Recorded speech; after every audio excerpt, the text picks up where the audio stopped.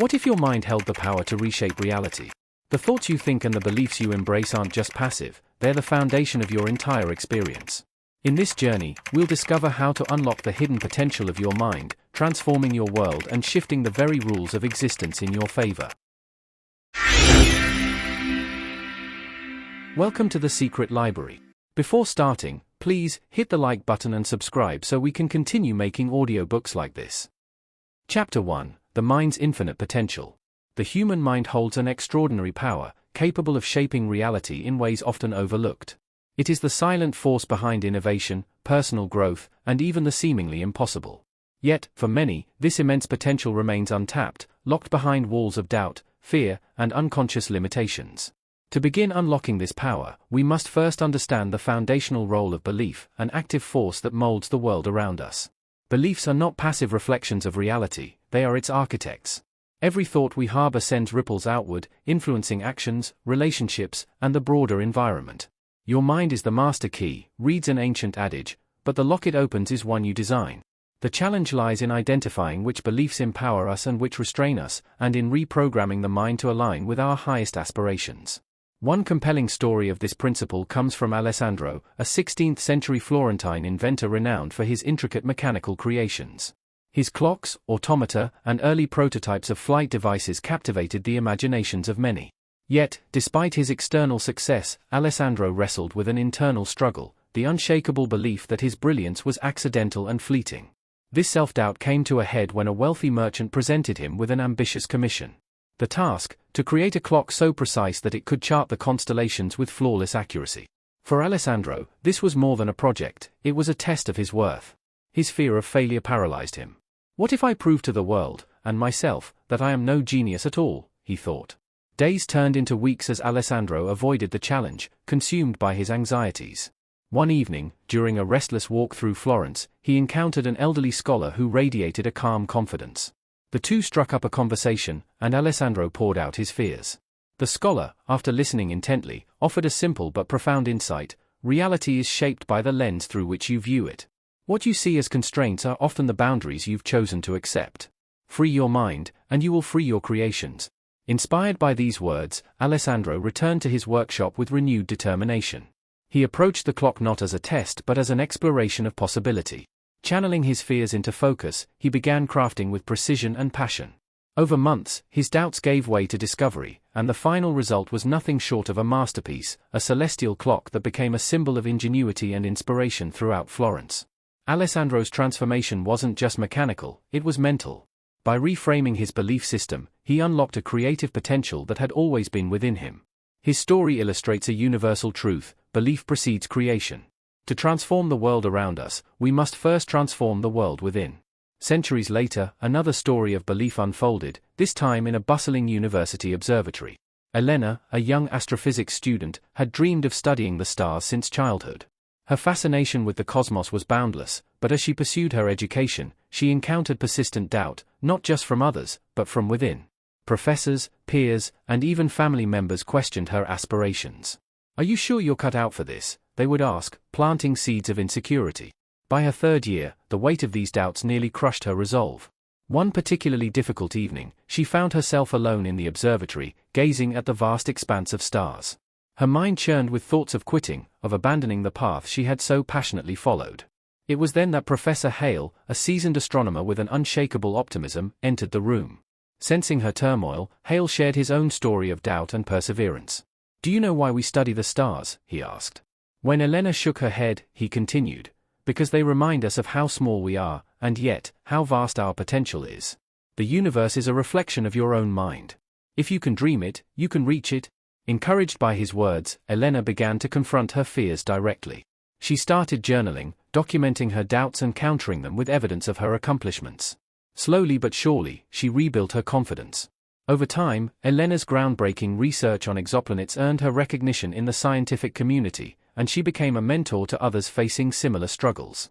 Both Alessandro and Elena demonstrate the transformative power of belief.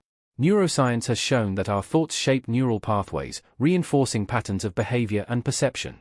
When we focus on empowering beliefs, we create a mental framework that fosters success and resilience. Conversely, negative beliefs can trap us in cycles of fear and limitation. To harness the power of belief, reflect on the thoughts that hold you back. Are they rooted in truth, or are they echoes of past fears and external judgments? Challenge each limiting belief with a counter-narrative. For instance, replace "I'm not good enough" with "I am constantly growing and improving." Spend time each day envisioning the life you desire. Engage all your senses to make the vision vivid and emotionally resonant. Small, consistent steps can reinforce new beliefs and build momentum toward larger goals. Belief is not just a personal force, it has a ripple effect. Alessandro's clock inspired a generation of inventors, and Elena's breakthroughs paved the way for future astrophysicists. When you shift your mindset, you don't just transform your life, you create a ripple that can touch countless others. Miriam reflected on these stories as she closed the book for the night. She thought about the beliefs she had carried for years, the ones that whispered of inadequacy and fear. Inspired by Alessandro and Elena, she decided to take her first steps toward change. She would start by journaling her own doubts, countering them with truths, and visualizing the life she wanted to create. As the stars twinkled outside her window, Miriam felt a newfound sense of purpose. Perhaps, she thought, the universe was not an indifferent expanse, but a mirror waiting for her to believe in her own light. The journey had just begun, and she was ready to embrace it fully. Chapter 2: Belief as the Architect of Reality. Reality is not as fixed and immutable as it seems. At its core, it is a reflection of the beliefs we hold, both consciously and unconsciously. These beliefs act as the lenses through which we perceive the world, shaping not only our actions but also the outcomes we experience. To truly transform your life, you must first transform the beliefs that define your reality. Imagine belief as the blueprint of a house. Every detail of the structure, from the height of the ceilings to the placement of the windows, is determined by the blueprint. Similarly, the world you live in is constructed from the beliefs you carry. If your blueprint is limited or flawed, the resulting structure will be, too. But when you align your beliefs with possibility and potential, the reality you create becomes expansive and abundant. This principle comes to life in the story of Kiran, a young merchant in ancient Persia. Kiran inherited his family's bustling spice trade after his father's passing. Despite his initial enthusiasm, he soon found himself struggling to maintain the business. Competition was fierce, and every setback seemed to reinforce his growing fear that he wasn't cut out for the role. "I don't have the vision my father had," Kiran often thought. "I'm destined to fail." One day, a mysterious traveler visited Kiran's stall. Unlike most customers, the traveler wasn't interested in purchasing spices. Instead, he observed Kiran's interactions with customers and the despondency in his demeanor.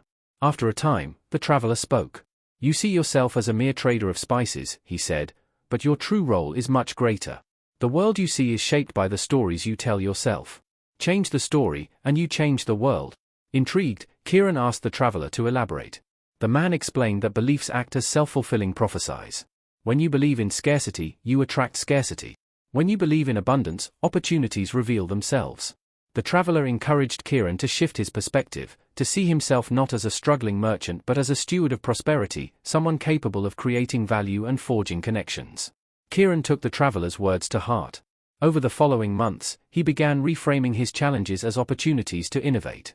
He introduced new spices to his inventory, cultivated relationships with distant traders, and redesigned his stall to reflect his renewed sense of purpose. Slowly but surely, his fortunes changed. Customers flocked to his stall, drawn not just by the quality of his goods but by the energy of confidence and possibility he exuded.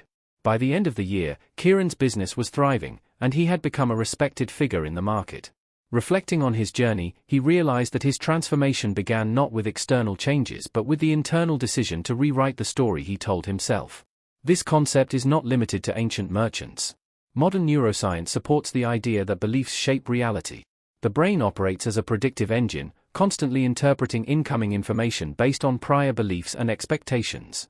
When you change your beliefs, you change the way your brain processes the world, leading to new behaviors and outcomes. A contemporary example of this phenomenon can be seen in the life of Sophia, an aspiring artist. For years, Sophia's creativity was stifled by a belief that her work wasn't original or valuable. "Why should anyone care about my art?" she often wondered. This mindset led her to shy away from opportunities to showcase her work, reinforcing her sense of inadequacy. Everything changed when Sophia attended a workshop led by a renowned artist. During the session, the artist emphasized the importance of authenticity over perfection. "Your art doesn't have to please everyone," he said. "It only needs to resonate with those who need to see it. The moment you believe in the worth of your work, others will, too." Inspired, Sophia began to shift her focus from external validation to self-expression. She started sharing her work online, not with the goal of impressing others, but with the intention of connecting with like-minded individuals. To her surprise, her art quickly gained a following. People from around the world reached out to express how her pieces had touched them, and opportunities she had once dreamed of began to materialize. Sophia's journey illustrates the profound impact of aligning belief with action. By changing her internal narrative, she unlocked a reality that had always been within reach. To apply these lessons in your own life, start by examining the beliefs that underpin your reality. Consider these steps. Reflect on a recurring challenge or limitation you face. Ask yourself what belief might be sustaining it. For example, do you believe that success is only for others? That you're not deserving of happiness? Once you've identified the belief, challenge its validity. Is it based on objective truth, or is it a story you've accepted without question? Reframe the belief into one that supports your growth. Instead of "I'm not good enough," adopt the mindset of "I am constantly evolving and capable of achieving my goals." Repeat this new belief daily, allowing it to take root. Take one small action that aligns with your new belief. If you believe in abundance, practice generosity. If you believe in your creativity, share your work with others. Each action reinforces the belief, creating a positive feedback loop. Beliefs are powerful tools, but they are not set in stone. Like Kieran and Sophia, you have the ability to rewrite the script of your life. By choosing beliefs that align with your aspirations, you can architect a reality that reflects your highest potential. As Miriam turned the page, she felt a growing sense of clarity. The stories of Kieran and Sophia resonated deeply, reminding her that change begins from within. The blueprint of her life was hers to design, and for the first time, she felt ready to take the reins. With each passing moment, the possibilities before her seemed to expand, inviting her to step boldly into the world she was destined to create. Chapter 3: The Power of Visualization. The ability to see beyond the present moment is one of the most profound tools available to the human mind. Visualization is not merely an act of imagining a future reality, it is a bridge that connects intention with manifestation. By vividly envisioning desired outcomes, we activate the subconscious mind and align our actions with our aspirations, transforming dreams into tangible results. Visualization is rooted in the principle that the mind cannot distinguish between a vividly imagined experience and a real one. This concept has been explored extensively in both ancient wisdom and modern science. Ancient teachings describe visualization as a sacred practice of bringing unseen possibilities into existence. Today, neuroscience confirms that mental imagery stimulates the same neural pathways as physical action, creating a blueprint for success within the brain. Consider the story of Asha, a 19th-century healer living in a remote Himalayan village. Asha was known for her unparalleled ability to mend broken bones and soothe the sick. Her secret, however, was not in the herbs she used or the techniques she employed, but in her ability to visualize the outcome she sought. Before performing any treatment, Asha would close her eyes and picture her patient healthy and strong. She imagined the fractured bone knitting together, the fever dissipating, and vitality returning. This practice of visualizing the end result infused her actions with purpose and precision. Patients often remarked on her uncanny accuracy and the sense of calm that accompanied her touch. For Asha, visualization was not just a tool, it was a way of life, a way of seeing the potential hidden within every challenge. Her most famous case involved a traveler who had fallen from a great height, fracturing his leg in multiple places. The injury seemed beyond repair, and many in the village believed the man would never walk again. But Asha refused to accept this outcome. Night after night, she sat by his bedside, envisioning his recovery.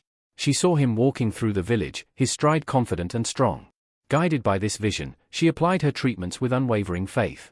Months later, the traveler not only walked but danced at the village's harvest festival, a living testament to the power of belief and visualization. This principle applies far beyond the realm of healing. Athletes, artists, and innovators throughout history have harnessed visualization to achieve extraordinary feats.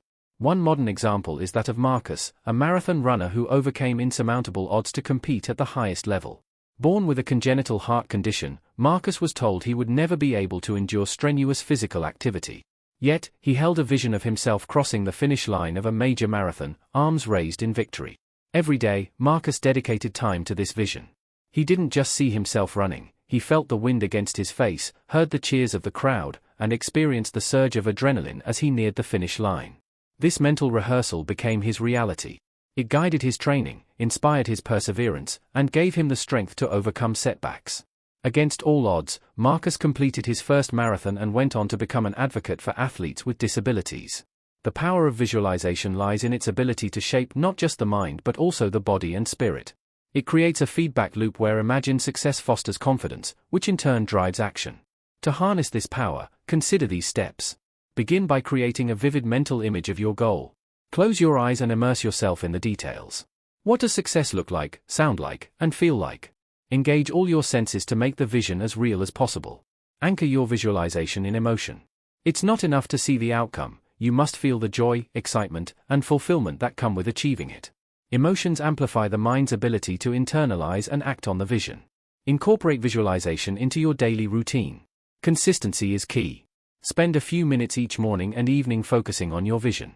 Let it guide your actions and decisions throughout the day. Visualization is not a passive process, it is an active engagement with possibility. When paired with action, it becomes a powerful catalyst for change.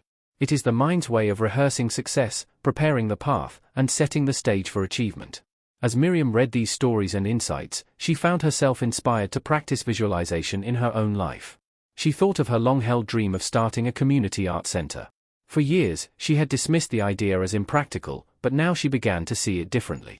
She closed her eyes and imagined the vibrant space she wanted to create, walls adorned with colorful murals, children laughing as they painted, and artists sharing their work with the community. The vision felt so vivid, so real, that it brought tears to her eyes. For the first time, Miriam felt a deep certainty that this dream was within her reach.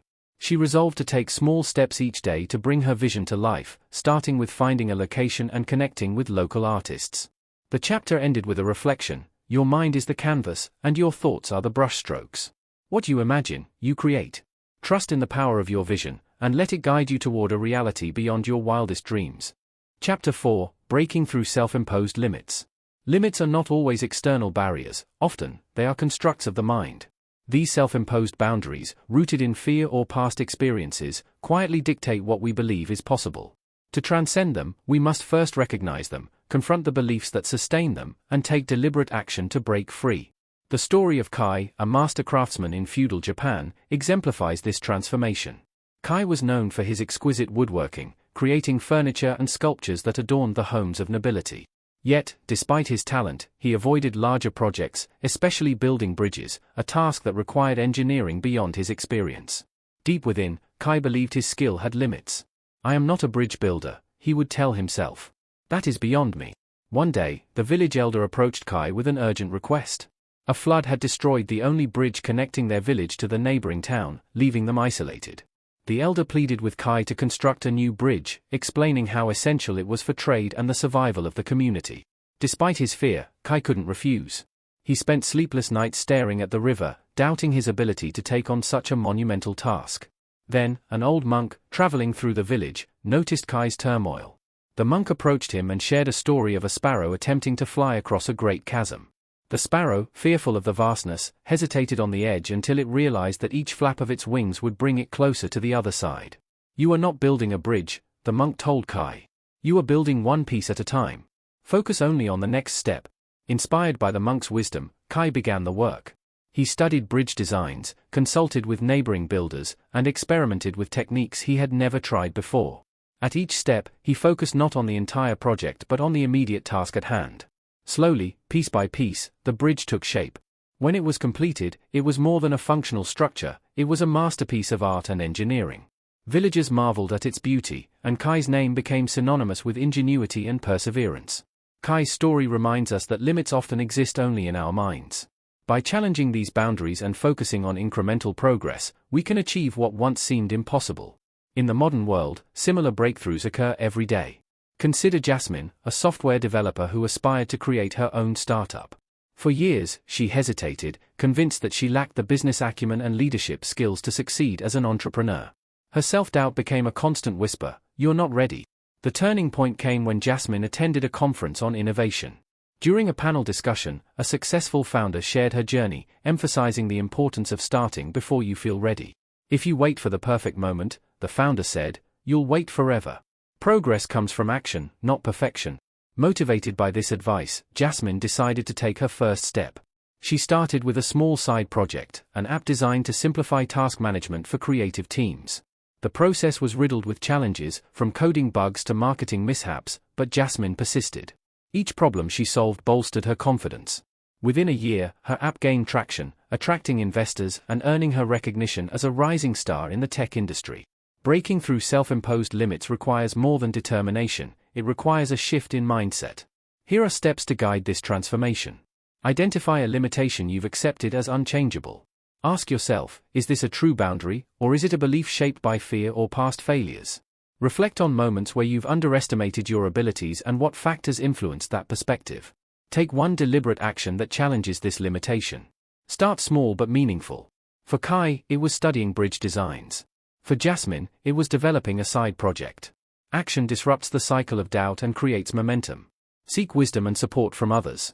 Just as the monk's story inspired Kai and the panelist's advice empowered Jasmine, external perspectives can provide clarity and motivation. Surround yourself with individuals who believe in your potential and can guide you through uncertainty. Redefine setbacks as opportunities for growth. Every obstacle you encounter is a chance to learn and adapt. Embrace the mindset that failure is not the opposite of success but a step toward it. Visualization also plays a critical role. Imagine yourself succeeding, not just in vague terms but with vivid detail. Picture the bridge you're building or the app you're creating. Feel the emotions of accomplishment, pride, relief, joy, as though they are already real. This mental rehearsal reinforces your belief in your ability to overcome challenges. Breaking through limits is not a single event but an ongoing journey. Each step forward expands your understanding of what you're capable of, creating a ripple effect that touches every aspect of your life. Kai's bridge and Jasmine's app are testaments to this truth. When you challenge your boundaries, you redefine what is possible. Miriam closed the book, her thoughts lingering on the stories of Kai and Jasmine. She thought about her own life, the dreams she had shelved because they seemed too ambitious or unattainable. What limits had she imposed on herself? And what steps could she take to dismantle them? That night, as the moon cast its glow over her room, Miriam made a decision. She would no longer be confined by the barriers of her own making. She would take one step, just one, toward a dream she had long buried. And in that moment, she felt a surge of possibility, as if the universe itself was cheering her on. Chapter 5: Harnessing the Energy of Thought. Every thought we have carries energy, a force that radiates outward and shapes the world around us. This energy is subtle yet powerful, influencing not only our internal state but also our interactions, decisions, and circumstances. To harness the energy of thought is to take control of this invisible current, directing it toward purpose and fulfillment.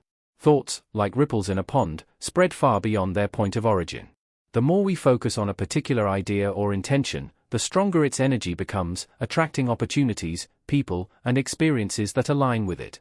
Ancient philosophies have long recognized this principle, and modern science now supports it. Research in neuroscience and quantum physics reveals that our mental focus can alter neural pathways and even affect the behavior of particles on a microscopic level. This concept is illustrated in the life of Amora, a musician who lived in a bustling city during the early 20th century. Amora had an extraordinary gift for playing the violin, but her talent was overshadowed by her constant worry about how others perceived her. She feared judgment and failure, and these thoughts consumed her mind, sapping her confidence and diminishing her performances.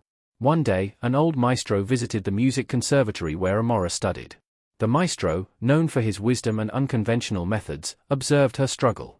After listening to her play, he approached her with a simple exercise. "Close your eyes," he instructed. "Now, imagine the music as a living entity, flowing from your soul to the world. Do not think of the audience or their reactions. Focus only on the joy of creation." Amora followed his advice, and for the first time, she played without fear. Her thoughts, once scattered by anxiety, became a channel for pure energy.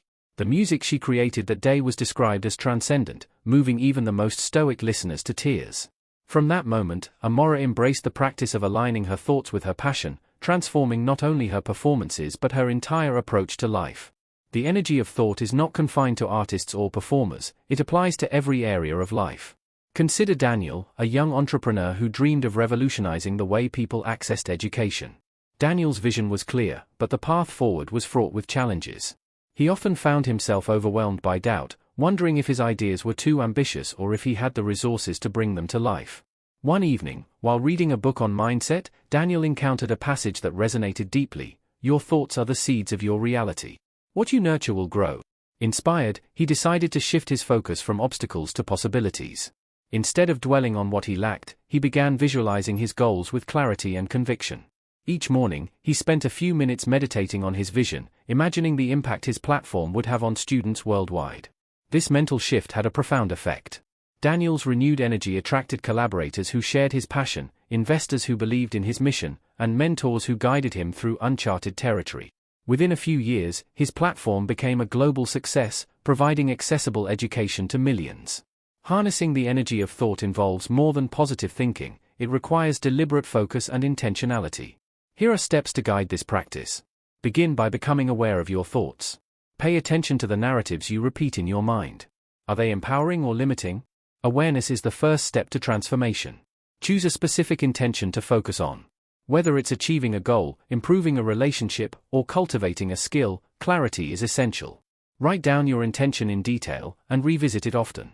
Practice visualization. Imagine your intention as if it has already been realized. Engage all your senses to make the vision vivid and emotionally resonant. Feel the joy, pride, or gratitude that comes with success. Reinforce your thoughts with action. Energy flows where attention goes, but action solidifies it. Take concrete steps toward your goal, no matter how small. Each action reinforces your intention and builds momentum. Surround yourself with supportive influences. The energy of thought is amplified in an environment that aligns with your goals. Seek out people, resources, and spaces that inspire and uplift you. The stories of Amora and Daniel demonstrate that the energy of thought is a powerful tool for transformation. By directing this energy with intention, we can create realities that reflect our highest aspirations. As Miriam absorbed these lessons, she felt a stirring within her. She thought about her own life and the energy she had unknowingly invested in doubt and hesitation. What if she redirected that energy toward her dreams? Closing her eyes, she began to imagine a future filled with purpose and achievement. The vision felt electric, as if it carried a life of its own.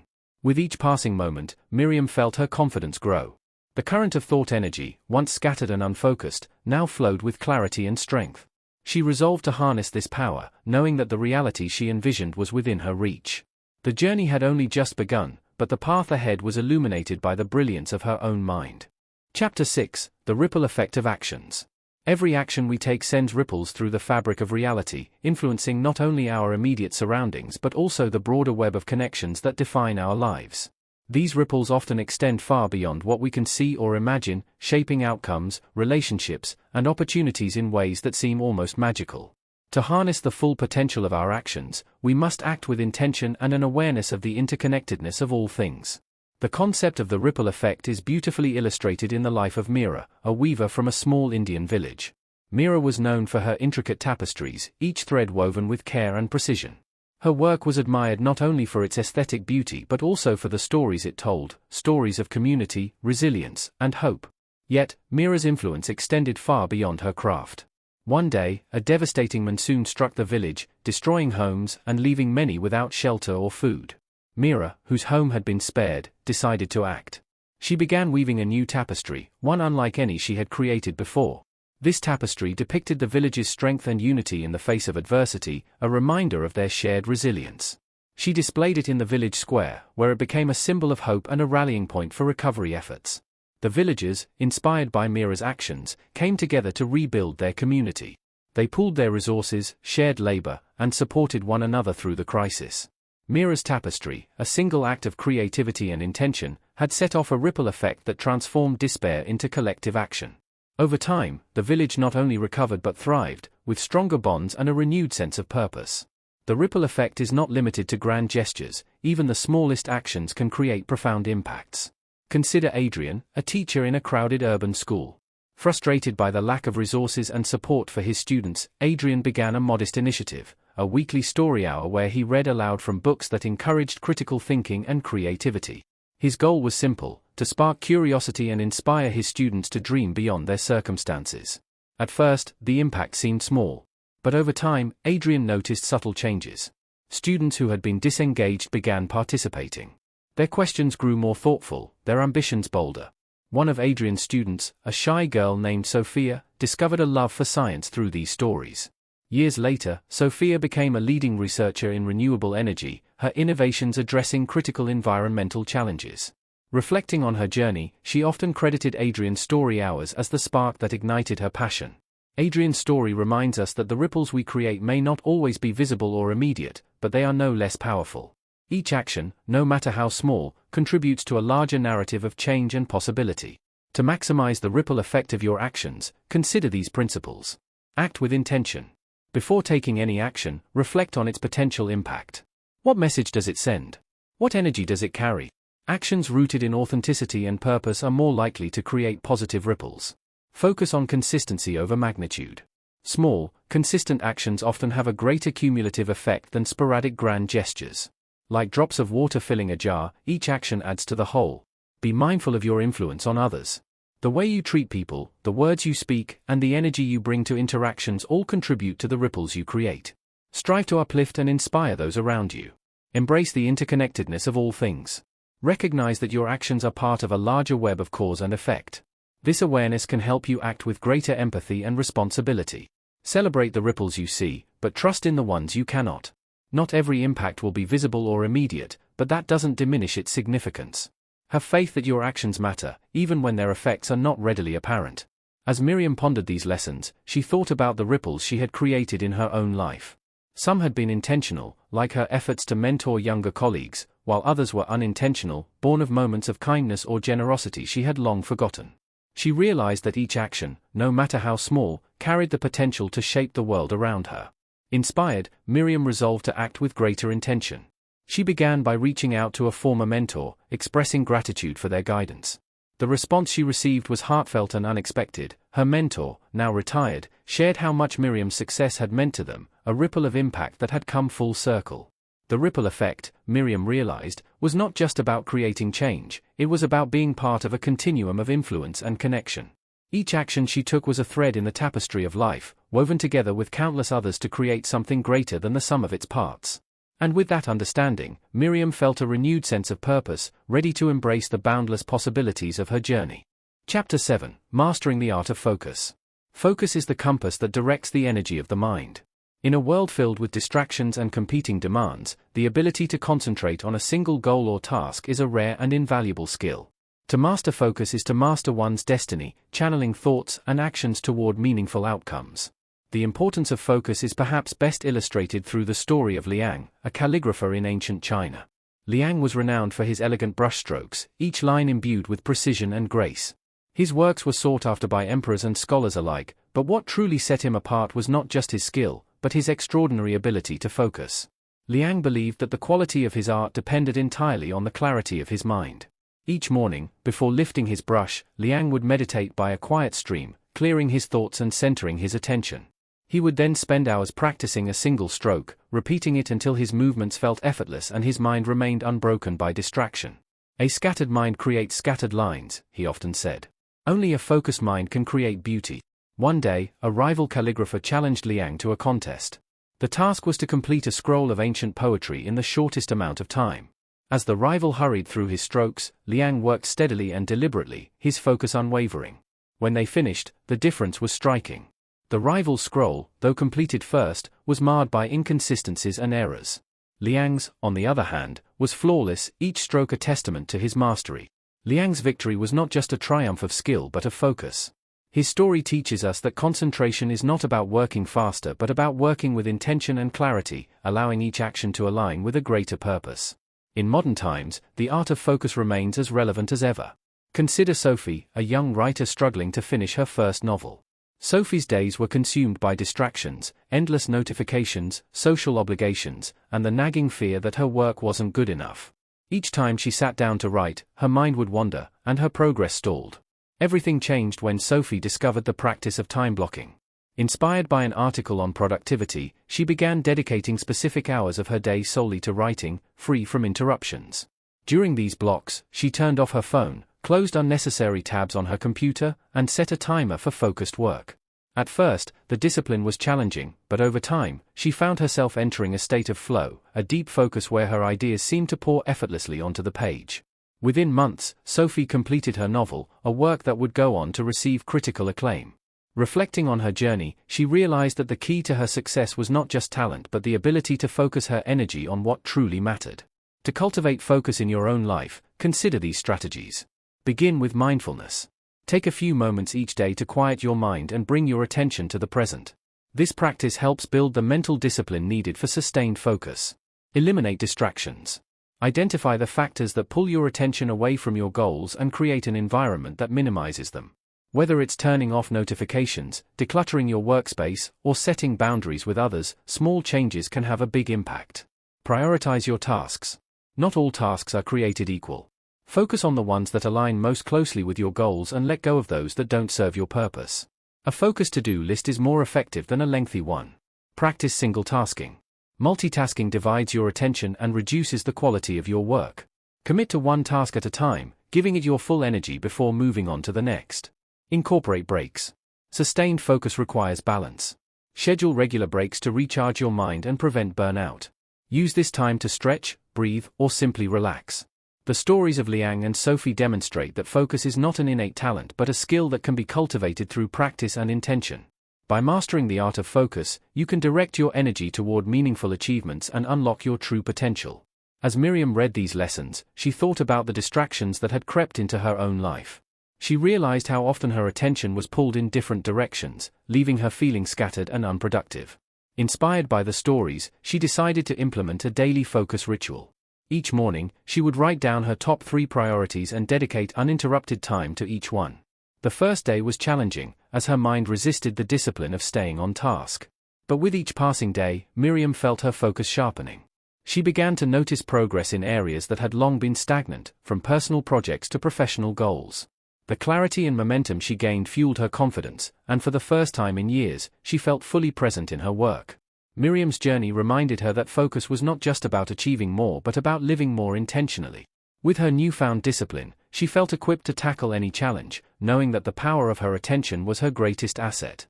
And as she looked ahead, she saw a path illuminated not by scattered effort but by the steady light of purpose. Chapter 8: Embracing Resilience in the Face of Adversity. Resilience is the quiet strength that allows us to rise after every fall. It is not the absence of difficulty but the ability to navigate through it, transforming challenges into opportunities for growth. In a world where setbacks are inevitable, resilience is the key to enduring and thriving. One of the most compelling tales of resilience comes from the life of Talia, a potter from a small Mediterranean village. Talia was celebrated for her artistry, crafting vases and bowls that were both functional and exquisite. Her creations were sought after far and wide, admired for their delicate balance of form and utility. But Talia's path to mastery was paved with hardship. One summer, a devastating earthquake struck the region, reducing her workshop to rubble.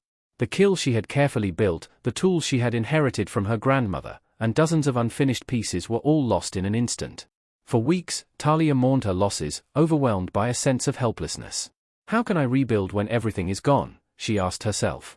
Her turning point came during a conversation with an elder of the village, a blacksmith named Theo. Theo, who had seen his own share of hardships, shared a piece of wisdom: adversity tests our spirit, but it also reveals our strength. The cracks in your life are not the end, they are where the light enters. Inspired by these words, Talia resolved to start anew. She salvaged what little she could from the ruins and began crafting with improvised tools. Her first few pieces were crude and uneven, but with each attempt, her skill returned. She experimented with new techniques, blending traditional methods with innovative designs. Over time, her work evolved, reflecting not just her talent but her journey of resilience. When her new collection debuted at the village market, it was met with awe. People saw in her creations not just beauty but a story of transformation and triumph. Talia's journey illustrates that resilience is not about erasing pain or avoiding struggle, it is about embracing the process of rebuilding and adapting. Her ability to turn loss into a source of inspiration not only restored her craft but elevated it to new heights. In modern contexts, resilience is equally vital. Consider James, a software engineer who lost his job during an economic downturn. For weeks, he felt defeated, questioning his worth and uncertain about his future. But one morning, he decided to approach his situation differently. Instead of dwelling on the loss, he began focusing on his skills and how he could use them in new ways. James enrolled in online courses to learn emerging technologies, attended virtual networking events, and started a personal project that showcased his abilities. These efforts not only reignited his passion for programming but also caught the attention of a startup founder looking for innovative talent. Within months, James had not only secured a new position but found a role that aligned more closely with his aspirations. Resilience, as James' story demonstrates, is about shifting perspective and taking proactive steps toward recovery. To cultivate resilience in your own life, consider these strategies. Reframe challenges as opportunities for growth. When faced with adversity, ask yourself, what can I learn from this experience? How can it help me grow? Build a support network. Resilience is not a solitary endeavor. Surround yourself with people who uplift and encourage you, providing strength when yours falters. Practice self-compassion. Acknowledge your struggles without judgment. Treat yourself with the kindness and understanding you would offer a close friend. Develop a routine. Structure and consistency provide stability during uncertain times. Even small daily rituals can create a sense of normalcy and control. Focus on small victories. Resilience is built through incremental progress. Celebrate every step forward, no matter how small, as a testament to your strength. The power of resilience lies in its ability to transform adversity into a catalyst for positive change. It is the force that enables us to keep moving forward, even when the path is unclear. As Miriam reflected on these lessons, she thought about the challenges she had faced in her own life. Some had left her feeling broken, while others had sparked unexpected growth. She realized that resilience was not about avoiding pain but about finding meaning and strength within it. Inspired by Talia and James, Miriam resolved to embrace resilience in her own journey. She began journaling her experiences, identifying the lessons hidden within her struggles. She reached out to friends she had lost touch with, seeking connection and support. And she committed to pursuing a long-held dream, knowing that setbacks were not barriers but stepping stones.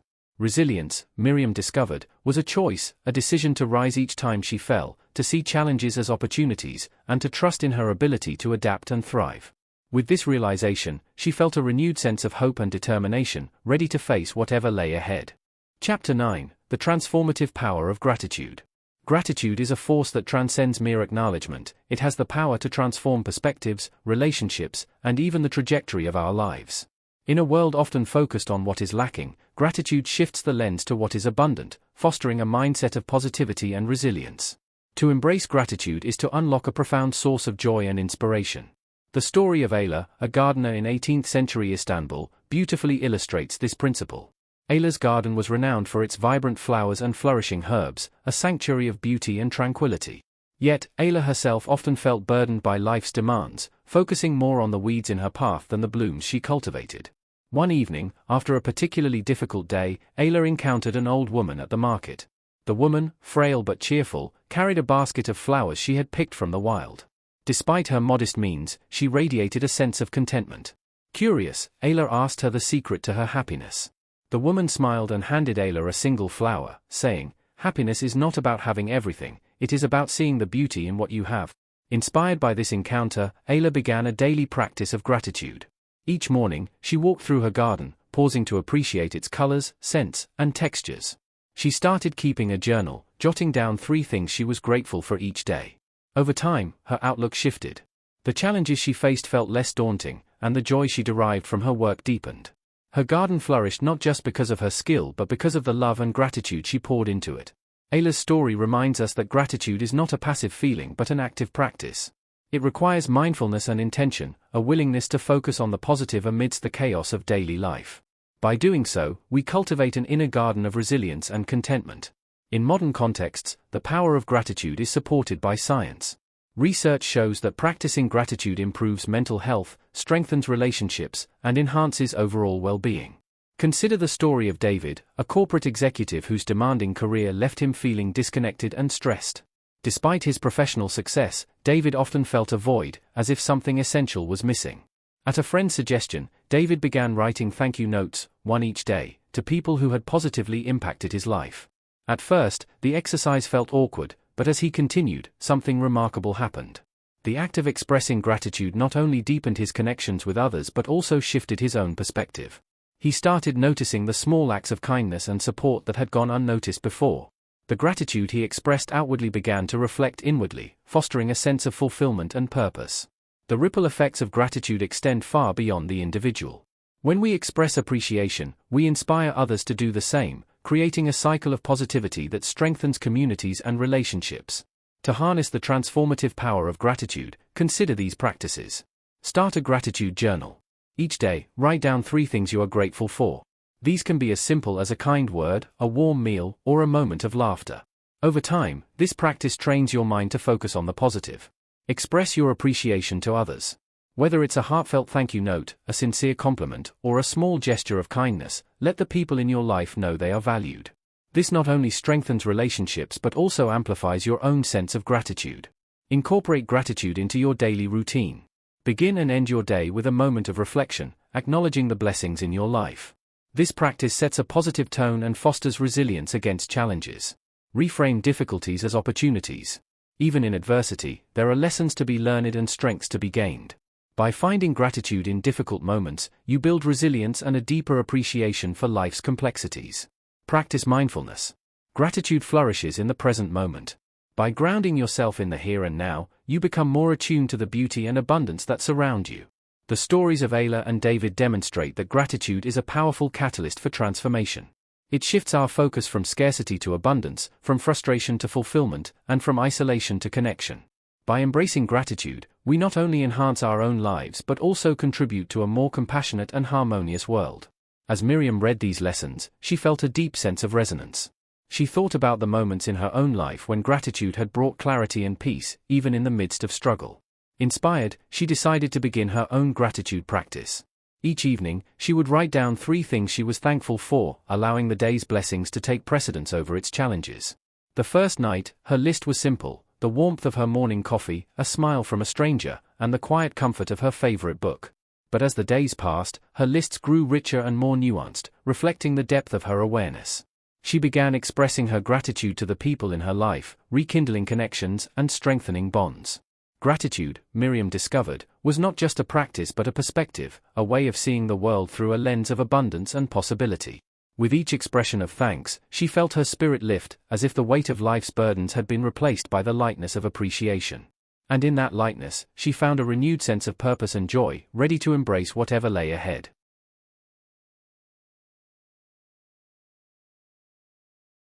Chapter 10: Finding Balance in a Chaotic World.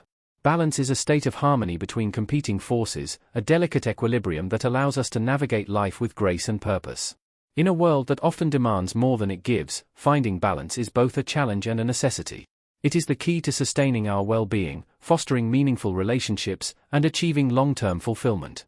The tale of Leandro, a merchant sailor from Renaissance Portugal, illustrates the pursuit of balance.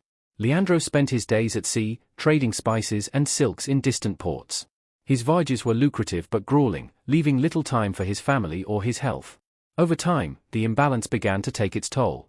Leandro's once strong body grew frail, and his relationships with his wife and children became strained. Despite his financial success, he felt a growing emptiness, a sense that he was losing himself in the pursuit of wealth. One day, during a storm that threatened to sink his ship, Leandro had a revelation.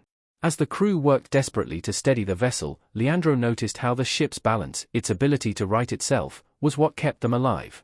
A life without balance is like a ship without ballast, he thought. It may sail fast, but it will not survive the storms. After the storm passed, Leandro resolved to change his ways. He began prioritizing time with his family, spending the winter months at home instead of at sea. He invested in his health, adopting a diet and exercise regimen that restored his strength. And while he continued his trading ventures, he scaled back his ambitions, focusing on quality over quantity. Over time, Leandro's life regained its balance. He found joy not just in his work but in the simple pleasures of family dinners, long walks, and evenings by the fire. Leandro's story teaches us that balance is not about achieving perfection but about making intentional choices that align with our values and priorities. It is a dynamic process, one that requires constant adjustment and self-awareness. In our modern era, the need for balance is more urgent than ever. Consider Elena, a young professional juggling a demanding career, a growing family, and a desire to pursue her passions. For years, Elena tried to do it all, believing that success meant excelling in every area of her life simultaneously. The result was burnout, a state of exhaustion that left her feeling disconnected and overwhelmed. Elena's turning point came during a mindfulness retreat, where she learned the principle of filling her own cup. The facilitator explained, "You cannot pour into others from an empty cup. Balance begins with self-care." Inspired, Elena began setting boundaries, delegating tasks, and carving out time for activities that nourished her spirit. She discovered that by taking care of herself, she was better able to support her family and excel in her career. The pursuit of balance is deeply personal, but certain principles can guide the journey. Start with self-reflection. Take an honest inventory of your life. Are there areas where you feel overcommitted or neglected? What activities bring you joy and fulfillment, and what drains your energy? Set clear boundaries. Balance requires saying no to things that don't align with your priorities. Communicate your limits to others and honor them, even when it's difficult. Prioritize self-care. Your physical, emotional, and mental health are the foundation of balance. Make time for rest, exercise, healthy meals, and activities that rejuvenate you. Embrace the power of delegation. You don't have to do everything yourself. Whether it's sharing responsibilities at home or seeking support at work, delegation frees up time and energy for what matters most. Practice mindfulness. Balance thrives in the present moment. By focusing on the here and now, you can approach each task with clarity and intention, avoiding the overwhelm of trying to do everything at once. Leandro and Elena's stories remind us that balance is not a static achievement but a continuous practice. It requires flexibility, resilience, and a willingness to reassess and adjust as circumstances change. As Miriam read these lessons, she thought about her own life. She realized how often she had sacrificed balance in pursuit of her goals, pushing herself to the brink of exhaustion. Inspired by the stories, she decided to make a change.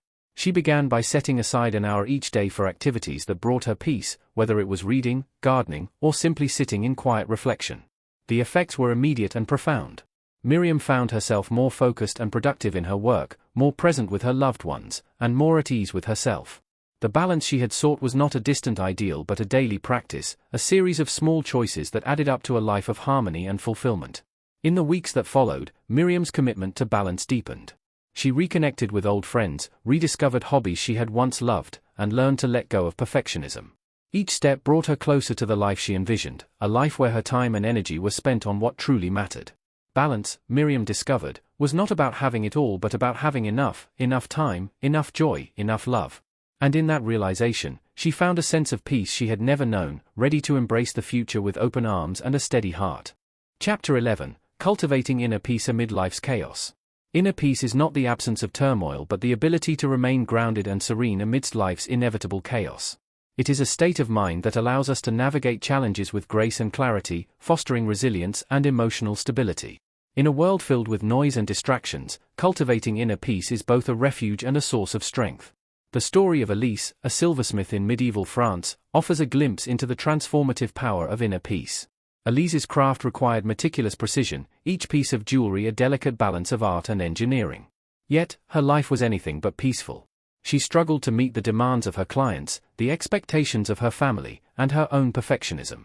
The stress often left her paralyzed, unable to work or find joy in her creations.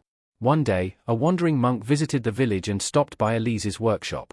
Noticing her frazzled state, he offered her a simple practice. Each morning, before beginning her work, she was to sit quietly, close her eyes, and focus on her breath.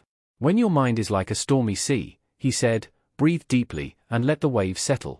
Skeptical but desperate for relief, Elise decided to try. The first few sessions were difficult, her thoughts racing despite her efforts to quiet them. But as she persisted, something began to change. The moments of stillness grew longer, and a sense of calm started to permeate her days. Her work improved, not because she rushed or forced it, but because her mind was clear and her hand steady.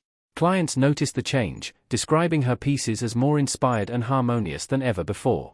Elise's story reminds us that peace is not something we find outside ourselves, it is something we cultivate within. By creating moments of stillness and practicing mindfulness, we can anchor ourselves in the present, no matter how turbulent the world around us may be. Modern science supports the benefits of inner peace, linking mindfulness practices to improved mental health, reduced stress, and enhanced focus. Consider Matteo, a corporate executive whose demanding job left him constantly on edge. Despite his success, he often felt like a ship tossed in a storm, buffeted by deadlines, meetings, and the relentless pace of modern life. Matteo's turning point came when a colleague introduced him to meditation. At first, he was reluctant, dismissing it as New Age nonsense. But after a particularly overwhelming week, he decided to give it a try. He started with just 5 minutes a day, sitting quietly and focusing on his breath. Over time, he expanded his practice, incorporating guided meditations and mindfulness exercises. The results were profound. Matteo found that meditation not only calmed his mind but also improved his decision-making and productivity. He became more present in his interactions, more empathetic toward his team, and more resilient in the face of challenges. Meditation, he realized, was not about escaping the storm but about learning to navigate it with clarity and composure. To cultivate inner peace in your own life, consider these practices. Begin with mindfulness. Set aside a few minutes each day to focus on your breath or observe your thoughts without judgment. This practice creates a foundation of calm and awareness. Embrace stillness. In a world that values constant activity, taking time to simply be can feel counterintuitive. Yet, stillness is where clarity and creativity often emerge. Create a peaceful environment. Surround yourself with elements that promote tranquility, such as soothing music, calming scents, or natural light. Your physical space can greatly influence your mental state. Practice gratitude. Reflecting on the positive aspects of your life shifts your focus from what is missing to what is abundant, fostering a sense of contentment and balance. Let go of perfectionism. Accept that life is inherently messy and imperfect. By releasing the need for everything to be flawless, you free yourself from unnecessary stress and disappointment. The stories of Elise and Matteo illustrate that inner peace is not a luxury but a necessity. It is the foundation from which we can approach life's challenges with strength and grace, turning chaos into opportunity and fear into confidence. As Miriam read these lessons, she felt a stirring of recognition. She thought about the moments in her life when she had been swept up in worry and doubt, losing sight of the present in her fixation on the past or future. Inspired by the stories, she resolved to cultivate her own inner peace. She began by setting aside 10 minutes each morning for quiet reflection, focusing on her breath and the sensations of the moment. At first, it felt awkward and unproductive, but as the days turned into weeks, Miriam noticed a subtle but profound shift. She felt more grounded, more patient, and more capable of handling life's curveballs. Inner peace, Miriam discovered, was not an escape from life but a way of fully engaging with it. It allowed her to see beauty in the mundane, to find joy in small victories, and to approach challenges with a steady heart. With each passing day, she felt more connected to herself and the world around her, ready to face whatever lay ahead with courage and calm. Chapter 12: Building Unshakable Confidence. Confidence is the foundation of self-belief and the cornerstone of achievement. It is the quiet assurance that allows us to step into the unknown, face challenges with courage, and pursue our dreams with determination. Yet, confidence is not an innate trait but a skill that can be nurtured and strengthened through practice and mindset. The story of Leonor, a painter in 17th-century Spain, exemplifies the journey of building unshakable confidence. Leonor was known for her vivid portraits, capturing not only the likeness but also the spirit of her subjects. However, her path to recognition was fraught with self-doubt. Despite her talent, she often hesitated to showcase her work, fearing criticism and rejection. One day, a noblewoman commissioned Leonor to paint a portrait of her daughter.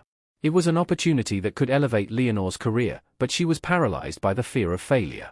As the deadline approached, Leonor's mentor, an aging artist named Diego, offered her advice: confidence is not the absence of doubt but the courage to act in spite of it. Trust the process, and let your art speak for itself. Taking his words to heart, Leonor poured her soul into the painting. She focused not on perfection but on connection, striving to capture the essence of her subject. When the portrait was unveiled, it was met with admiration and praise, and Leonor realized that her doubts had been louder than the truth of her abilities. From that moment, she approached her craft with a newfound confidence, embracing the imperfections that made her art unique. Leonor's transformation teaches us that confidence is not a static quality but a dynamic process, one that grows through action, reflection, and resilience. Each step forward, no matter how small, builds the foundation of unshakable self-belief. In modern times, the journey to confidence is equally relevant. Consider Ravi, a recent graduate entering the competitive world of technology. Despite his qualifications, Ravi often felt overshadowed by his peers, doubting whether he could contribute meaningfully. His turning point came during a company hackathon, where he hesitated to pitch his idea for fear of rejection. Encouraged by a colleague, Ravi decided to share his concept, a streamlined platform for remote collaboration. The team embraced his idea, and together they developed a prototype that won first place. The experience taught Ravi that confidence is built through action and that taking risks, even when uncertain, is essential for growth. Building unshakable confidence involves more than outward success. It requires cultivating an inner mindset of self-worth and possibility. Here are strategies to guide this process. Acknowledge your accomplishments. Reflect on the challenges you've overcome and the skills you've developed. Create a confidence journal where you document your achievements, big and small, as reminders of your capabilities. Set achievable goals. Confidence grows with each success. Break larger aspirations into manageable steps, celebrating progress along the way. Each accomplishment reinforces your belief in your abilities. Embrace failure as a teacher. Confidence is not about avoiding mistakes but learning from them. Reframe failures as opportunities for growth, and approach setbacks with curiosity and resilience. Surround yourself with support. Seek out mentors, friends, and colleagues who encourage and uplift you. Positive influences help reinforce your confidence and provide perspective during moments of doubt. Practice self-compassion. Treat yourself with kindness and understanding, especially when facing challenges. Replace self-criticism with affirmations that empower and motivate you. Visualization is another powerful tool for building confidence. Imagine yourself succeeding in a specific situation, engaging all your senses to make the vision vivid and real. This mental rehearsal primes your mind for success and reduces anxiety. The stories of Leonore and Ravi demonstrate that confidence is not an all-or-nothing trait but a spectrum that evolves over time. By taking intentional steps to nurture confidence, we create a foundation for growth, achievement, and fulfillment. As Miriam absorbed these lessons, she reflected on her own struggles with confidence. She thought about the opportunities she had let pass by because of fear and the moments when doubt had silenced her voice. Inspired, she resolved to build her confidence one step at a time. She began by revisiting past achievements, reminding herself of the challenges she had overcome and the strengths she had cultivated. She set small, actionable goals that pushed her out of her comfort zone, from speaking up in meetings to pursuing a personal project she had long avoided. With each success, her confidence grew, and the doubts that once held her back began to fade. Miriam's journey taught her that confidence was not about eliminating fear but about facing it with courage and determination. It was about trusting herself and her abilities, even when the path ahead was uncertain. With this mindset, she felt ready to embrace new opportunities and challenges, knowing that unshakable confidence was a skill she could continue to build and strengthen.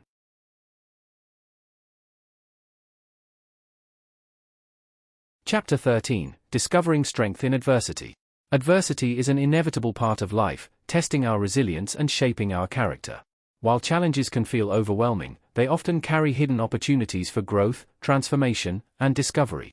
The strength we gain through adversity is not merely about survival but about emerging stronger, wiser, and more capable than before. The story of Zara, a blacksmith in a windswept Nordic village, exemplifies the transformative power of adversity. Zara's work was renowned for its precision and durability, her tools and weapons prized across the region. Yet, her success came with immense pressure. She was not only the village's sole blacksmith but also its protector, crafting weapons to defend against frequent raids. One winter, disaster struck. A fire swept through her forge, destroying her tools, materials, and months of painstaking work.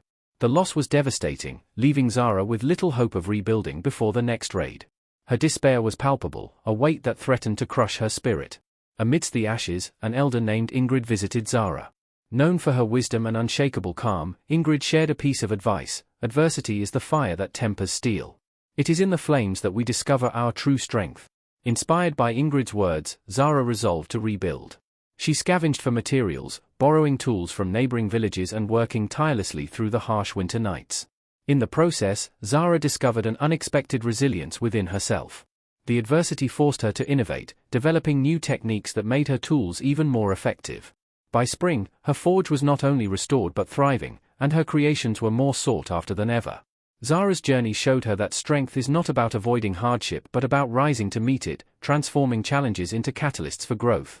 In modern times, the lessons of resilience and strength through adversity remain universal. Consider Amir, an entrepreneur whose startup faced near collapse during a global economic downturn. For months, Amir grappled with financial stress, dwindling morale, and the fear of failure. Yet, amidst the chaos, he found clarity. He began re-evaluating his business model, seeking advice from mentors, and pivoting his strategy.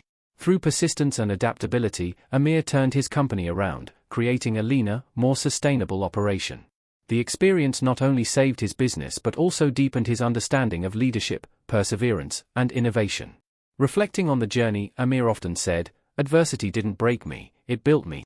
To discover strength in adversity, consider these practices. Reframe challenges as opportunities.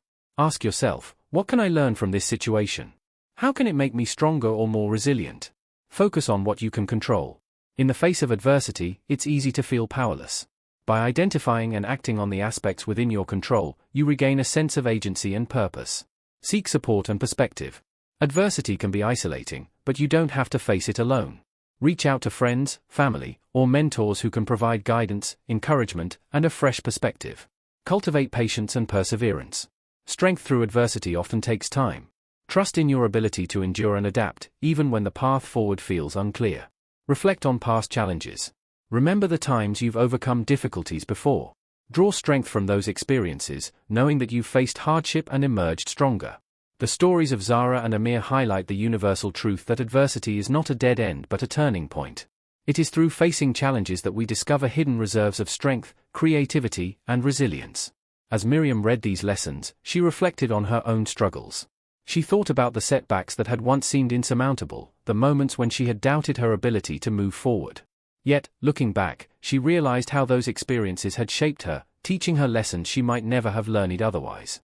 Inspired by Zara and Amir, Miriam resolved to approach adversity with a new mindset. Instead of seeing challenges as barriers, she would view them as opportunities to grow and evolve.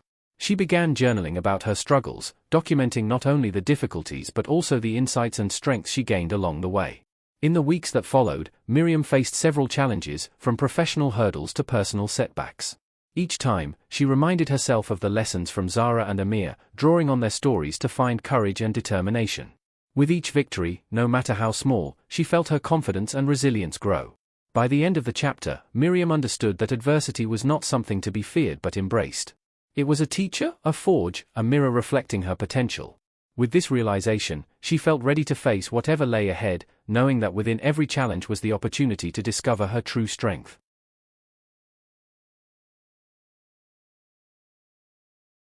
Chapter 14: The Art of Letting Go. Letting go is an act of courage and wisdom, a way of freeing ourselves from the burdens of the past and the chains of control.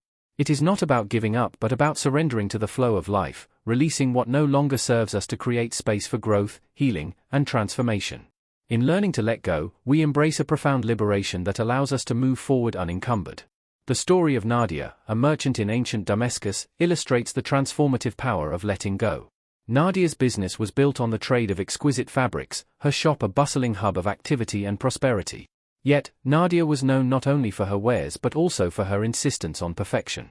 She micromanaged every detail, from the dyes used in her textiles to the placement of each display. Her constant need for control weighed heavily on her, leaving her exhausted and anxious. One fateful year, a shipment of rare silk from the Far East was delayed by months due to unforeseen storms. Nadia's frustration grew as the delay threatened her reputation and financial stability. In her despair, she sought advice from an elderly mystic who frequented the market. The mystic listened patiently to Nadia's woes before offering a single piece of advice: release your grip, and the fabric of life will weave itself. Though skeptical, Nadia decided to experiment with the mystic's counsel. She delegated tasks to her trusted employees, allowed imperfections in her displays, and stopped fixating on the delayed shipment. To her surprise, the changes brought unexpected benefits. Her employees, empowered by her trust, introduced innovative ideas that boosted sales. Customers appreciated the warmth and authenticity of her shop, finding charm in its imperfections. And when the silk finally arrived, its rarity and story of survival made it even more coveted. Nadia's journey teaches us that letting go is not about relinquishing responsibility but about trusting in the natural flow of events. By releasing the need to control every outcome, we open ourselves to possibilities beyond our imagination. In the modern world, letting go is just as essential. Consider Julian, a software developer whose perfectionism often led to burnout. Julian's insistence on flawless code and rigid adherence to his timelines left little room for creativity or collaboration. His breakthrough came during a team project where unforeseen challenges forced him to rely on his colleagues and adapt to shifting deadlines. To his surprise, the project's outcome exceeded expectations. By letting go of his need for control, Julian discovered the value of teamwork and flexibility. He began to approach his work with a newfound openness, prioritizing progress over perfection and collaboration over micromanagement. Letting go is a skill that can be cultivated through practice and intention. Here are steps to guide this process. Acknowledge what you're holding on to. Identify the fears, expectations, or attachments that are weighing you down. Ask yourself, is this serving my growth, or is it holding me back? Practice mindfulness. Letting go begins with awareness. By observing your thoughts and emotions without judgment, you can recognize the patterns that keep you stuck. Release the need for control. Life is unpredictable, and trying to control every detail only creates stress and resistance. Trust in the process and embrace the unknown as a space of possibility. Forgive and move on. Holding on to grudges or regrets binds you to the past. Forgiveness is an act of liberation, a way of releasing the emotional weight that hinders your progress. Focus on the present. Letting go is not about forgetting the past or ignoring the future but about fully engaging with the here and now. By grounding yourself in the present moment, you create a foundation for clarity and action. The stories of Nadia and Julian demonstrate that letting go is a transformative act, one that frees us from the limitations of fear and control. It allows us to embrace life with greater ease, adaptability, and joy. As Miriam read these lessons, she thought about the things she had been holding on to: past mistakes, unmet expectations, and the need for certainty in an uncertain world. She realized how these attachments had shaped her decisions, often keeping her from taking risks or exploring new opportunities. Inspired by Nadia and Julian, Miriam decided to practice letting go. She started small, decluttering her home and donating items she no longer needed. She began journaling about her fears and anxieties, acknowledging them without letting them define her. And she made a conscious effort to trust the people around her, delegating tasks at work and opening up to friends about her struggles. The changes were subtle at first, but over time, Miriam felt a growing sense of freedom. She noticed how her relationships deepened when she let go of the need to control them, how her creativity flourished when she stopped striving for perfection, and how her days felt lighter when she released the weight of regret. Letting go, Miriam discovered, was not a single act but a continuous practice, a way of living that embraced impermanence and uncertainty as part of life's beauty. With each step, she felt more aligned with her true self, ready to face the future with open hands and an open heart. Chapter 15: Healing Through Forgiveness. Forgiveness is one of the most profound acts of liberation. It is not just an act of mercy toward others but a gift we give ourselves, freeing us from the weight of anger, resentment, and pain. Through forgiveness, we heal wounds that may otherwise fester, allowing us to move forward with clarity and peace. The story of Thomas, a carpenter in 18th-century Prague, illustrates the transformative power of forgiveness. Thomas was a master craftsman, his work sought after by nobles and clergy alike. But his life took a dark turn when his closest friend, Victor, betrayed him by stealing designs for a grand cathedral commission. The betrayal not only cost Thomas the project but also damaged his reputation, casting a shadow over his once thriving workshop. For years, Thomas carried the weight of his anger. Every plank he cut and nail he hammered seemed infused with bitterness. His work, once imbued with love and artistry, became a mechanical chore. One day, an old monk visited Thomas's workshop, noticing the heaviness in his demeanor. The monk shared a simple but powerful truth: resentment is like drinking poison and expecting the other person to suffer. Forgiveness is the antidote. Thomas resisted at first, believing that forgiving Victor would diminish the wrong he had suffered. But the monk explained that forgiveness was not about condoning the act but about reclaiming peace. Inspired, Thomas began the slow process of releasing his anger. He started by writing a letter to Victor, not to reconcile but to articulate his feelings and let them go. Though he never sent it, the act was cathartic. Over time, Thomas found his passion for carpentry rekindled. He began creating again, each piece reflecting the peace he had rediscovered. Years later, when Victor, now destitute and ill, sought Thomas's forgiveness, Thomas embraced him, not out of obligation but out of genuine compassion. Their reconciliation became a testament to the healing power of forgiveness. In modern life, forgiveness remains a cornerstone of emotional healing. Consider Olivia, a successful entrepreneur whose partnership dissolved in acrimony. Her former business partner's actions had left her feeling betrayed and disillusioned. For months, Olivia avoided any mention of the partnership, focusing instead on rebuilding her brand. Yet, she felt a persistent sense of unrest, as though the wound had never truly closed. One evening, during a mindfulness retreat, Olivia confronted the unresolved emotions she had buried. Guided by a mentor, she wrote a forgiveness letter to her former partner, acknowledging the pain but also the lessons learned. Though she never shared the letter, the act of expressing her feelings allowed her to let go of the anger that had been holding her back. The experience was transformative, not only improving her emotional well-being but also reigniting her creativity and ambition. Forgiveness is not about forgetting or excusing harm. It is about releasing the emotional burden that comes with holding on to resentment. Recognize that forgiveness benefits you as much, if not more, than the other party. Try to see the situation from the other person's perspective. This doesn't mean justifying their actions but understanding their motivations or struggles. Empathy can soften the edges of anger and open the door to compassion. Writing a letter, as Thomas and Olivia did, can be a powerful step toward letting go. Whether you share it or keep it private, the act of putting your feelings into words helps clarify and release them. Resentment ties us to the past. By practicing mindfulness and grounding yourself in the present, you can shift your focus to what is within your control and what brings you peace. The stories of Thomas and Olivia highlight that forgiveness is not an event but a process. It requires time, reflection, and intention. Yet, the rewards are profound: a lighter heart, renewed energy, and a clearer path forward. As Miriam read these lessons, she reflected on the grudges she had carried over the years: the co-worker who had undermined her, the friend who had let her down, the family member who had spoken harsh words. Each memory felt like a stone in her pocket, weighing her down. Inspired by the stories, Miriam decided to take her first steps toward forgiveness. She began by reflecting on her feelings, allowing herself to fully acknowledge the hurt she had experienced. She then wrote letters to those who had wronged her, not to send but to articulate and release her emotions. As she wrote, she felt a sense of clarity and relief, as though she was shedding a heavy cloak she had carried for too long. In the weeks that followed, Miriam noticed a shift in her perspective. Situations that had once triggered anger or bitterness now felt less charged. She found herself more open, more compassionate, and more at peace.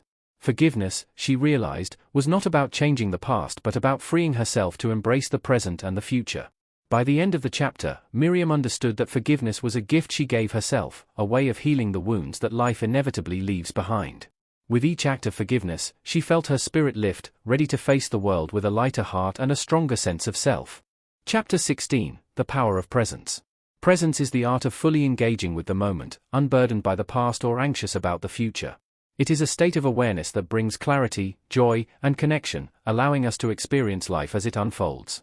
In a world that constantly pulls our attention in countless directions, cultivating presence is both a challenge and a profound gift. The story of Yora, a poet from 19th-century Alexandria, illustrates the transformative power of presence. Yora was celebrated for her verses, which captured the beauty of her city and the emotions of its people. Yet, as her fame grew, so did her responsibilities. Public readings, correspondence with admirers, and the pressures of meeting expectations consumed her days, leaving little time for the solitude that had once fueled her creativity. One evening, while walking along the harbor, Yora encountered an elderly fisherman mending his nets. She paused to watch him, struck by the care and focus he brought to his task. Noticing her curiosity, the fisherman said, "Each knot I tie is the only knot that matters. If my mind wanders to the next net or the previous one, this one will fail." His words resonated deeply with Yora, who realized that her scattered attention was robbing her of the joy and authenticity she once found in her craft. Inspired, Yora began practicing presence in her daily life. She set aside time each morning to write without distractions, focusing solely on the act of putting pen to paper. She also started taking mindful walks, observing the sights, sounds, and scents of her surroundings. These practices not only revived her creativity but also deepened her appreciation for the world around her. The concept of presence is equally vital in contemporary life. Consider Daniel, a father and marketing executive who struggled to balance his career and family. Despite spending evenings at home, Daniel often found his mind drifting to work, leaving him disconnected from his wife and children. One day, his young daughter asked him, "Why are you always looking at your phone when we play?" The question hit him hard, prompting him to reflect on his priorities. Determined to change, Daniel began implementing boundaries between work and home. He established device-free hours during which he gave his full attention to his family. He also started practicing mindfulness, using simple techniques like focusing on his breath to anchor himself in the moment. Over time, Daniel noticed a profound shift.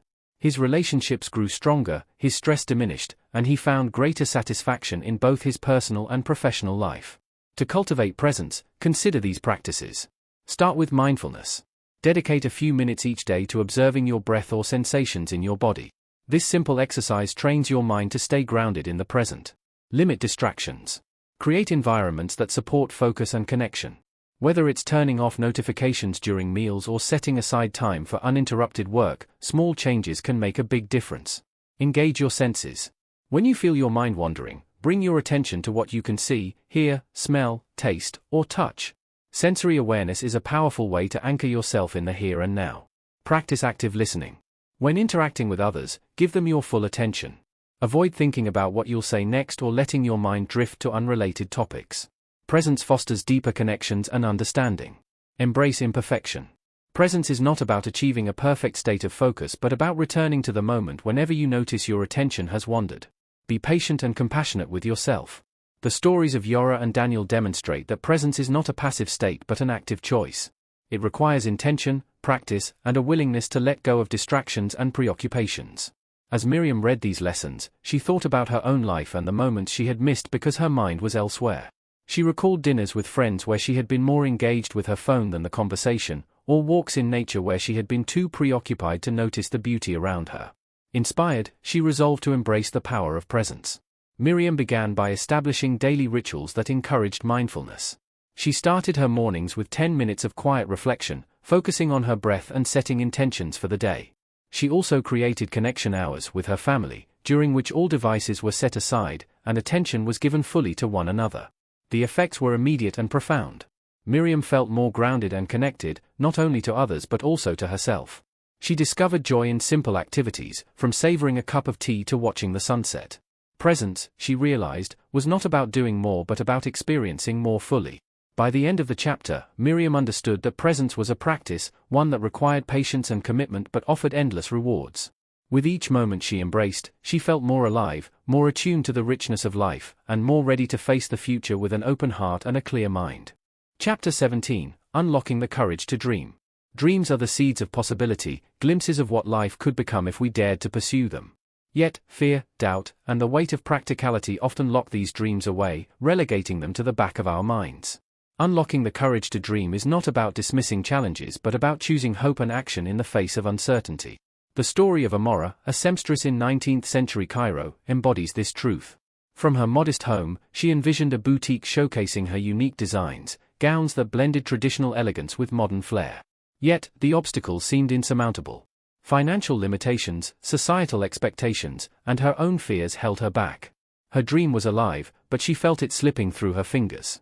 One evening, while organizing her grandmother's keepsakes, Amora discovered an old journal filled with musings and sketches. Her grandmother had written, "Dreams are the stars that guide us through the night. Even if we never reach them, they illuminate our path." These words struck a chord, reigniting the embers of her aspirations.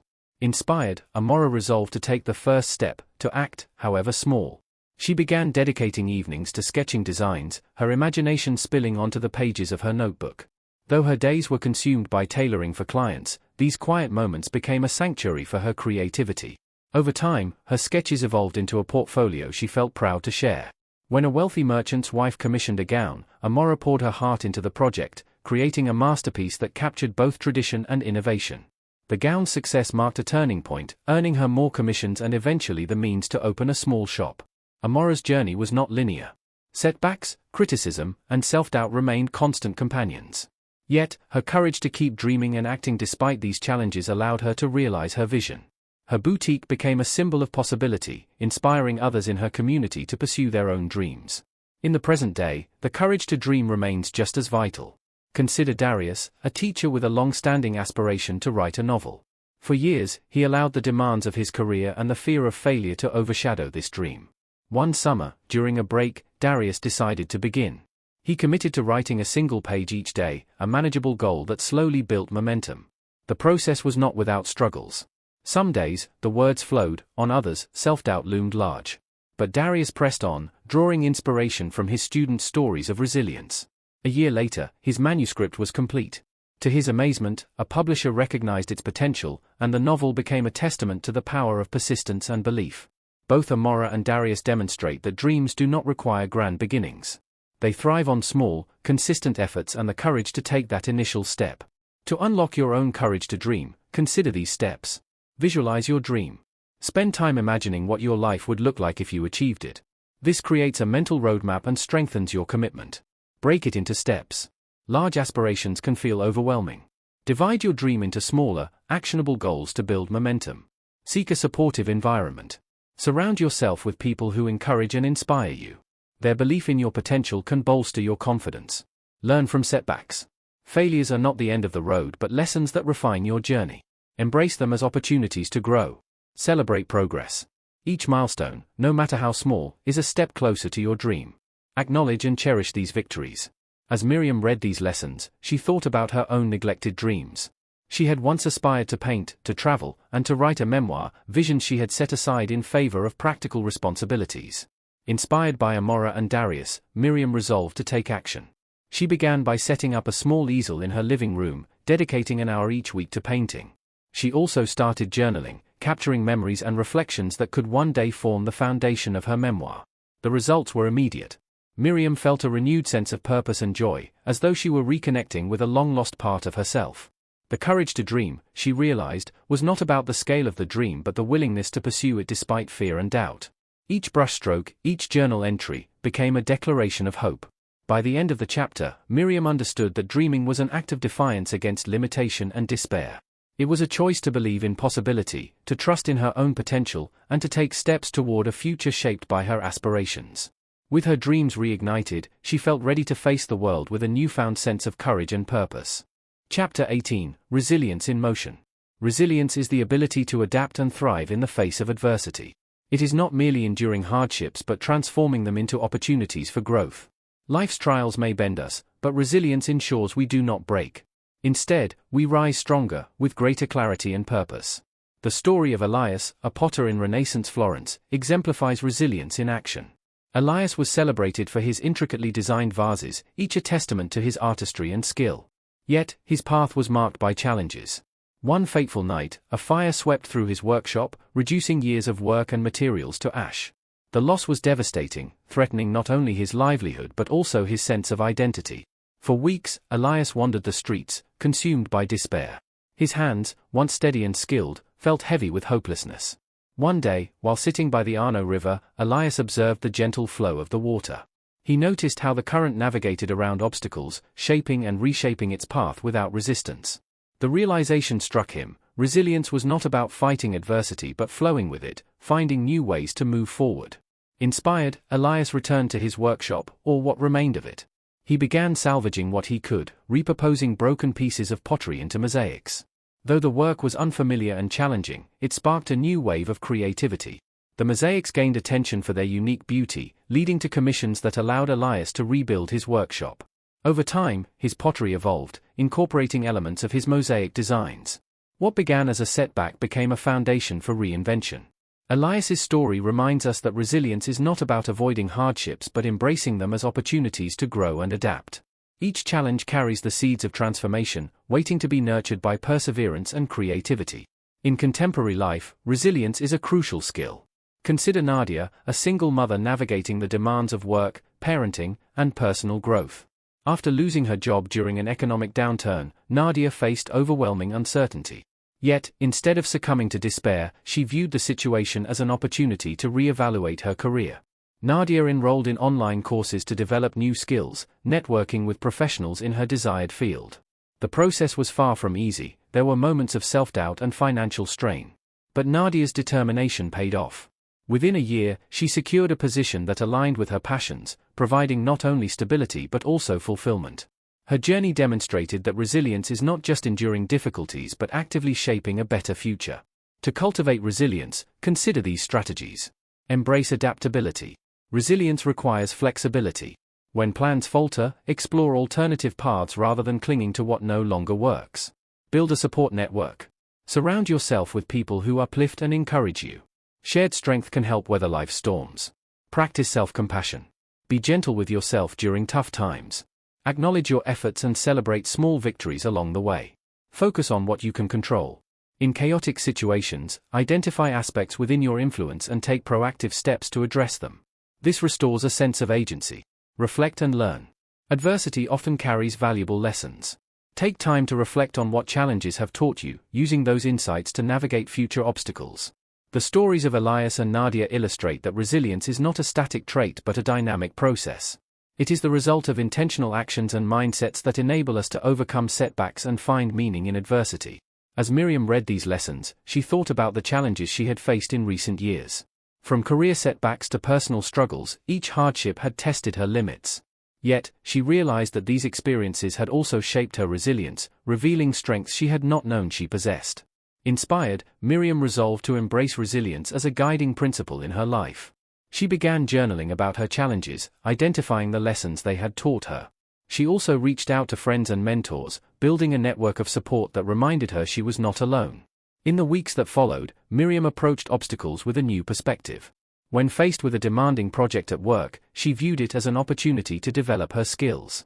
When a personal relationship hit a rough patch, she focused on open communication and understanding rather than retreating into frustration. Each step reinforced her belief in her ability to navigate life's complexities. By the end of the chapter, Miriam understood that resilience was not a destination but a journey. It was the art of moving forward, no matter how winding the path. With each challenge she faced, she felt her resilience deepen, ready to turn future trials into stepping stones for growth and fulfillment. Chapter 19: The Silent Power of Humility. Humility is often misunderstood as weakness, yet it is among the most profound and enduring sources of strength. It enables us to learn, grow, and connect with others on a deeper level. Humility is not about diminishing ourselves but about recognizing our place in the broader tapestry of life, embracing our limitations while valuing the contributions of others. The story of Matteo, a renowned architect in 16th century Seville, illustrates the transformative power of humility. Matteo's designs were celebrated for their elegance and innovation, earning him wealth and acclaim. Yet, his success bred arrogance. He dismissed the input of others, believing his vision was superior to all. One day, Matteo was commissioned to design a grand cathedral. It was the pinnacle of his career, an opportunity to create a masterpiece that would stand for centuries. However, his initial designs, though ambitious, were flawed. The foundations were unstable, and the intricate details he envisioned were nearly impossible to construct. A seasoned mason named Hugo approached Matteo with concerns. Initially, Matteo dismissed Hugo's suggestions, viewing him as a laborer with no grasp of artistic vision. But as construction faltered, Matteo reluctantly listened. Hugo's insights, grounded in decades of practical experience, proved invaluable. Together, they revised the plans, blending Matteo's creativity with Hugo's expertise. The result was a cathedral that not only stood as a marvel of design but also as a testament to collaboration. The experience humbled Matteo, teaching him that true greatness is not achieved in isolation.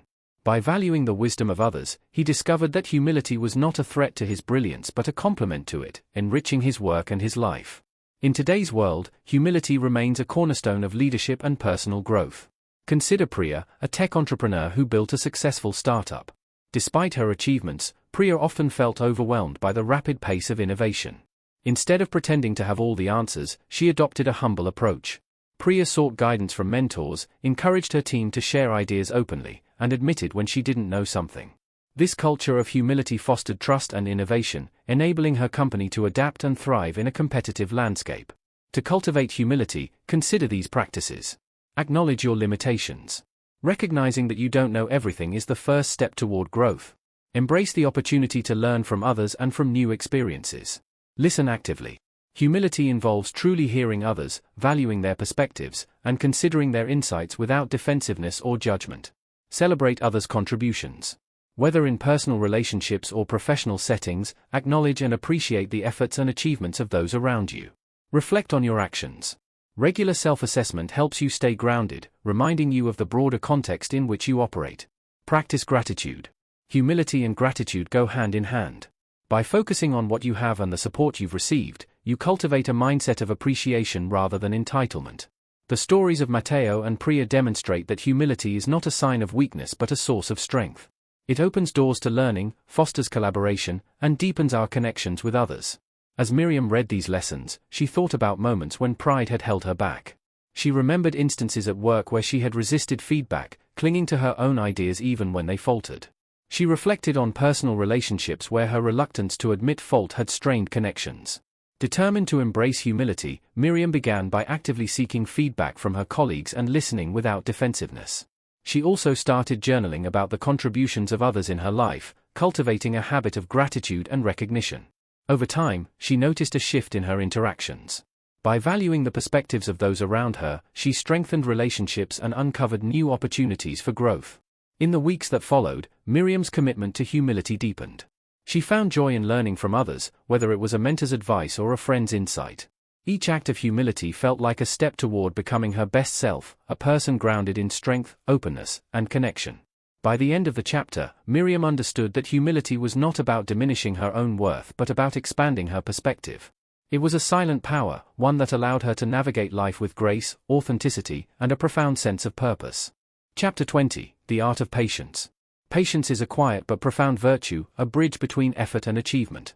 It allows us to endure uncertainty, embrace the passage of time, and trust that progress, though often invisible, is unfolding.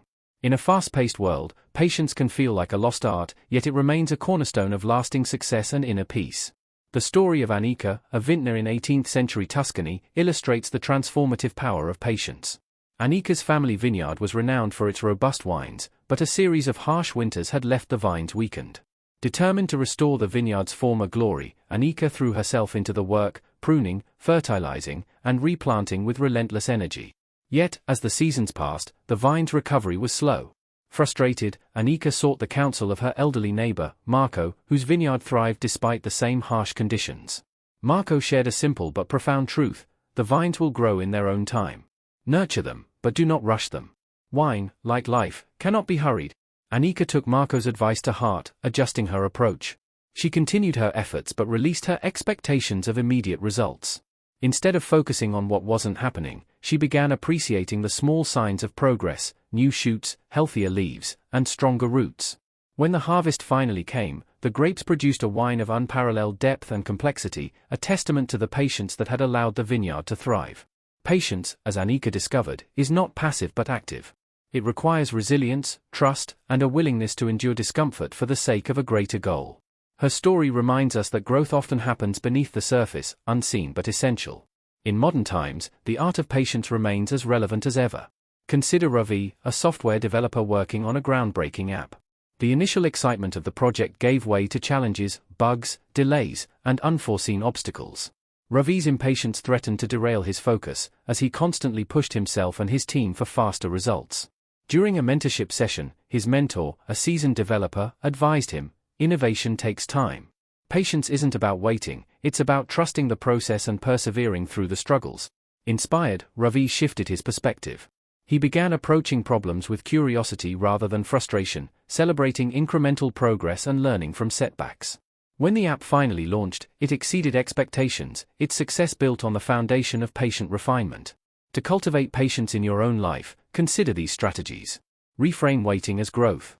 Use periods of waiting as opportunities to reflect, learn, or prepare. Growth often occurs in the spaces between action and result. Set realistic expectations.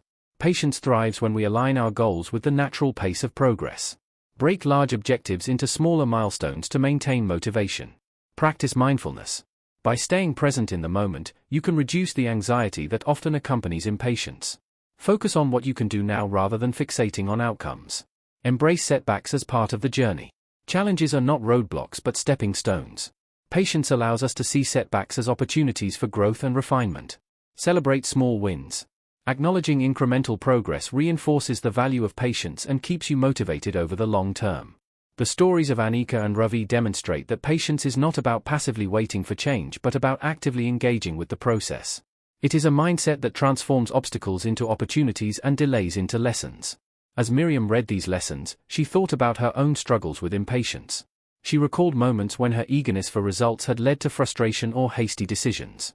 Whether it was rushing a project at work or pushing for immediate resolution in a personal conflict, impatience had often clouded her judgment. Determined to change, Miriam began practicing mindfulness, using simple breathing exercises to anchor herself in the present.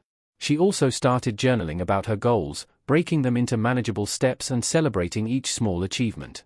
Over time, she noticed a shift in her perspective. Situations that once triggered impatience became opportunities to practice trust and resilience. In the weeks that followed, Miriam's newfound patience brought unexpected rewards. At work, she collaborated more effectively, allowing ideas to mature rather than forcing quick solutions. In her personal life, her relationships deepened as she approached conflicts with understanding and empathy. Patience, she realized, was not a weakness but a strength that enriched every aspect of her life.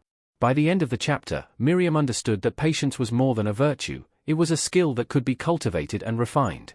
It was the art of trusting the journey, embracing the present, and believing that time would bring clarity, growth, and fulfillment. Chapter 21, Embracing Change. Change is the only constant in life, yet it often stirs fear and resistance. Embracing change requires courage, adaptability, and an open mind. It is not merely about surviving transitions but thriving within them, discovering opportunities hidden in uncertainty. The story of Lydia, a baker in 19th-century Vienna, illustrates the transformative power of embracing change. Lydia's bakery was a cornerstone of her neighborhood, known for its traditional pastries and breads. Her recipes, passed down through generations, were beloved by her customers. Yet, as the city grew, tastes began to shift. Newcomers favored lighter confections and modern flavors, leaving Lydia's offerings less in demand. At first, Lydia resisted. She doubled down on her family recipes, certain that tradition would prevail.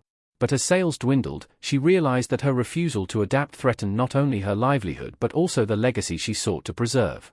Reluctantly, she began experimenting with new recipes, incorporating fresh ingredients and techniques she had once dismissed as trends.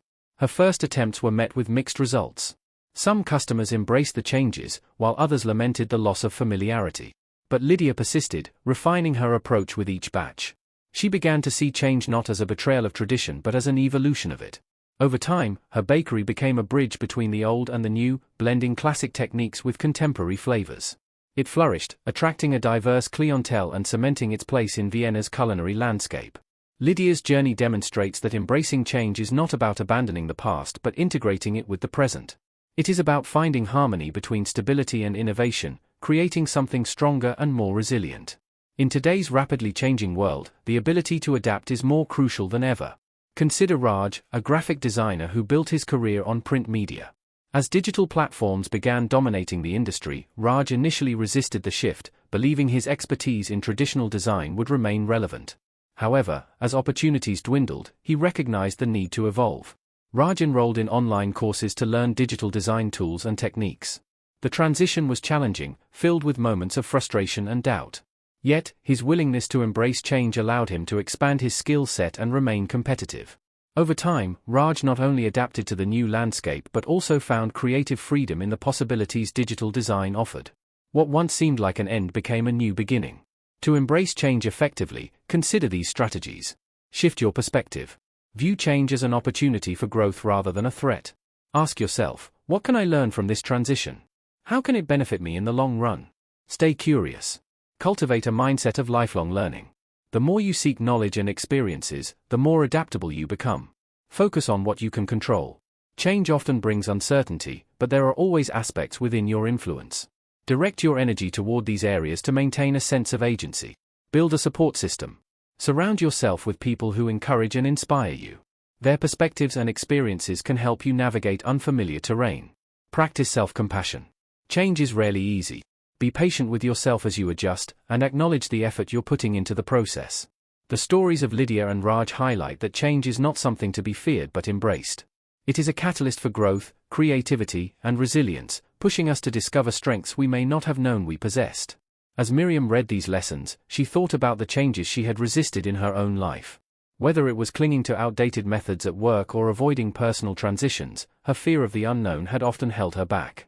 Inspired by Lydia and Raj, she resolved to approach change with an open mind and a willing heart.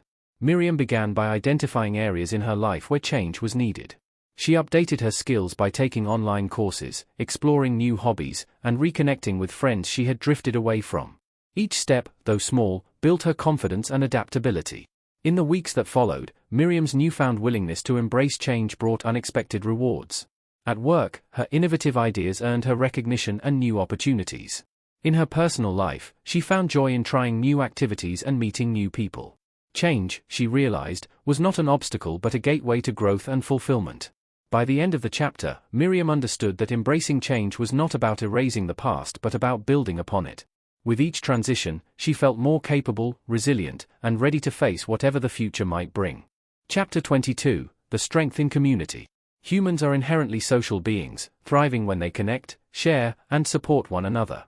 Community offers strength that individuals alone cannot muster. It is a source of resilience, innovation, and emotional nourishment. Embracing the power of community requires both giving and receiving, an acknowledgement that we are stronger together. The story of Sophia, a weaver in 14th-century Andalusia, illustrates the profound impact of community. Sophia lived in a bustling village known for its vibrant markets and artisanal crafts. Her intricate tapestries, inspired by the natural beauty of her surroundings, adorned homes throughout the region. Yet, her life took a difficult turn when a drought struck, devastating the local economy and leaving many artisans struggling to survive. Sophia, once self-reliant, found herself unable to source materials or sell her work. Pride kept her from asking for help, and she retreated into isolation, weaving fewer tapestries and sinking into despair. One day, as she wandered the empty market, she encountered Omar, a blacksmith and longtime friend. Sensing her distress, Omar invited her to join a gathering of local artisans who had banded together to support one another during the crisis. At first, Sophia was hesitant, fearing judgment or pity. But the group welcomed her with open arms, sharing resources, advice, and encouragement. Inspired by their collaboration, Sophia proposed a new idea, combining their crafts to create unique, multi-artisan pieces that could attract buyers despite the economic downturn. The project revitalized the community, drawing attention from neighboring villages and helping the artisans weather the crisis. Sophia's experience taught her that community is not just a safety net but a wellspring of creativity and strength. Through collaboration and mutual support, the group not only survived but thrived, emerging from the drought with a renewed sense of purpose and connection. In modern times, the importance of community remains undeniable. Consider Ravi, a software engineer who moved to a new city for a job opportunity. Despite his professional success, Ravi struggled with loneliness and a sense of disconnection. Recognizing the need for connection, he joined a local hiking club and began volunteering at a community center. Through these activities, Ravi formed meaningful relationships and discovered a sense of belonging. The support and camaraderie he found in these communities enriched his life, improving both his mental health and his professional performance. His story illustrates that community is not just about proximity but about shared purpose and mutual care. To build and sustain a strong sense of community, consider these strategies. Be proactive. Don't wait for connections to form on their own. Seek out groups, activities, or causes that align with your interests and values. Offer your skills.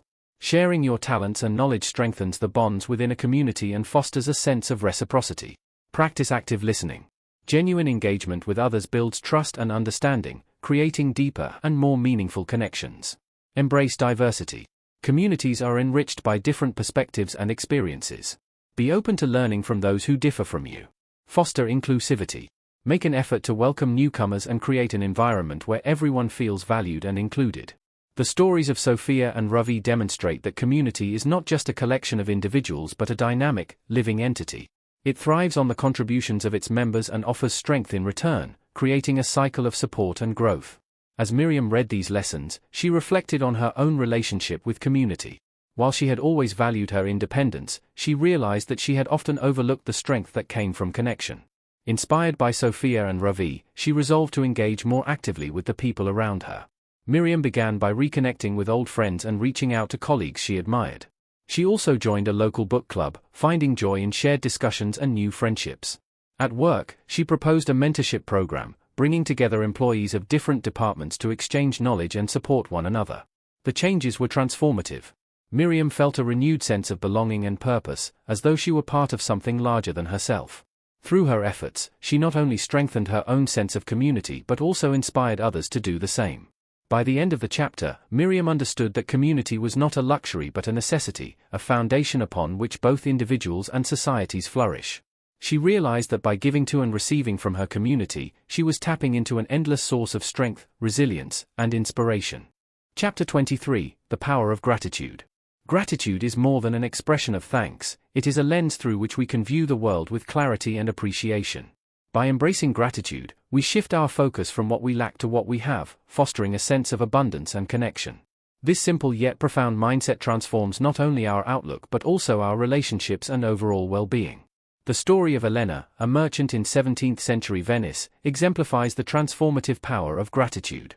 Elena's spice trade was the envy of the marketplace, her stall a vibrant array of exotic colors and scents. Yet, her success brought her little joy. She was constantly focused on what she hadn't achieved: a larger stall, wealthier clientele, and a more prominent position in the market hierarchy. One day, during a rare quiet moment, an elderly traveler approached her stall. He purchased a modest pouch of saffron and, noticing her weary expression, asked, "Do you ever stop to savor the spice of your own life?" Puzzled, Elena watched him walk away, his words echoing in her mind.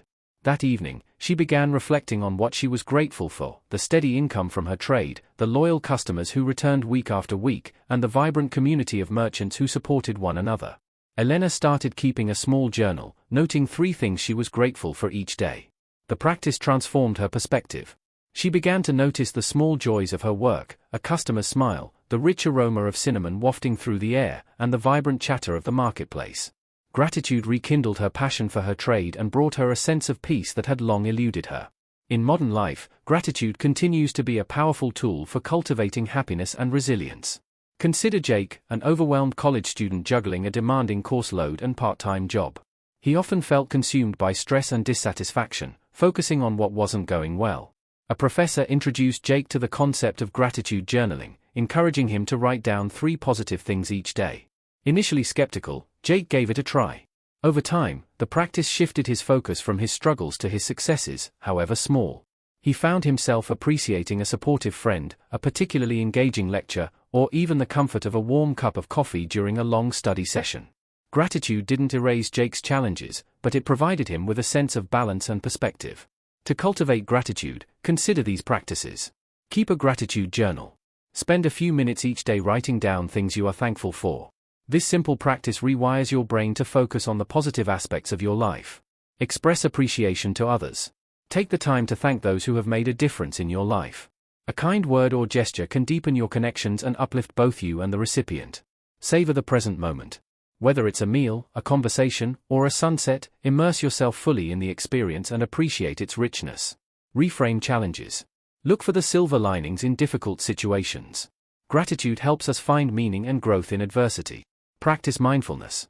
Being present in the moment allows us to notice and appreciate the beauty and abundance around us. The stories of Elena and Jake illustrate that gratitude is not about ignoring life's difficulties but about balancing them with recognition of its blessings. It is a practice that deepens our connection to ourselves, others, and the world. As Miriam read these lessons, she thought about the times she had overlooked her own abundance, focusing instead on what she lacked. Inspired by Elena and Jake, she began her own gratitude practice. Each evening, she wrote 3 things she was grateful for: a supportive conversation with a friend, a successful presentation at work, or the simple pleasure of a sunny day. Miriam also started expressing her gratitude more openly. She thanked her colleagues for their teamwork, her family for their support, and even strangers for small acts of kindness. These gestures not only strengthened her relationships but also uplifted her mood, creating a ripple effect of positivity. Over the weeks, Miriam noticed a profound shift in her outlook. Gratitude brought her a sense of calm and joy, even in challenging times. She began to see her life as a tapestry of blessings, each thread contributing to a picture of abundance and connection. By the end of the chapter, Miriam understood that gratitude was not a fleeting emotion but a way of life. It was a choice to focus on what was good, to acknowledge the gifts around her, and to share her appreciation with others. Through gratitude, she found a wellspring of strength and happiness, ready to face whatever came next with an open heart and a grateful spirit. Chapter 24: The Power of Reflection. Reflection is the mirror of the soul, a practice that allows us to pause, examine, and learn from our experiences. It enables growth by transforming raw events into meaningful insights, and it fosters self-awareness that guides our future actions. In the chaos of daily life, reflection offers a sanctuary of clarity and purpose. The story of Matteo, a philosopher in Renaissance Florence, exemplifies the transformative power of reflection.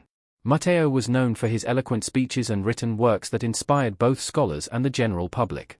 However, his brilliance masked a hidden struggle. Matteo often felt disconnected from his own teachings, as though he were living a life dictated by external expectations rather than internal truth. One evening, Matteo's mentor, an aging monk named Brother Paolo, invited him to a secluded garden. There, amid the gentle rustle of olive trees, Paolo offered a simple journal and said, "Write not for others, but for yourself. Speak to your soul, and you will find the answers you seek." Skeptical yet intrigued, Matteo began journaling. At first, the pages were filled with surface-level observations, but as he persisted, his reflections deepened. He wrote about his fears, aspirations, and the tension between his public persona and private self. The process was both painful and liberating, peeling away layers of pretense to reveal his true desires and values. Through reflection, Matteo realized that much of his life had been driven by the need for approval rather than authentic purpose. He began aligning his actions with his inner convictions, shifting his focus from pleasing others to pursuing meaningful work. His subsequent writings, though less popular, resonated more deeply with his audience and himself, marking a turning point in his life and legacy. In modern life, the power of reflection remains indispensable. Consider Priya, a marketing executive navigating a demanding career. Despite her achievements, she often felt unfulfilled, as though success came at the cost of her well-being.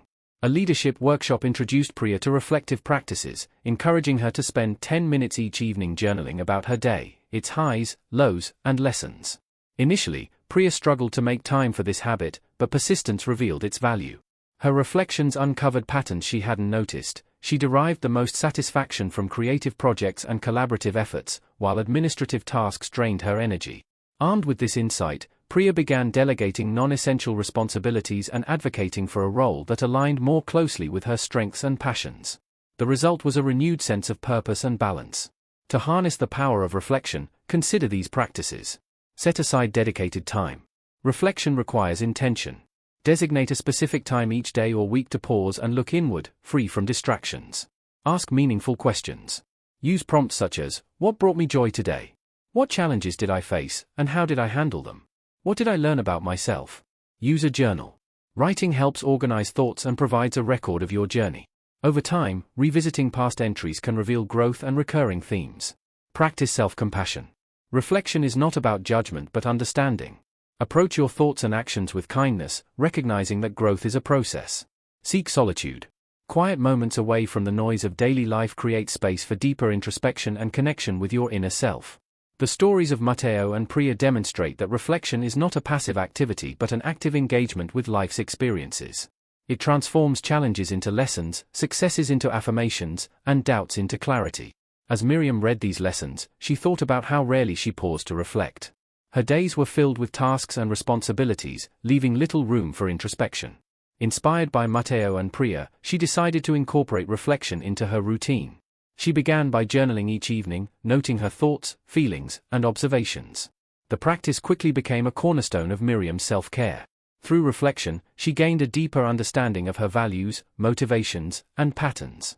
She discovered strengths she had overlooked and fears she had avoided, using these insights to make more intentional choices. In the weeks that followed, Miriam noticed a profound shift. Reflection brought clarity to her decisions, improved her relationships, and helped her navigate challenges with greater confidence. It also deepened her appreciation for life's moments, both big and small, transforming ordinary days into meaningful experiences. By the end of the chapter, Miriam understood that reflection was not a luxury but a necessity, a tool for growth and fulfillment.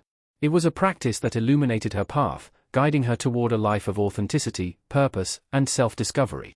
Chapter 25, Respecting the Flow of Time. Time is a universal constant, yet our relationship with it is deeply personal. It is both finite and abundant, measured in moments that shape the trajectory of our lives. Respecting time requires us to recognize its value, prioritize what truly matters, and align our actions with our deepest intentions. In doing so, we honor not just the hours and minutes but the essence of our existence. The story of Hana, a clockmaker in 18th-century Kyoto, illustrates the wisdom in respecting time. Hana's intricate timepieces were renowned throughout the region, their precision and beauty a reflection of her dedication. Yet, her life was governed by the ticking of her creations, each chime marking another task, another deadline. Overwhelmed by the endless demands on her time, Hana began to lose sight of the joy her craft once brought her. One evening, as she worked late into the night, a traveler visited her shop. The traveler admired her work and asked, "Do you measure your life by the time your clocks keep, or by the moments they mark?" The question lingered in Hana's mind, prompting her to reconsider her relationship with time. She began to see her clocks not just as tools for scheduling but as symbols of life's fleeting and precious nature. Inspired, Hana made changes. She started dedicating time to activities that nourished her spirit, long walks in the garden, tea ceremonies with friends, and evenings spent gazing at the stars. Her work, once a source of stress, became a joy again as she balanced her craft with moments of rest and connection. Her timepieces took on new meaning, each one a reminder of the harmony she had rediscovered. Hana's journey highlights that time is not merely to be managed but cherished. By aligning her actions with her values, she transformed her relationship with time from one of constraint to one of freedom. In today's fast-paced world, respecting time is more challenging yet more essential than ever. Consider Lucas, a startup founder whose days were consumed by meetings, emails, and deadlines. Despite his achievements, Lucas often felt like he was running on a treadmill, his efforts yielding progress but not fulfillment. A mentor encouraged Lucas to reevaluate how he spent his time, suggesting he categorize his activities into 3 groups: essential, enriching, and expendable.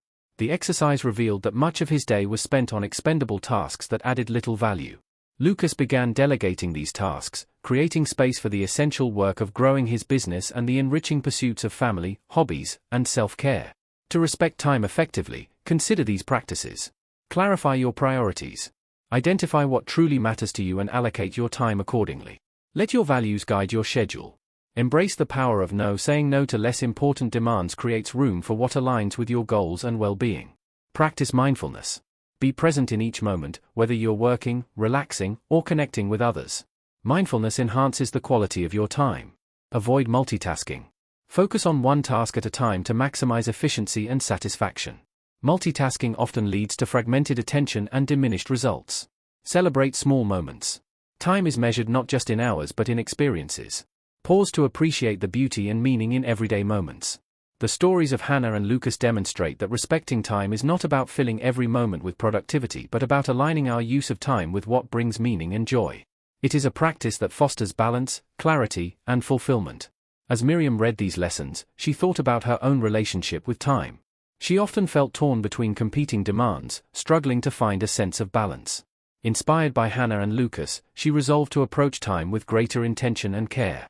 Miriam began by identifying her top priorities: her health, her family, her creative pursuits, and her career. She restructured her schedule to reflect these values, setting boundaries to protect her time and energy. She also started practicing mindfulness, savoring the moments that made up her day rather than rushing through them. The impact was profound. Miriam found herself more focused and present, able to tackle her responsibilities with greater ease and satisfaction. Her relationships deepened as she devoted quality time to her loved ones, and her creative work flourished in the spaces she carved out for it. Respecting time, she realized, was not about controlling it but about honoring its flow.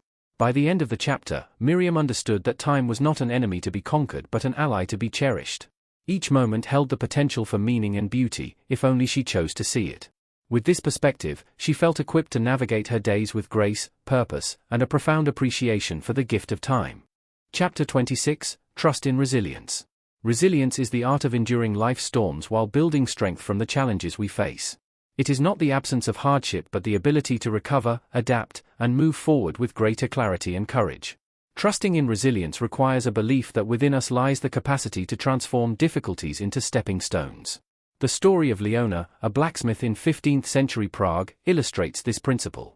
Leona was known for her craftsmanship, forging tools and weapons that were both durable and beautiful. Her skill brought her success, but it also brought enemies. One fateful night, a rival sabotaged her forge, setting it ablaze and destroying years of work. Left with nothing but ash and despair, Leona contemplated giving up her trade entirely. However, an elder blacksmith in the village approached her with a simple question: "What makes iron strong?" Puzzled, Leona hesitated before he answered: "Fire and pressure. The same forces that destroyed your forge can make you stronger if you let them." Inspired, Leona began rebuilding. She salvaged what she could from the ruins and sought help from her neighbors, who contributed tools and materials. The process was slow and grueling, but each day she worked, she regained a piece of herself. Over time, she rebuilt her forge and her reputation, crafting even finer works than before. Leona's resilience not only restored her livelihood but also deepened her respect for her craft and her community. In today's world, resilience remains a vital skill. Consider Ava, a young entrepreneur whose startup faced a sudden financial crisis. With mounting debt and dwindling morale, Ava felt overwhelmed. Yet, instead of succumbing to despair, she reached out to mentors, analyzed her mistakes, and restructured her business model. The process was challenging, but Ava's persistence paid off. Her company emerged stronger, with a renewed sense of purpose and efficiency. To cultivate resilience, consider these strategies. Reframe setbacks as opportunities. Instead of viewing challenges as failures, see them as chances to learn and grow. Each obstacle contains lessons that can guide future success. Build a support network. Resilience is not a solitary endeavor. Surround yourself with people who encourage, support, and challenge you to persevere. Focus on what you can control. In the face of adversity, identify the aspects of the situation within your influence and take proactive steps to address them. Practice self-care. Physical, emotional, and mental well-being are essential for resilience. Prioritize rest, nutrition, and activities that rejuvenate your spirit. Celebrate progress. Acknowledge and celebrate even small victories. Each step forward reinforces your capacity to overcome difficulties. Leona's and Ava's stories illustrate that resilience is not a fixed trait but a skill that can be developed and strengthened. It is a mindset that transforms adversity into a source of empowerment. As Miriam read these lessons, she reflected on her own moments of hardship. She thought about times when she had felt defeated, only to realize later that those experiences had shaped her into a stronger, wiser person. Inspired by Leona and Ava, she resolved to trust in her own resilience. Miriam began by journaling about challenges she had overcome in the past, noting the strengths and skills she had gained from those experiences. She also reached out to friends and family, sharing her struggles and seeking their support. These connections reminded her that she was not alone and that her resilience was bolstered by the strength of her community. In the weeks that followed, Miriam faced new challenges with a renewed sense of determination. When a major project at work encountered setbacks, she approached the situation with calm and focus, rallying her team to find creative solutions. In her personal life, she embraced change with an open heart, trusting that each twist and turn would lead to growth. By the end of the chapter, Miriam understood that resilience was not just about surviving but thriving. It was a testament to the human spirit's capacity to adapt, rebuild, and emerge stronger. With each challenge she faced, she felt her trust in resilience deepen, ready to navigate the complexities of life with courage and grace. Chapter 27: the strength of silence. Silence is often misunderstood as absence, a void to be filled with noise and activity. Yet, it holds profound power, offering a space for introspection, clarity, and renewal. Embracing silence allows us to hear the whispers of our inner voice and the wisdom of the world around us, unclouded by the distractions of daily life. The story of Amir, a desert nomad from the ancient sands of Arabia, illustrates the transformative strength of silence. Amir was renowned for his wisdom, sought after by travelers and tribes for guidance. Despite his reputation, Amir rarely spoke, letting silence fill the spaces where words often rushed in. His presence was calming, his insights sharp, and his actions deliberate. One evening, a young seeker approached Amir, eager to learn the secrets of his wisdom. "Teach me your ways," the seeker implored. Instead of answering, Amir led him on a 3-day journey into the vast desert. They walked in silence, the only sounds their footsteps on the sand and the occasional whisper of the wind. At first, the seeker grew frustrated, but by the 3rd day, he began to notice the subtle rhythms of the desert, the rustle of shifting dunes, the distant call of a falcon, and the stillness that seemed to hold the universe together. Finally, Amir spoke, "Wisdom is not in the noise but in the spaces between. Silence reveals truths that words cannot." The seeker returned home transformed, carrying with him a deeper understanding of himself and the world. In modern times, the strength of silence remains as vital as ever. Consider Lila, an artist living in a bustling metropolis. Constantly surrounded by the hum of the city and the demands of her career, Lila struggled to find inspiration. Her creativity felt stifled, drowned out by the cacophony of her environment. At the advice of a mentor, Lila began dedicating 1 day each month to a day of silence. She turned off her devices, avoided conversations, and spent the day in quiet reflection. The practice felt unnatural at first, but over time, it became a wellspring of inspiration. In the stillness, ideas emerged with clarity, and her art took on new depth and meaning. To harness the strength of silence, consider these practices. Create intentional quiet moments. Set aside time each day to step away from noise and distractions. Whether it's a few minutes of meditation, a walk in nature, or simply sitting in stillness, these moments can provide clarity and calm. Listen deeply. Silence is not just about refraining from speech but about truly hearing what others and the world are communicating. Practice listening without the need to respond immediately. Embrace solitude. Spending time alone can be rejuvenating, allowing you to reconnect with your inner self and cultivate self-awareness. Pause before action. In moments of decision or conflict, a brief silence can create space for thoughtful and measured responses. Honor the silence in others. Recognize that not all silence needs to be filled. Allow space for others to process, reflect, and express in their own time. The stories of Amir and Lila demonstrate that silence is not emptiness but fullness, a medium through which insight and strength emerge. It is a space where transformation begins, unburdened by the demands of the external world. As Miriam read these lessons, she reflected on her own relationship with silence. She realized how often she filled quiet moments with noise, scrolling through her phone, rushing to respond in conversations, or overthinking instead of simply being present. Inspired by Amir and Lila, she resolved to cultivate silence in her life. Miriam began by setting aside 10 minutes each morning for silent meditation. At first, her mind resisted, racing with thoughts and to-do lists. But as she persisted, she discovered a sense of peace and clarity that extended into the rest of her day. She also started practicing active listening, allowing pauses in conversations and giving others the gift of her full attention. The impact was profound. Silence became a sanctuary, a place where Miriam could recharge and reconnect with herself. It deepened her relationships, enhanced her creativity, and brought a sense of balance to her busy life. By the end of the chapter, Miriam understood that silence was not an absence to be feared but a presence to be embraced. It was a source of strength, wisdom, and renewal, guiding her toward a life of greater depth and purpose. Chapter 28, Embracing Forgiveness. Forgiveness is one of humanity's most profound and liberating acts. It is not about condoning wrongdoing but about releasing the burden of anger, resentment, and pain. By embracing forgiveness, we create space for healing, growth, and deeper connections with ourselves and others. The story of Isabella, a healer in 16th-century Lisbon, illustrates the transformative power of forgiveness. Isabella's reputation as a skilled herbalist brought people from far and wide seeking her remedies. Among them was Thomas, a merchant who had once wronged her family by spreading false accusations that ruined her father's trade. The betrayal had left Isabella's family in financial ruin, forcing them to rebuild their lives from scratch. When Thomas arrived at her shop one stormy evening, desperate for help with an ailment that no other healer could cure, Isabella faced a choice. Her initial impulse was to turn him away, to repay his cruelty with rejection. But as she looked into his weary eyes, she felt the weight of her own anger. It had festered for years, shaping her choices and casting a shadow over her happiness. Instead of succumbing to bitterness, Isabella chose forgiveness. She treated Thomas with the same care she offered all her patients, crafting a remedy that restored his health. In the days that followed, Thomas expressed heartfelt remorse for his actions, seeking to make amends. While their relationship would never return to what it might have been, Isabella's act of forgiveness freed her from the chains of resentment and allowed her to move forward with a lighter heart. Forgiveness is as vital today as it was in Isabella's time. Consider Jordan, a corporate executive whose trust was betrayed by a close colleague. The betrayal led to the loss of a significant client and strained Jordan's professional relationships. For months, Jordan carried the weight of anger, replaying the incident in his mind and allowing it to influence his interactions with others. A mentor encouraged Jordan to explore forgiveness, not for the sake of the colleague but for his own well-being. Through therapy and reflection, Jordan began to release his resentment. He acknowledged his pain but chose not to let it define him.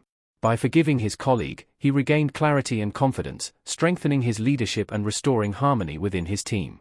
To embrace forgiveness, consider these practices. Acknowledge your pain. Forgiveness begins with recognizing the hurt and allowing yourself to feel it fully. This step is essential for genuine healing. Understand the other's perspective. While this doesn't excuse harmful behavior, empathy can help dissolve anger and foster compassion. Choose release over revenge. Holding on to resentment often harms you more than the person who wronged you.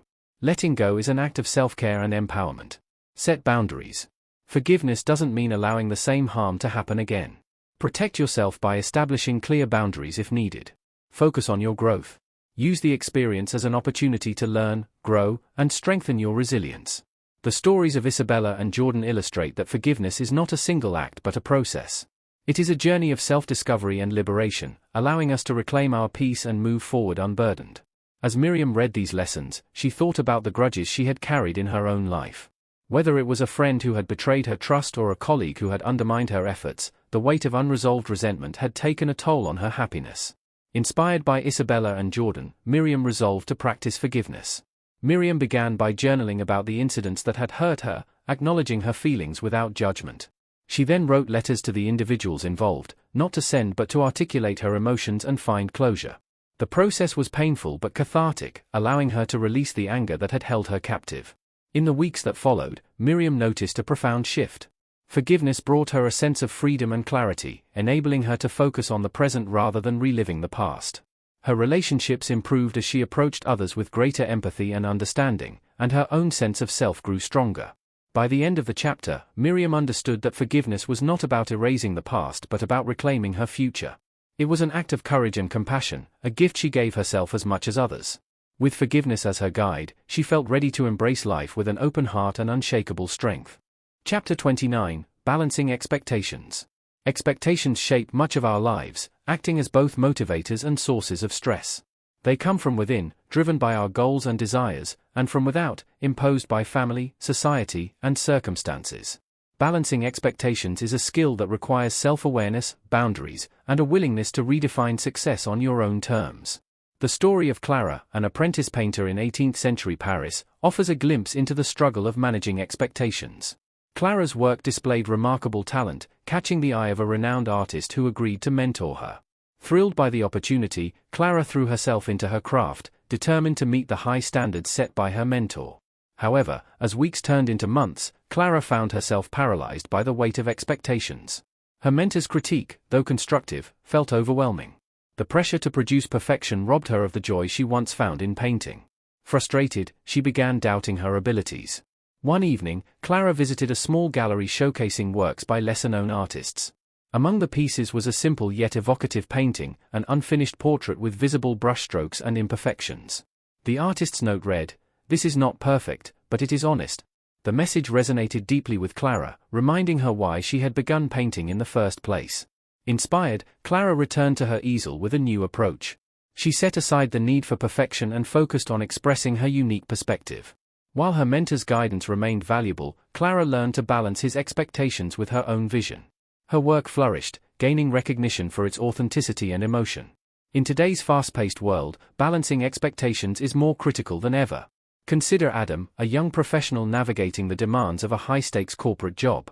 Adam's ambition drove him to take on more responsibilities, but the constant pursuit of achievement left him feeling drained and unfulfilled. A conversation with a trusted friend prompted Adam to reevaluate his priorities. He realized that many of his goals were shaped by external validation rather than personal fulfillment. By setting boundaries and focusing on what truly mattered to him, family, health, and meaningful work, Adam found a sense of balance and contentment. To balance expectations effectively, consider these strategies. Define success for yourself. Reflect on what truly matters to you, and let those values guide your goals. Success should feel meaningful, not just impressive. Set realistic goals. Ambition is valuable, but overly high expectations can lead to burnout. Break your goals into manageable steps and celebrate progress along the way. Communicate boundaries. Be honest with others about what you can and cannot commit to. Boundaries protect your time, energy, and well-being. Practice self-compassion. Recognize that perfection is unattainable and that mistakes are part of growth. Treat yourself with the same kindness you would offer a friend. Embrace flexibility. Life is unpredictable, and rigid expectations can lead to frustration. Adapt to changing circumstances with an open mind.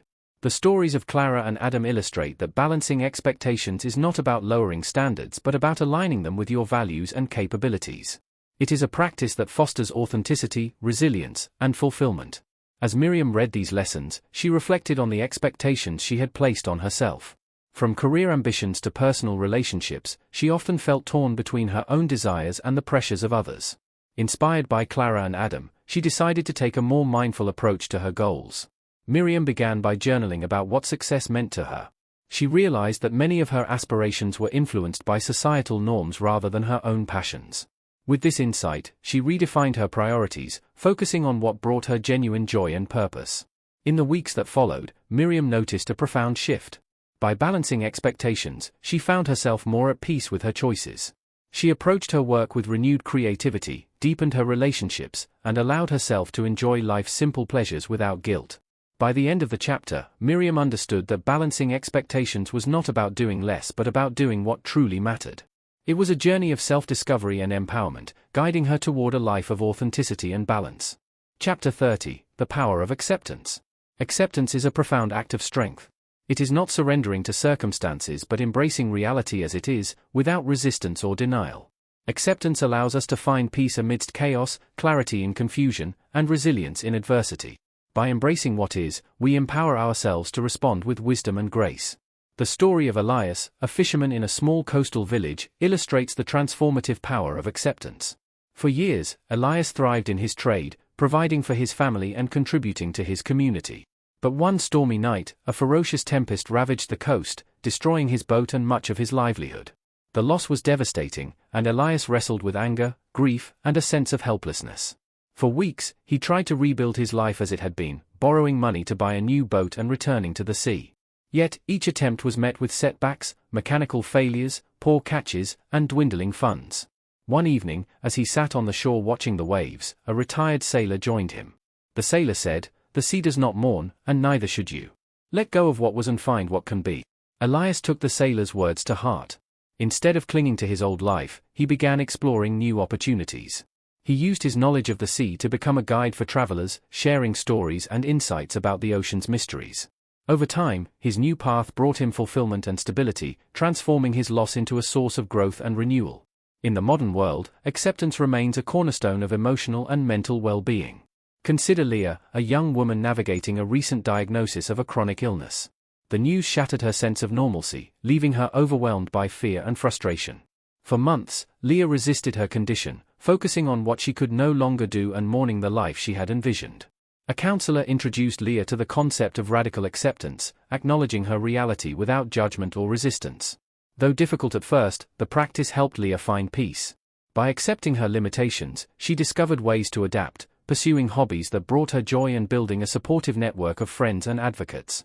Acceptance didn't erase her challenges but gave her the strength to face them with resilience and hope. To cultivate acceptance, consider these practices. Acknowledge reality.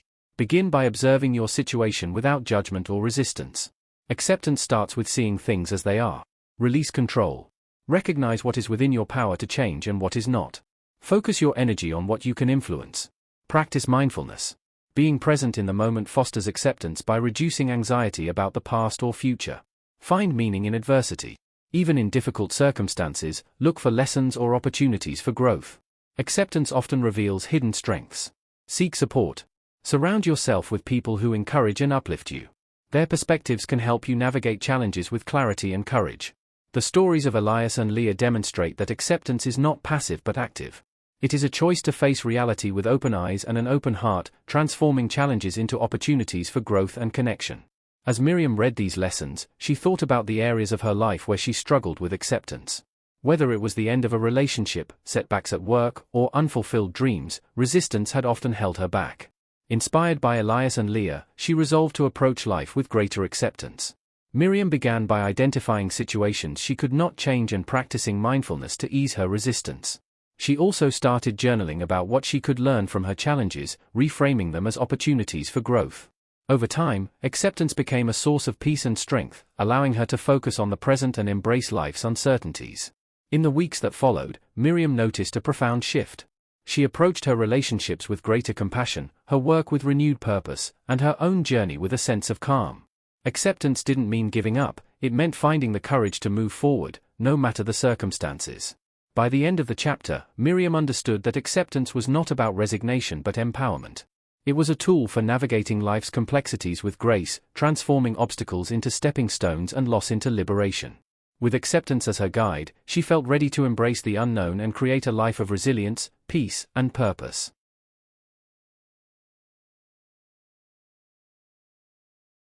Chapter 31: Finding Balance in Chaos. Life often feels like a balancing act, with competing demands pulling us in every direction. Achieving balance is not about dividing time and energy equally but about aligning our priorities with our values. It is about navigating chaos with intention, ensuring that the things that matter most receive the attention they deserve. The story of Sabina, a potter in a bustling 12th century marketplace, illustrates the importance of balance. Sabina's days were filled with creating her art, managing her stall, and caring for her family. Her pottery, known for its intricate designs, was highly sought after, but the demands of her craft and business left her little time for herself. As her workload increased, so did her exhaustion and frustration. One day, while delivering an order to a monastery, Sabina noticed a monk tending a Zen garden. She watched as he carefully raked the sand into flowing patterns, his movements deliberate and unhurried. Intrigued, she asked, "Why spend so much time arranging sand when the wind will erase it?" The monk replied, "Because balance is not found in the outcome but in the act itself. It is not what we achieve but how we live." Sabina took the monk's words to heart, re-evaluating her approach to life. She began to prioritize her time, setting aside moments for rest and reflection. She simplified her designs, focusing on quality over quantity, and found joy in teaching her craft to her children. The changes brought harmony to her life, proving that balance was not about doing everything but about doing what mattered most. In today's fast-paced world, finding balance is more challenging yet more essential than ever. Consider Leo, a tech entrepreneur juggling the demands of a growing business and a young family. Leo often felt like he was failing in both roles, unable to meet the expectations he set for himself.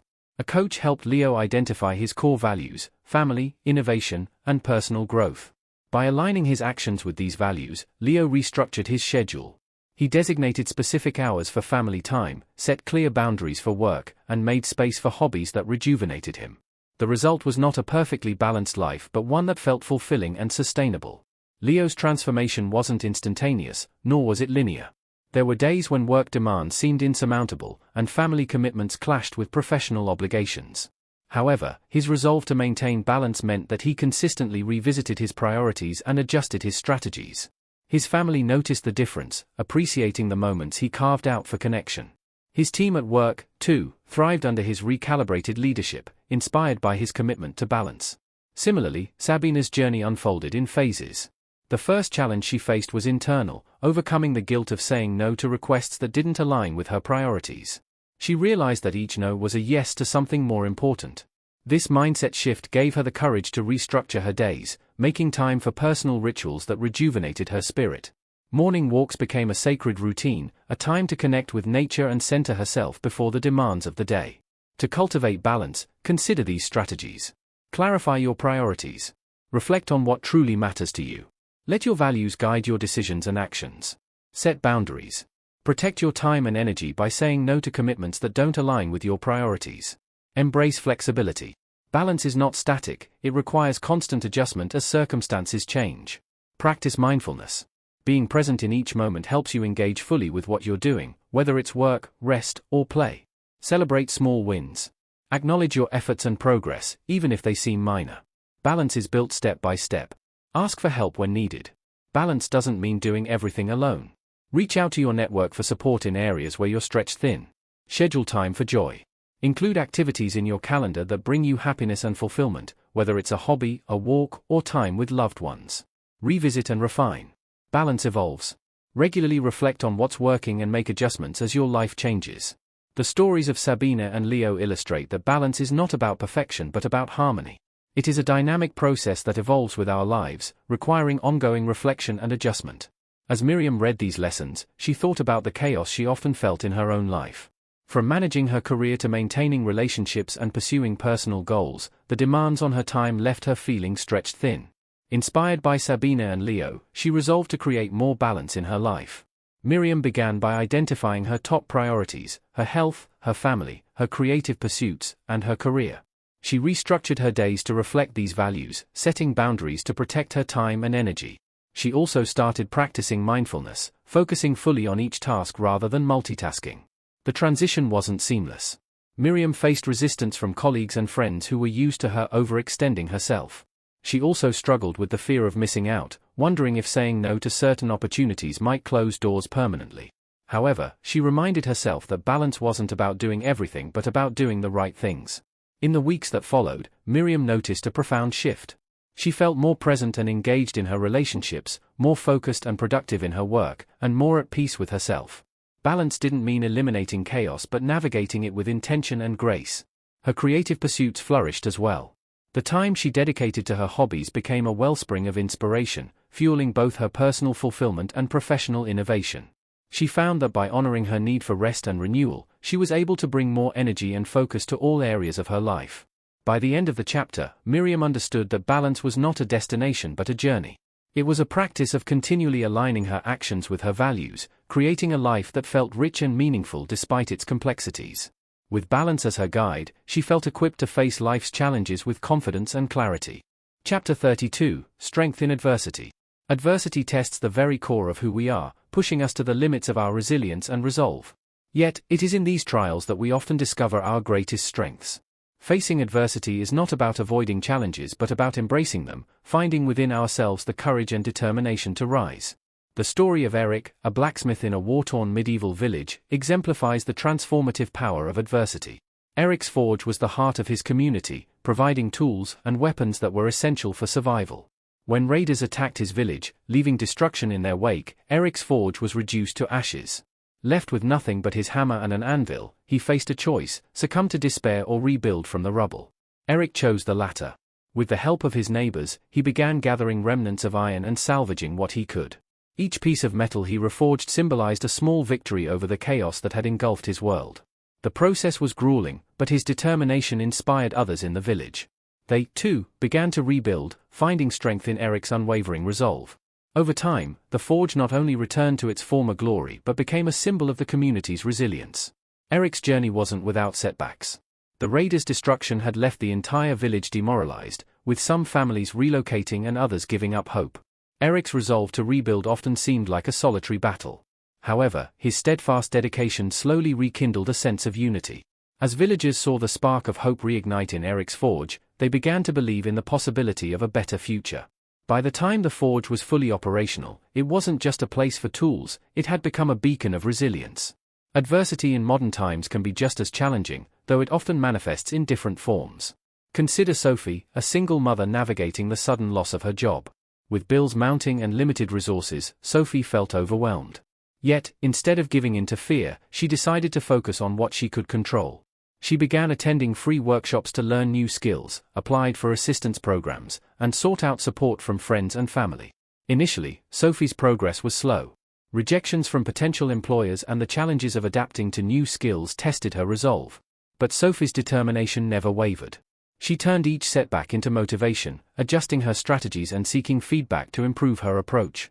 Eventually, Sophie's persistence paid off. She landed a job in a new field that not only provided financial stability but also reignited her passion for learning. Her journey through adversity taught her the value of perseverance and the importance of leaning on others during difficult times. To find strength in adversity, consider these strategies. Reframe challenges as opportunities. View adversity as a chance to grow, learn, and discover hidden strengths. Ask yourself, what can this experience teach me? Focus on what you can control. In the face of uncertainty, identify the aspects of your situation that you can influence and take action on them. Lean on your support network. Share your struggles with trusted friends, family, or mentors. Their perspectives and encouragement can provide invaluable strength. Practice self-compassion. Be kind to yourself during difficult times. Recognize that setbacks are part of life and that it's okay to feel vulnerable. Celebrate small victories.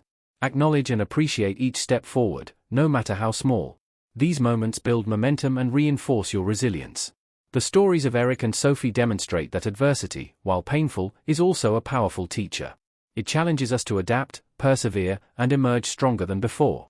They show that even in the darkest of times, a glimmer of hope and action can ignite profound transformation. As Miriam read these lessons, she reflected on the adversities she had faced in her own life. From career setbacks to personal losses, she realized that each challenge had shaped her into the person she was today. Inspired by Eric and Sophie, she resolved to approach future difficulties with courage and an open heart. Miriam began by identifying her sources of strength, her support system, her skills, and her inner resilience. She also practiced reframing negative thoughts, focusing on what she could learn from each situation. When challenges arose, she reminded herself that adversity was not the end but a stepping stone to growth. In the weeks that followed, Miriam faced a significant challenge at work. A major project fell apart due to unforeseen complications. Instead of succumbing to frustration, she rallied her team, encouraging them to view the setback as an opportunity to innovate. Their collaborative efforts not only salvaged the project but also strengthened their bond as a team. Miriam also began volunteering at a local community center, sharing her story of overcoming challenges to inspire others. The act of helping others navigate their difficulties gave her a renewed sense of purpose and connection. Each interaction reinforced her belief in the power of resilience and the importance of supporting one another.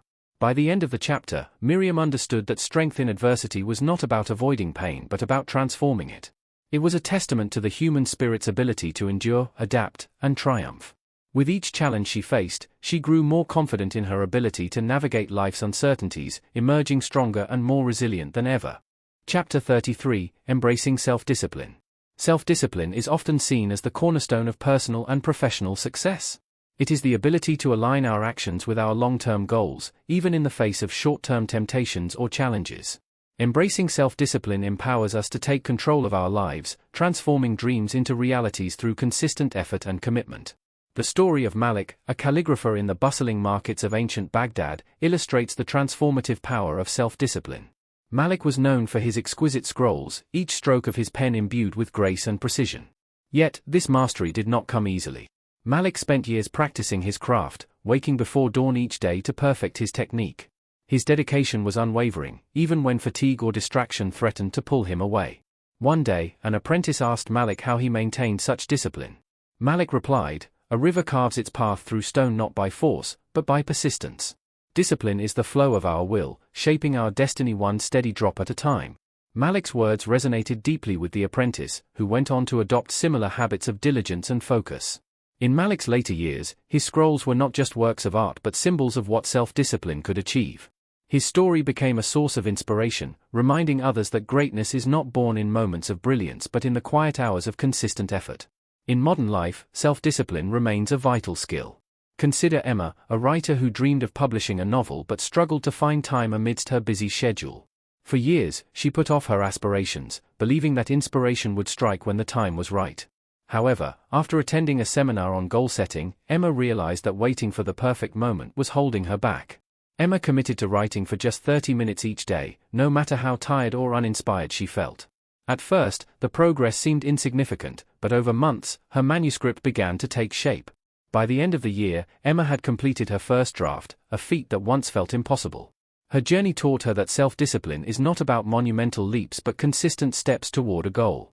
To cultivate self-discipline, consider these strategies. Set clear goals. Define what you want to achieve and why it matters to you. A strong sense of purpose fuels discipline. Break tasks into manageable steps. Large goals can feel overwhelming. Divide them into smaller, actionable tasks that are easier to tackle. Create routines. Establishing consistent habits reduces the need for willpower by making discipline a natural part of your day. Eliminate distractions. Identify the factors that derail your focus and take proactive steps to minimize them. Reward progress. Celebrate milestones, no matter how small. Positive reinforcement strengthens your commitment. Practice self-compassion. Discipline doesn't mean perfection. Be kind to yourself when you slip up and use setbacks as opportunities to learn and grow. The stories of Malik and Emma demonstrate that self-discipline is not about suppressing desires but about channeling energy toward meaningful pursuits. It is a practice of aligning our daily actions with our long-term vision, creating a life of purpose and fulfillment. As Miriam read these lessons, she thought about the areas of her life where self-discipline could make a difference. From her fitness goals to her creative projects, she often struggled with consistency, letting distractions and excuses take precedence. Inspired by Malik and Emma, she resolved to embrace self-discipline with intention and perseverance. Miriam began by setting specific goals for herself, such as exercising 3 times a week and dedicating an hour each evening to her writing. She created a daily schedule to structure her time and minimize distractions by turning off notifications and setting boundaries with her social interactions. The initial weeks were challenging. Miriam often felt tempted to skip her commitments, rationalizing that she deserved a break. But each time she pushed through the resistance, she felt a sense of accomplishment that reinforced her resolve. Over time, her efforts became habits, and the results were undeniable. She felt stronger, more focused, and more in control of her life. In the months that followed, Miriam achieved milestones she once thought were out of reach. She completed a short story collection, improved her physical health, and even inspired friends and colleagues to adopt similar practices. Self-discipline, she realized, was not a restriction but a liberation, a way to harness her potential and create the life she envisioned. By the end of the chapter, Miriam understood that self-discipline was not about denying herself pleasure but about prioritizing what truly mattered. It was a tool for turning aspirations into achievements, one deliberate action at a time. With self-discipline as her guide, she felt empowered to face challenges and seize opportunities, knowing that her success was within her control.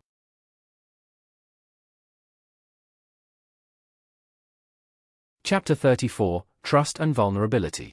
Trust and vulnerability are the twin pillars of meaningful relationships and authentic living. While vulnerability often feels like a risk, it is the doorway to genuine connection and trust. To embrace vulnerability is to show up as your true self, fostering deeper bonds and unlocking profound growth. The story of Amina, a merchant in the vibrant bazaars of Marrakesh, captures the essence of trust and vulnerability. Amina was known for her impeccable wares, silks, spices, and precious gems. Yet, her guarded nature kept her relationships strictly transactional. She believed that revealing her struggles or fears would diminish her reputation and invite exploitation. One evening, a young artisan named Tariq approached Amina with a proposal to collaborate on a new venture. Tariq's idea was bold, requiring both financial investment and personal risk. Initially skeptical, Amina hesitated. Tariq, sensing her reluctance, shared his story, his struggles with poverty, his dreams of creating art that would outlast him, and his deep desire to make a meaningful impact. Moved by Tariq's honesty, Amina took a leap of faith. She not only agreed to the partnership but also began sharing her own challenges and aspirations. Their collaboration blossomed, yielding both financial success and a profound friendship.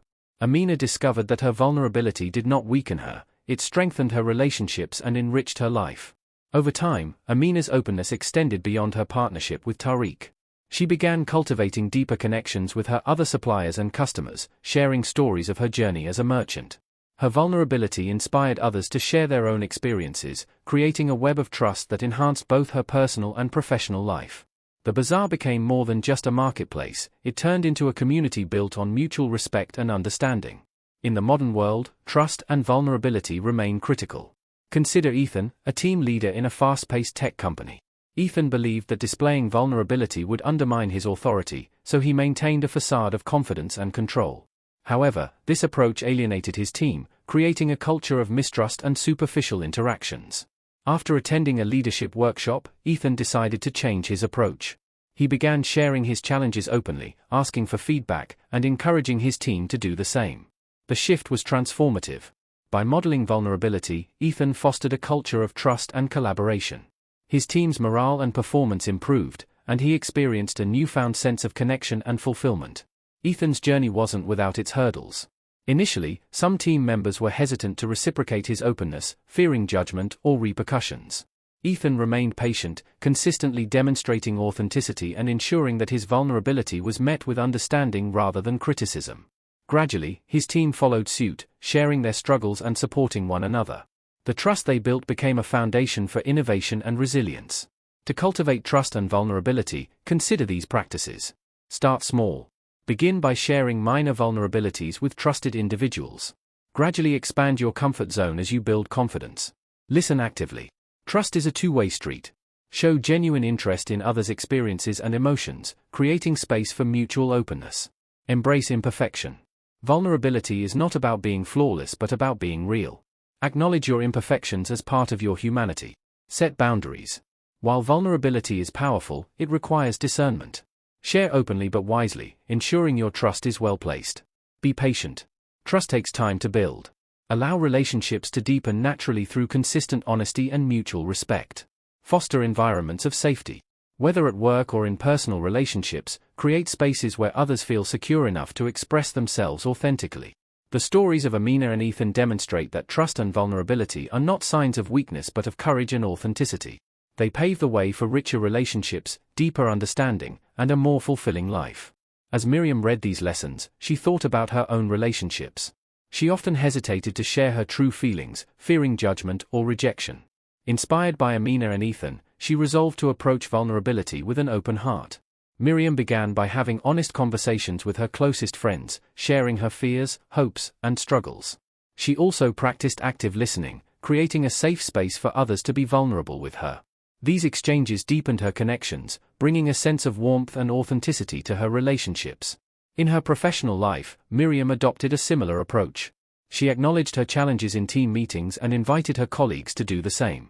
This transparency fostered a culture of trust, enhancing collaboration and innovation within her workplace. Her willingness to be vulnerable led to unexpected alliances, as colleagues who had previously been distant began sharing their insights and supporting her initiatives. In the weeks that followed, Miriam noticed a profound transformation. Embracing vulnerability allowed her to let go of the need for perfection and embrace her true self. Her relationships flourished, her work felt more meaningful, and her sense of self grew stronger. Vulnerability, she realized, was not a liability but a strength that connected her to the world in deeper and more meaningful ways. By the end of the chapter, Miriam understood that trust and vulnerability were not risks to be avoided but opportunities to be embraced. They were the foundation of authentic living, enabling her to connect deeply with others and navigate life's complexities with courage and grace. Trusting others and allowing herself to be truly seen brought a richness to her life that she had never imagined possible.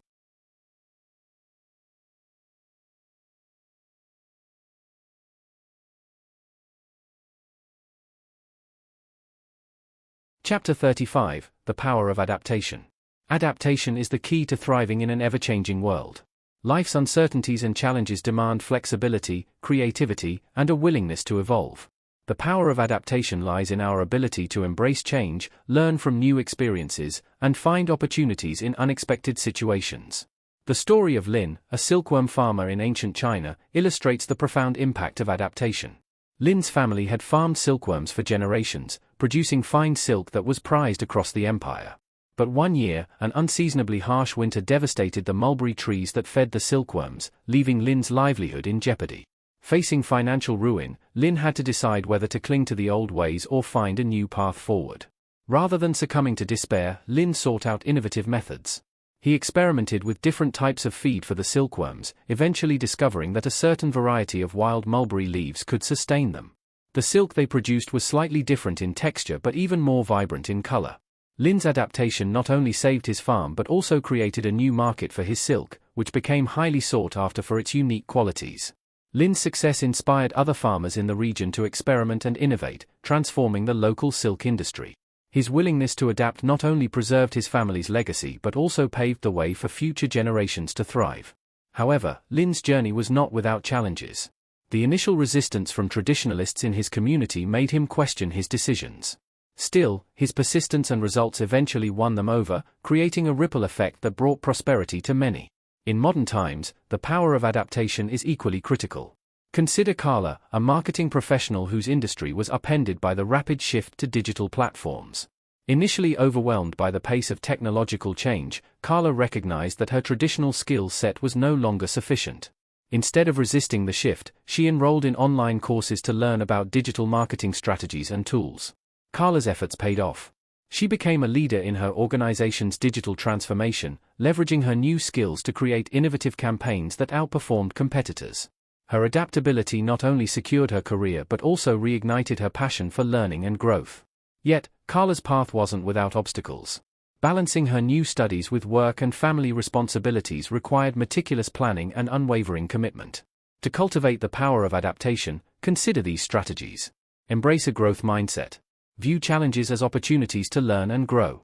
Believe in your ability to develop new skills and perspectives. Stay curious. Continuously seek out new knowledge and experiences. Curiosity fuels adaptability by keeping your mind open to possibilities. Be proactive. Anticipate changes and prepare for them. Staying ahead of the curve reduces the stress of unexpected shifts. Build resilience. Adaptation requires resilience, the ability to recover from setbacks and maintain focus on long-term goals. Celebrate flexibility. Recognize and reward your ability to adapt, even in small ways. Each act of flexibility strengthens your capacity for change. Collaborate and share. Working with others provides diverse perspectives and insights, enhancing your ability to adapt effectively. The stories of Lynn and Carla demonstrate that adaptation is not about abandoning what we know but about expanding our horizons. It is a practice of integrating the old with the new, finding creative solutions, and turning challenges into opportunities. As Miriam read these lessons, she reflected on her own adaptability. She often found herself resistant to change, clinging to familiar routines and approaches. Inspired by Lynn and Carla, she resolved to embrace a more flexible mindset. Miriam began by challenging herself to step out of her comfort zone. She signed up for a class in a subject she had never explored, sparking a newfound curiosity and confidence. She also started seeking feedback from colleagues and friends, using their insights to refine her strategies and broaden her perspective. One of the most challenging adaptations for Miriam came in her professional life when her company underwent a major restructuring. Teams were reorganized, roles shifted, and new technologies were introduced. Initially, Miriam felt overwhelmed by the changes. But instead of resisting them, she decided to lead by example. She volunteered to train her colleagues on the new systems and took initiative in bridging gaps between the old and new processes. Her proactive approach not only earned her respect but also positioned her as a valuable leader in the transition. In her personal life, Miriam embraced adaptation in smaller yet impactful ways. She began exploring new hobbies, such as gardening and photography, which brought her unexpected joy and relaxation. These activities also helped her connect with a new community of like-minded individuals, expanding her social circle and enriching her experiences. Miriam's journey of adaptation also extended to her relationships. She learned to navigate conflicts with empathy and flexibility, understanding that not every disagreement required a rigid stance. By listening actively and adjusting her communication style, she fostered stronger and more harmonious connections with her loved ones. In the weeks that followed, Miriam noticed significant growth. Her willingness to adapt made her more effective at work, where she implemented innovative solutions to long-standing problems. In her personal life, she found joy in trying new activities and meeting new people, enriching her relationships and experiences. Each adaptation, no matter how small, reinforced her confidence and resilience. By the end of the chapter, Miriam understood that adaptation was not a reaction to change but a proactive embrace of it. It was a skill that empowered her to navigate life's complexities with confidence and creativity. With the power of adaptation as her guide, she felt ready to face whatever challenges the future might bring, knowing that each new experience was an opportunity for growth and transformation. Chapter 36: Resilience in Crisis. Resilience is the ability to withstand and recover from life's greatest challenges. In moments of crisis, resilience becomes a lifeline, enabling us to navigate adversity with courage and clarity. It is not just about surviving but about finding strength and meaning in the face of hardship. The story of Ayla, a baker in a small coastal town, captures the essence of resilience. For years, Ayla's bakery was the heart of the community, a place where people gathered for warmth, conversation, and freshly baked bread. But when a powerful hurricane swept through the town, it left devastation in its wake. Ayla's bakery was reduced to rubble, and her livelihood seemed lost. In the days that followed, Ayla was faced with a choice: give up or rebuild. Despite her grief, she chose the latter. With the help of friends and neighbors, she salvaged what she could from the wreckage and began baking bread in a makeshift oven. Each loaf became a symbol of hope, feeding both the body and spirit of her community. Over time, Ayla rebuilt her bakery, making it stronger and more resilient to future storms. Her determination inspired others in the town to do the same, transforming their shared loss into a story of recovery and renewal. In today's world, resilience is equally vital. Consider Marcus, a single father who faced the unexpected loss of his job during an economic downturn. With 2 young children to support, Marcus felt the weight of uncertainty and fear. Yet, he refused to let despair dictate his actions.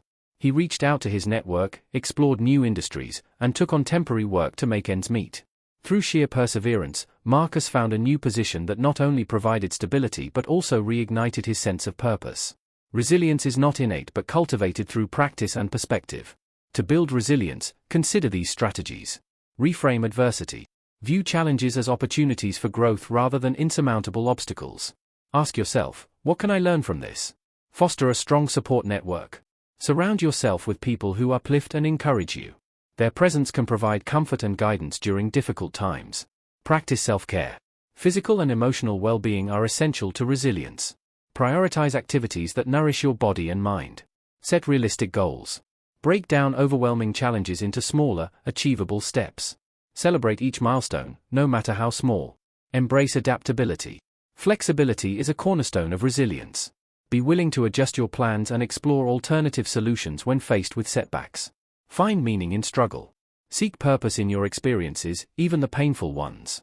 This perspective can transform hardship into a source of strength.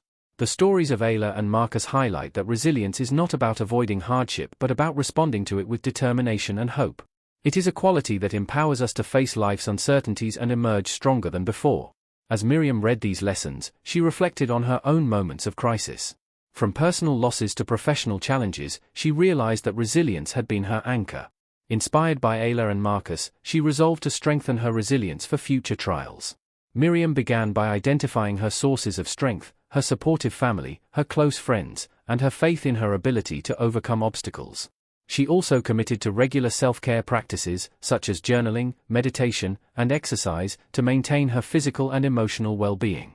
In the weeks that followed, Miriam faced a significant challenge at work. A critical project fell apart due to unforeseen complications. Instead of succumbing to frustration, she rallied her team, encouraging them to view the setback as an opportunity to innovate. Their collaborative efforts not only salvaged the project but also strengthened their bond as a team. Outside of work, Miriam volunteered at a local shelter, sharing her experiences of overcoming adversity to inspire others. The act of helping those in need brought her a renewed sense of purpose and connection. Each interaction reminded her of the strength that lies in community and the power of resilience. By the end of the chapter, Miriam understood that resilience was not a destination but a journey.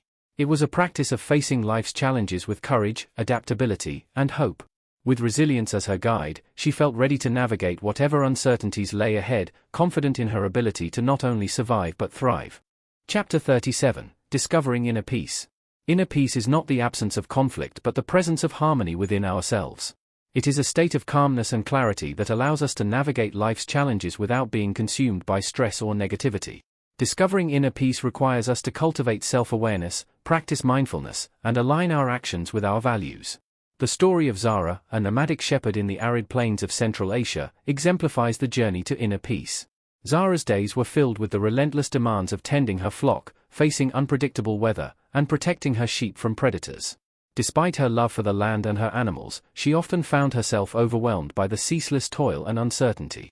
One evening, after a particularly exhausting day, Zara encountered an elderly hermit meditating by a tranquil stream.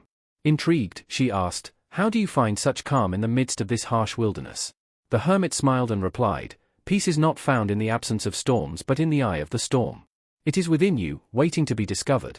Zara began visiting the hermit regularly, learning the practices of meditation and mindfulness. Over time, she developed the ability to find stillness amidst chaos. She discovered that by focusing on her breath and observing her thoughts without judgment, she could create a sanctuary of peace within herself.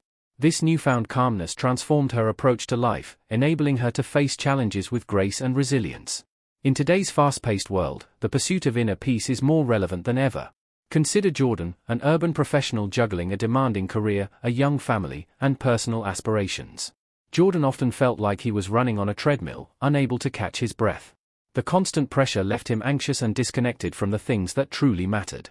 A friend introduced Jordan to mindfulness practices, encouraging him to take small steps toward cultivating inner peace. Jordan began by setting aside 5 minutes each morning for deep breathing exercises.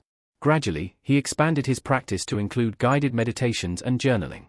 These moments of introspection became a source of clarity and renewal, helping him approach his responsibilities with a sense of balance and intention. To discover inner peace, consider these practices. Embrace mindfulness. Practice being fully present in the moment, focusing on your breath, sensations, and surroundings. Mindfulness anchors you in the now, reducing anxiety about the past or future. Cultivate gratitude.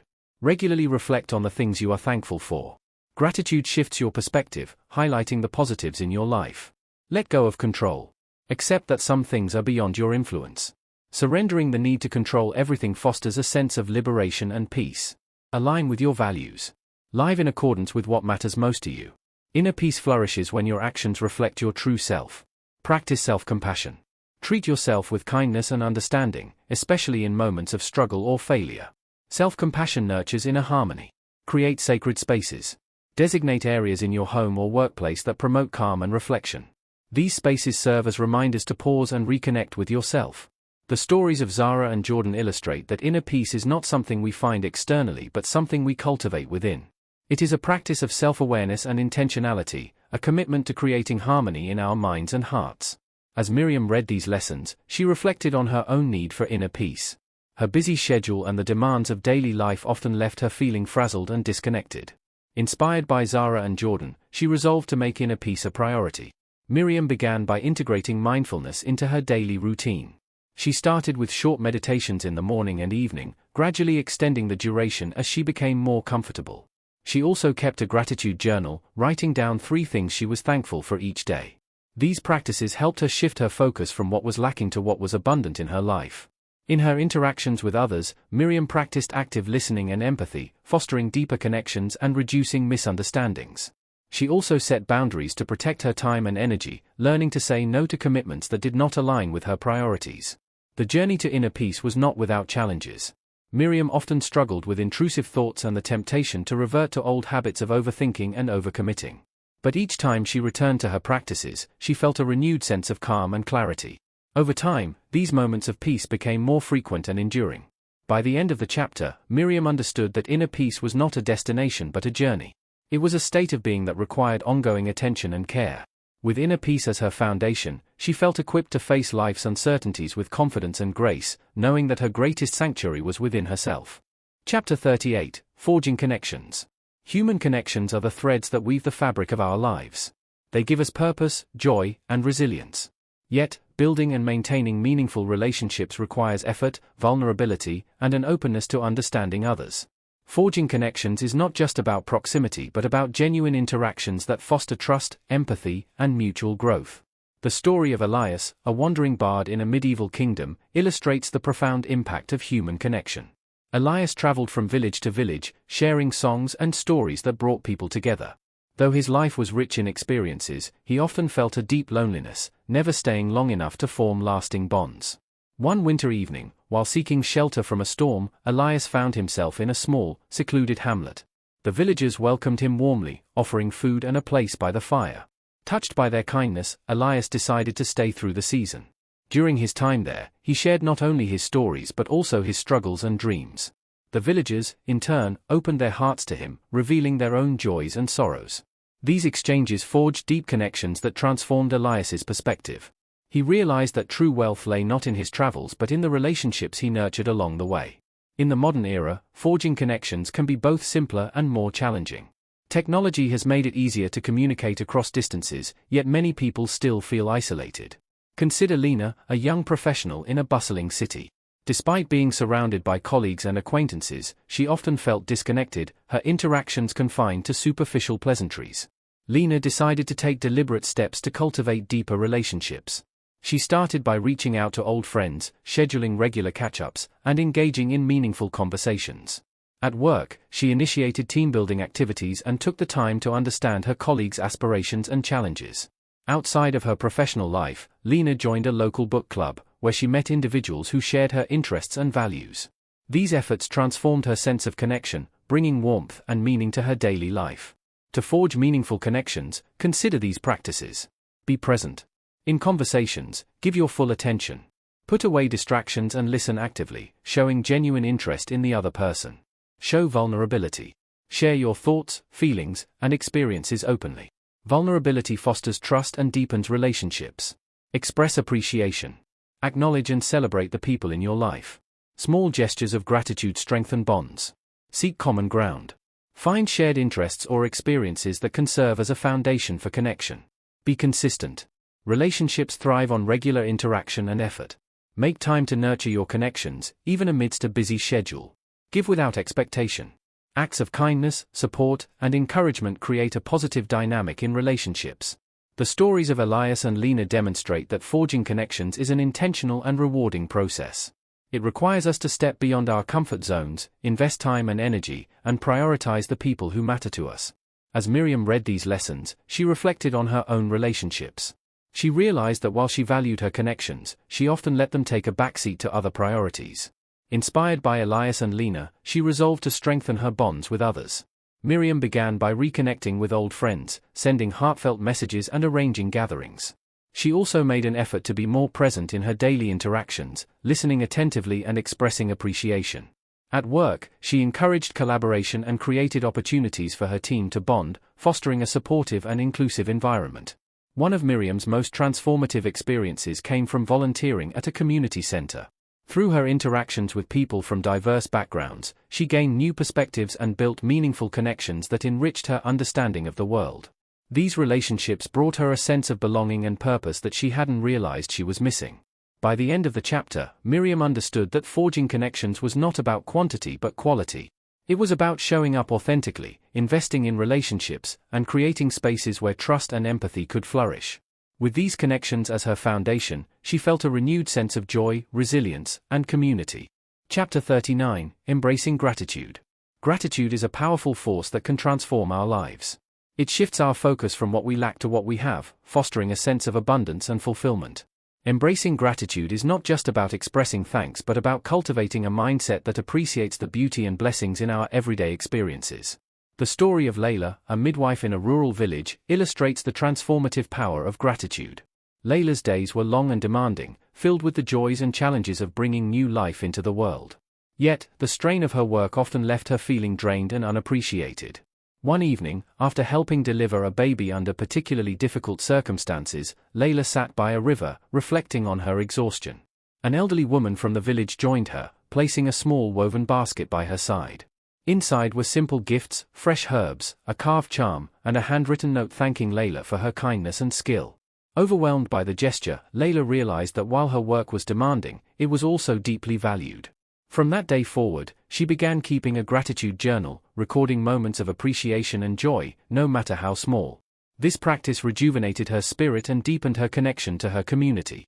In modern times, the practice of gratitude remains a cornerstone of emotional well-being. Consider Ryan, a young entrepreneur facing the pressures of launching a startup. The demands of securing funding, managing a team, and meeting deadlines often left him feeling overwhelmed. During a particularly challenging week, Ryan's mentor suggested a simple exercise: write down 3 things he was grateful for each day. At first, the task felt trivial, but over time, Ryan noticed a shift in his mindset. Focusing on the positive aspects of his life, a supportive friend, a productive meeting, a moment of laughter, helped him navigate the stresses of entrepreneurship with greater resilience and optimism. Gratitude became a tool for maintaining perspective and fostering emotional balance. To embrace gratitude, consider these practices. Keep a gratitude journal. Dedicate a few minutes each day to writing down things you're thankful for. This simple habit can cultivate a lasting sense of appreciation. Express your thanks. Take the time to thank those who have made a difference in your life, whether through words, notes, or small gestures. Gratitude strengthens relationships and fosters connection. Find gratitude in challenges. Reflect on difficult experiences and identify the lessons or growth they brought. Gratitude in adversity fosters resilience and perspective. Savor the moment. Pause to fully experience and appreciate positive moments, whether it's a beautiful sunset, a delicious meal, or a heartfelt conversation. Practice mindfulness. Being present helps you recognize and appreciate the small joys and blessings in your day-to-day life. Celebrate progress. Acknowledge your achievements, no matter how small, and appreciate the effort it took to reach them. The stories of Layla and Ryan demonstrate that gratitude is not dependent on circumstances but on perspective. It is a choice to focus on the good, even amidst challenges, and to find joy in the journey rather than just the destination. As Miriam read these lessons, she thought about her own approach to gratitude. She often found herself caught up in the demands of daily life, overlooking the many blessings around her. Inspired by Layla and Ryan, she resolved to make gratitude a more intentional part of her routine. Miriam began by starting a gratitude journal, jotting down 3 things she was thankful for each evening. She also made an effort to express her appreciation to the people in her life, from her colleagues to her family and friends. These small acts of gratitude deepened her relationships and brought a sense of warmth and connection to her interactions. In her workplace, Miriam introduced a gratitude board where team members could post notes of appreciation for their colleagues. The initiative fostered a positive and supportive environment, boosting morale and collaboration. Outside of work, Miriam found joy in simple pleasures, like savoring her morning coffee or taking a leisurely walk in the park. By the end of the chapter, Miriam understood that gratitude was not just a feeling but a practice. It was a way of seeing the world that transformed ordinary moments into extraordinary ones. With gratitude as her guide, she felt a renewed sense of contentment and purpose, ready to face life's challenges with an open heart and a grateful spirit. Chapter 40, Harmony Within. Harmony within ourselves is the ultimate goal of personal growth. It is the integration of our thoughts, emotions, and actions into a cohesive whole, creating a state of balance and inner alignment. Achieving this harmony is not about eliminating conflict but about finding a rhythm that resonates with our true essence. The story of Elias, a skilled but restless craftsman in a bustling city, illustrates the journey toward inner harmony. Elias was renowned for his intricate wood carvings, yet he often felt a sense of discontent. His days were consumed by meeting deadlines and catering to demanding clients, leaving little time for reflection or self-expression. Despite his success, Elias yearned for a deeper connection to his work and his purpose. One day, while wandering the countryside for inspiration, Elias stumbled upon a secluded monastery. The monks there welcomed him warmly, inviting him to stay and learn their way of life. Intrigued, Elias accepted. Over the weeks, he observed the monks' daily practices of meditation, contemplation, and mindful labor. They worked with intention, infusing each task with presence and meaning. Elias began to adopt their practices, starting each day with quiet reflection and approaching his carving with renewed mindfulness. Instead of focusing solely on the end result, he immersed himself in the process, savoring each moment of creation. This shift brought a profound sense of peace and fulfillment. Elias realized that harmony was not something to be achieved but something to be lived, moment by moment. In the modern world, the quest for inner harmony often feels elusive amidst the noise and demands of daily life. Consider Ava, a corporate executive balancing the pressures of her career with her responsibilities as a mother. Ava often felt pulled in multiple directions, struggling to find time for herself and her passions. Ava decided to take a step back and reassess her priorities. She began by carving out small pockets of time for activities that brought her joy, such as painting and yoga. She also practiced mindfulness during her daily commute, using the time to reflect and center herself. These intentional changes helped Ava create a sense of balance, enabling her to show up more fully for both her work and her family. To cultivate harmony within, consider these practices. Engage in self-reflection. Regularly take time to examine your thoughts, feelings, and actions. Self-awareness is the foundation of inner harmony. Align with your values. Ensure that your choices and behaviors reflect what matters most to you. Living authentically fosters a sense of balance and integrity. Embrace mindfulness. Practice being fully present in each moment, whether you are working, resting, or connecting with others. Nurture your passions. Dedicate time to activities that bring you joy and fulfillment. Creative and restorative pursuits are vital for inner harmony. Set boundaries. Protect your time and energy by saying no to demands that conflict with your well-being or priorities. Cultivate gratitude. Focus on the positives in your life, appreciating the beauty and abundance around you. The stories of Elias and Ava demonstrate that harmony within is a dynamic process, requiring ongoing attention and care. It is not a destination but a way of being that allows us to navigate life with grace and resilience. As Miriam read these lessons, she reflected on her own search for harmony. She often felt torn between her ambitions, relationships, and personal needs, struggling to find a balance that felt authentic and sustainable. Inspired by Elias and Ava, she resolved to create harmony within her life. Miriam began by establishing a morning ritual of meditation and journaling, setting a calm and intentional tone for her day. She also prioritized her creative projects, dedicating time each week to her writing and art. At work, she practiced mindfulness, focusing on one task at a time and avoiding the trap of multitasking. In her relationships, Miriam set clear boundaries to protect her time and energy. She communicated openly with her loved ones, ensuring that her needs and theirs were both respected. These efforts brought a sense of balance and connection to her interactions. The journey toward inner harmony was not without its challenges. Miriam often encountered moments of doubt and resistance, questioning whether she was doing enough or making the right choices. Yet, each time she returned to her practices, she felt a renewed sense of clarity and peace. Over time, these moments of alignment became more frequent, creating a steady rhythm in her life. By the end of the chapter, Miriam understood that harmony within was a lifelong journey. It was a practice of tuning into herself, aligning with her values, and embracing the present moment. With harmony as her compass, she felt empowered to navigate the complexities of life with confidence and grace, knowing that her true essence was always within reach. Chapter 41: The Journey to Self-Mastery. Self-mastery is the art of understanding, controlling, and optimizing one's thoughts, emotions, and actions. It is not about achieving perfection but about developing the discipline and insight to live in alignment with one's values and aspirations. The journey to self-mastery is lifelong, requiring patience, introspection, and consistent effort. The story of Kale, a young warrior in an ancient kingdom, illustrates the transformative power of self-mastery. Kale was known for his unparalleled skill with the sword, yet he struggled with his temper and impulsive decisions. His lack of emotional control often led to conflicts with his fellow warriors and jeopardized his missions. After a particularly costly mistake during a skirmish, Kale's mentor, Master Sorrel, took him aside.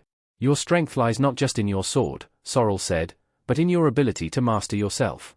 A blade wielded without control is as dangerous to its bearer as it is to the enemy." Determined to change, Kale began a rigorous training regimen that went beyond physical skills.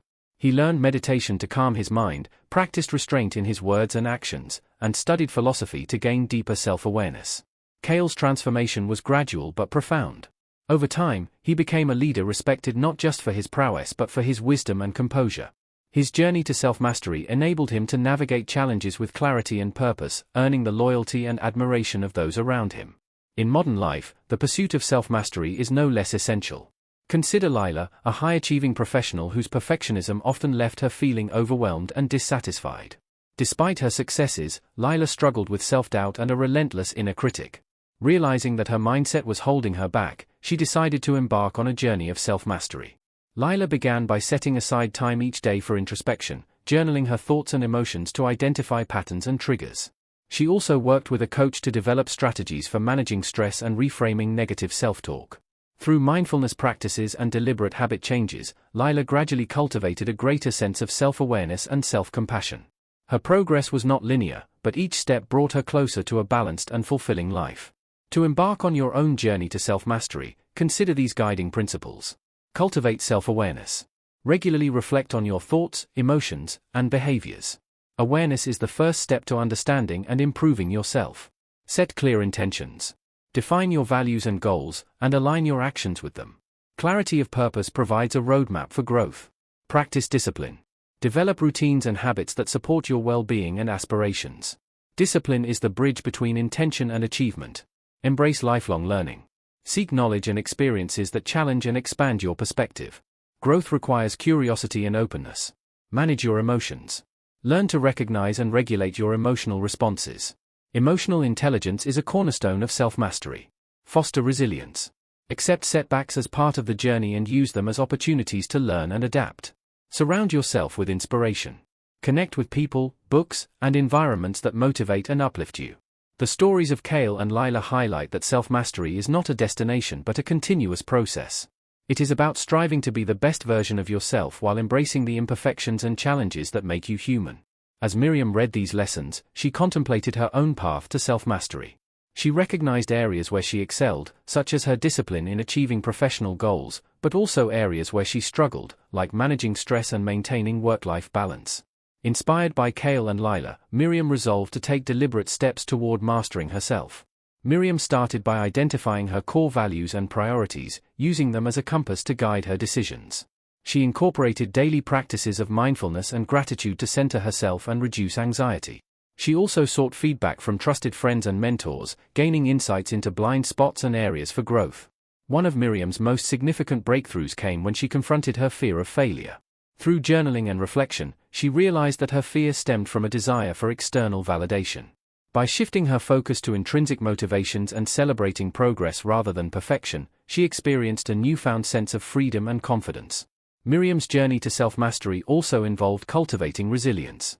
When faced with setbacks, she reminded herself that growth often comes through challenges. Each obstacle became an opportunity to practice patience, adaptability, and self-compassion. In the months that followed, Miriam noticed profound changes in her life. Her relationships deepened as she approached them with greater empathy and authenticity. Her work became more fulfilling as she aligned her efforts with her passions and values. Most importantly, she developed a sense of inner peace and self-assurance that carried her through both triumphs and trials. By the end of the chapter, Miriam understood that self-mastery was not about controlling every aspect of her life but about cultivating a harmonious relationship with herself. It was a practice of embracing her strengths and weaknesses, striving for growth while honoring her humanity. With self-mastery as her guiding principle, Miriam felt empowered to navigate the complexities of life with grace and purpose. Chapter 42: The Power of Intentionality. Intentionality is the practice of living with purpose, clarity, and focus. It is about making deliberate choices that align with your values and goals, rather than being carried along by external pressures or fleeting impulses. The power of intentionality lies in its ability to transform ordinary actions into meaningful pursuits, creating a life of fulfillment and direction. The story of Amora, a master weaver in an ancient desert village, embodies the essence of intentional living. Amora's tapestries were renowned for their intricate designs and vibrant colors, each thread carefully chosen and woven with precision. Her work was not just a craft but a reflection of her values and stories, a testament to her deep connection with her community and heritage. One day, a young apprentice asked Amora how she created such extraordinary pieces. "Every thread has a purpose," Amora replied. "Before I begin, I envision the whole tapestry, its patterns, its message, its essence. Then, with each thread, I bring that vision to life. To weave without intention is to create without meaning." Amora's philosophy extended beyond her weaving. She approached every aspect of her life with the same deliberation, from her relationships to her daily routines.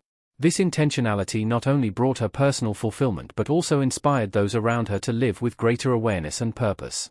In today's fast-paced world, intentionality is often overshadowed by distractions and competing demands. Consider Ethan, a software developer juggling a demanding job, family responsibilities, and personal aspirations. Ethan often felt like he was on autopilot, reacting to the immediate needs of the day without a clear sense of direction. After attending a mindfulness retreat, Ethan decided to adopt a more intentional approach to his life. He began by identifying his core values and setting clear goals for himself.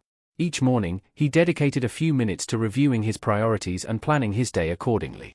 This practice helped him focus on what truly mattered, reducing stress and increasing his sense of accomplishment. To harness the power of intentionality, consider these strategies. Define your values. Reflect on what matters most to you. Your values are the foundation of intentional living, guiding your decisions and actions. Set clear goals. Establish specific, measurable, and meaningful objectives that align with your values. Break them into manageable steps to maintain focus and momentum. Prioritize mindfully. Focus on what aligns with your values and goals, and let go of tasks or commitments that do not serve your purpose. Create daily rituals.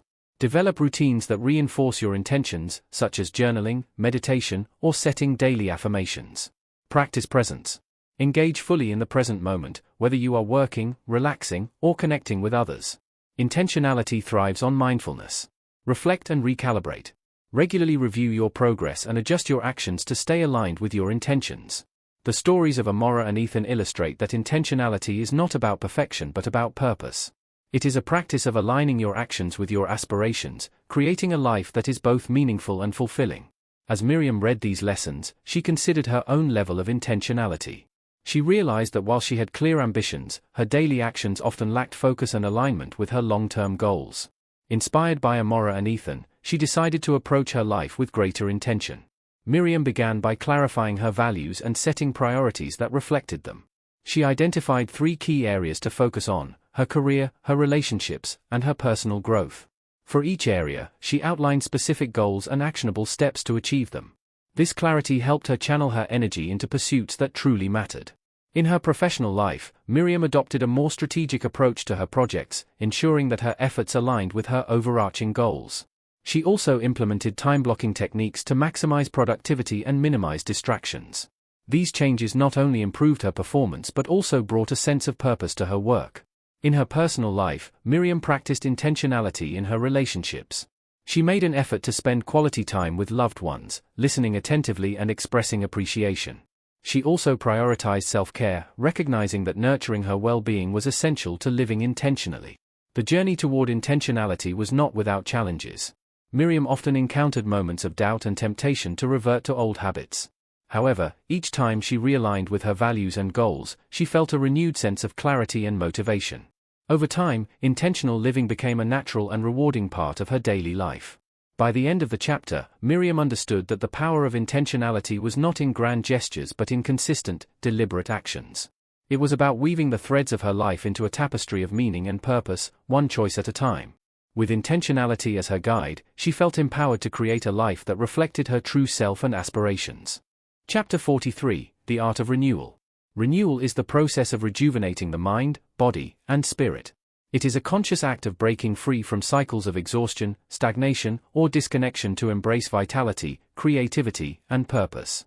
The art of renewal lies not in grand transformations but in the small, intentional acts that restore our energy and ignite our passions. The story of Dario, a once celebrated sculptor, reveals the profound impact of renewal. Dario's works were admired across the land for their intricate detail and emotive power. Yet, after years of relentless commissions, he found himself drained and uninspired. The joy he once felt in his craft had been replaced by a sense of obligation, and each piece he created felt devoid of life. One day, Dario decided to leave his bustling city workshop and retreat to the mountains, seeking solace in the simplicity of nature.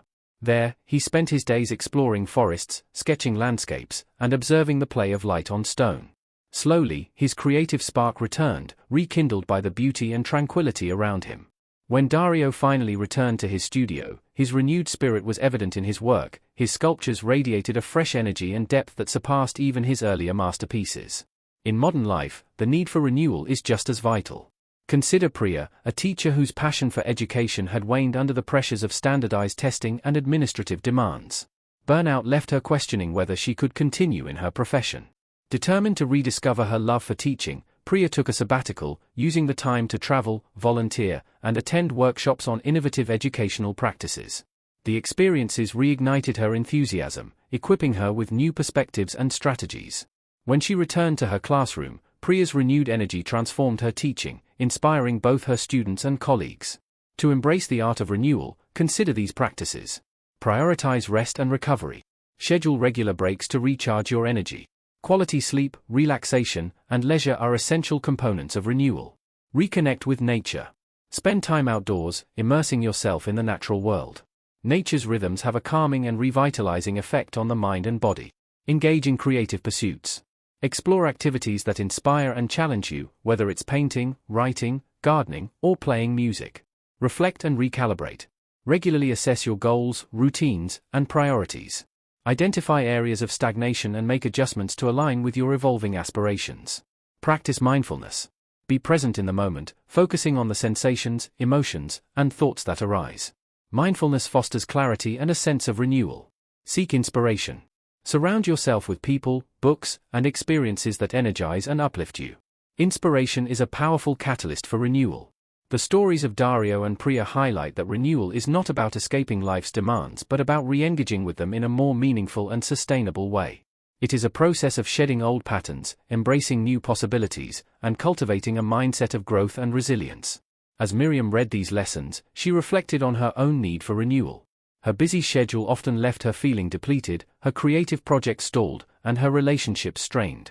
Inspired by Dario and Priya, she resolved to make renewal a priority in her life. Miriam began by setting aside time each week for activities that brought her joy and relaxation. She took long walks in the park, experimented with new recipes, and resumed her passion for painting. These moments of respite not only recharged her energy but also sparked fresh ideas and perspectives.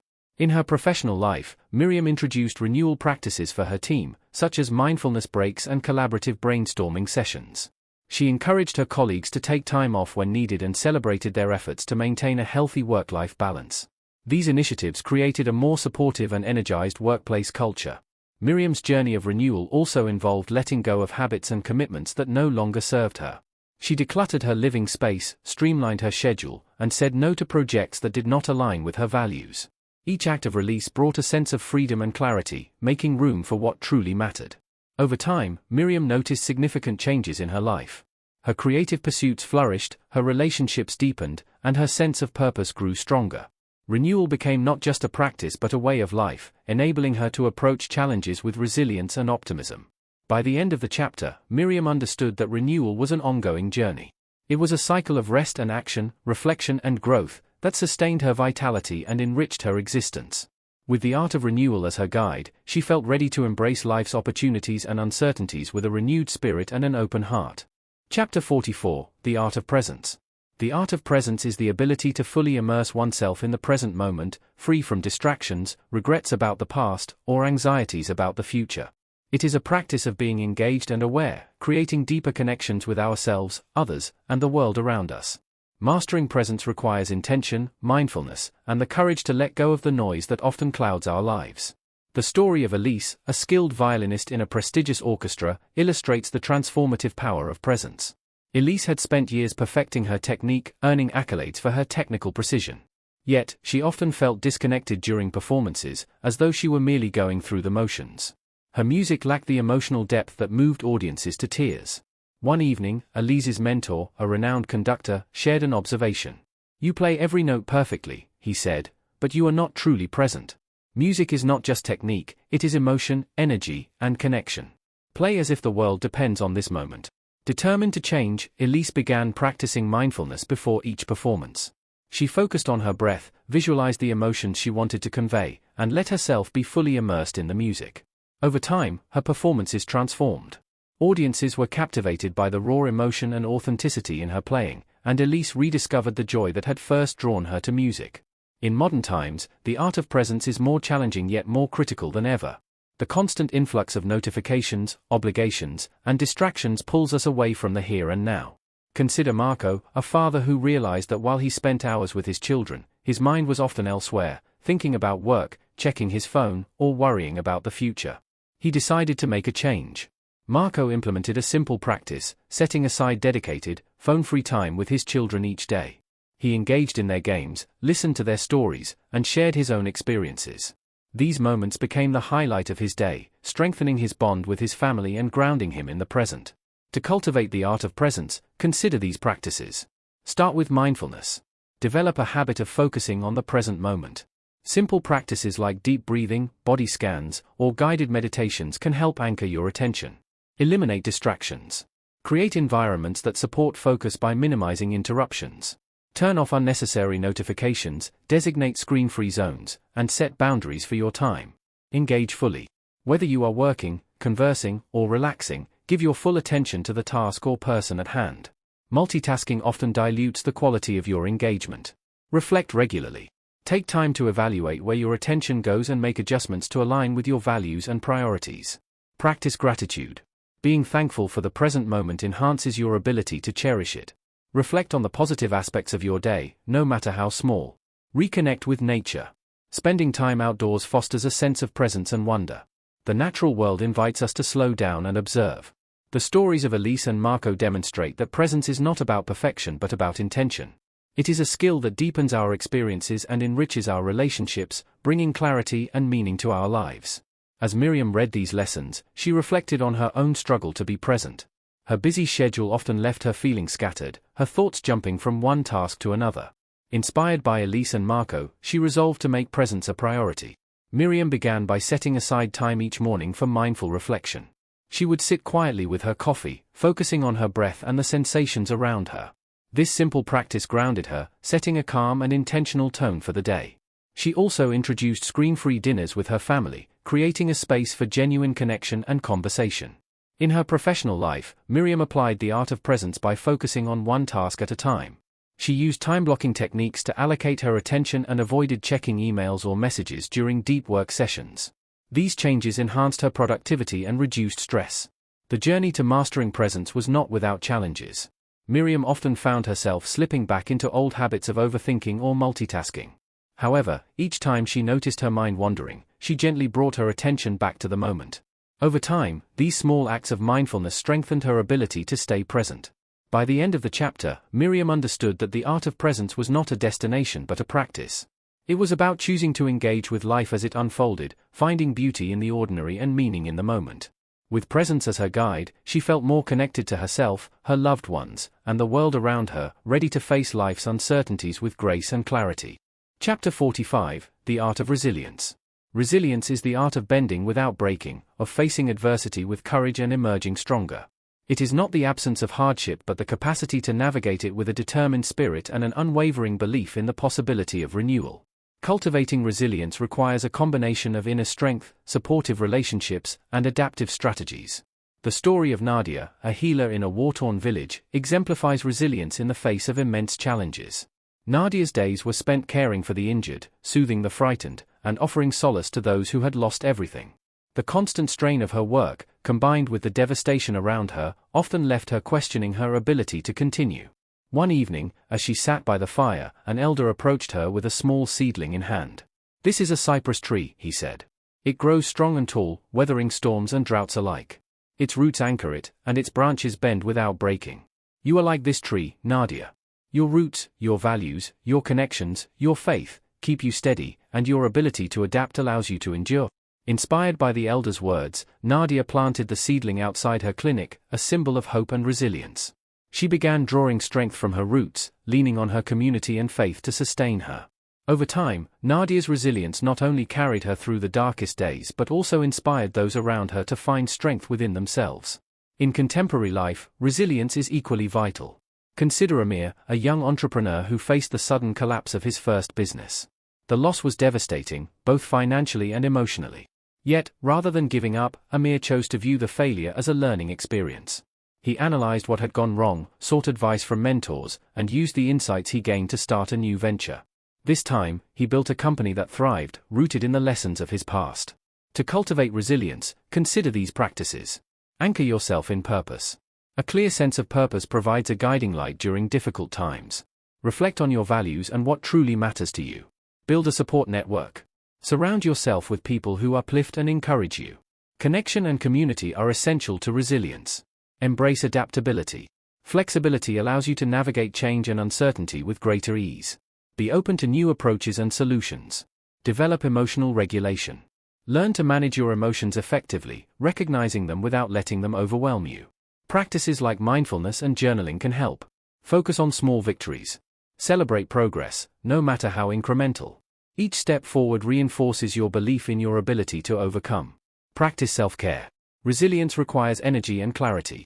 Prioritize activities that nourish your body, mind, and spirit. Seek meaning in adversity.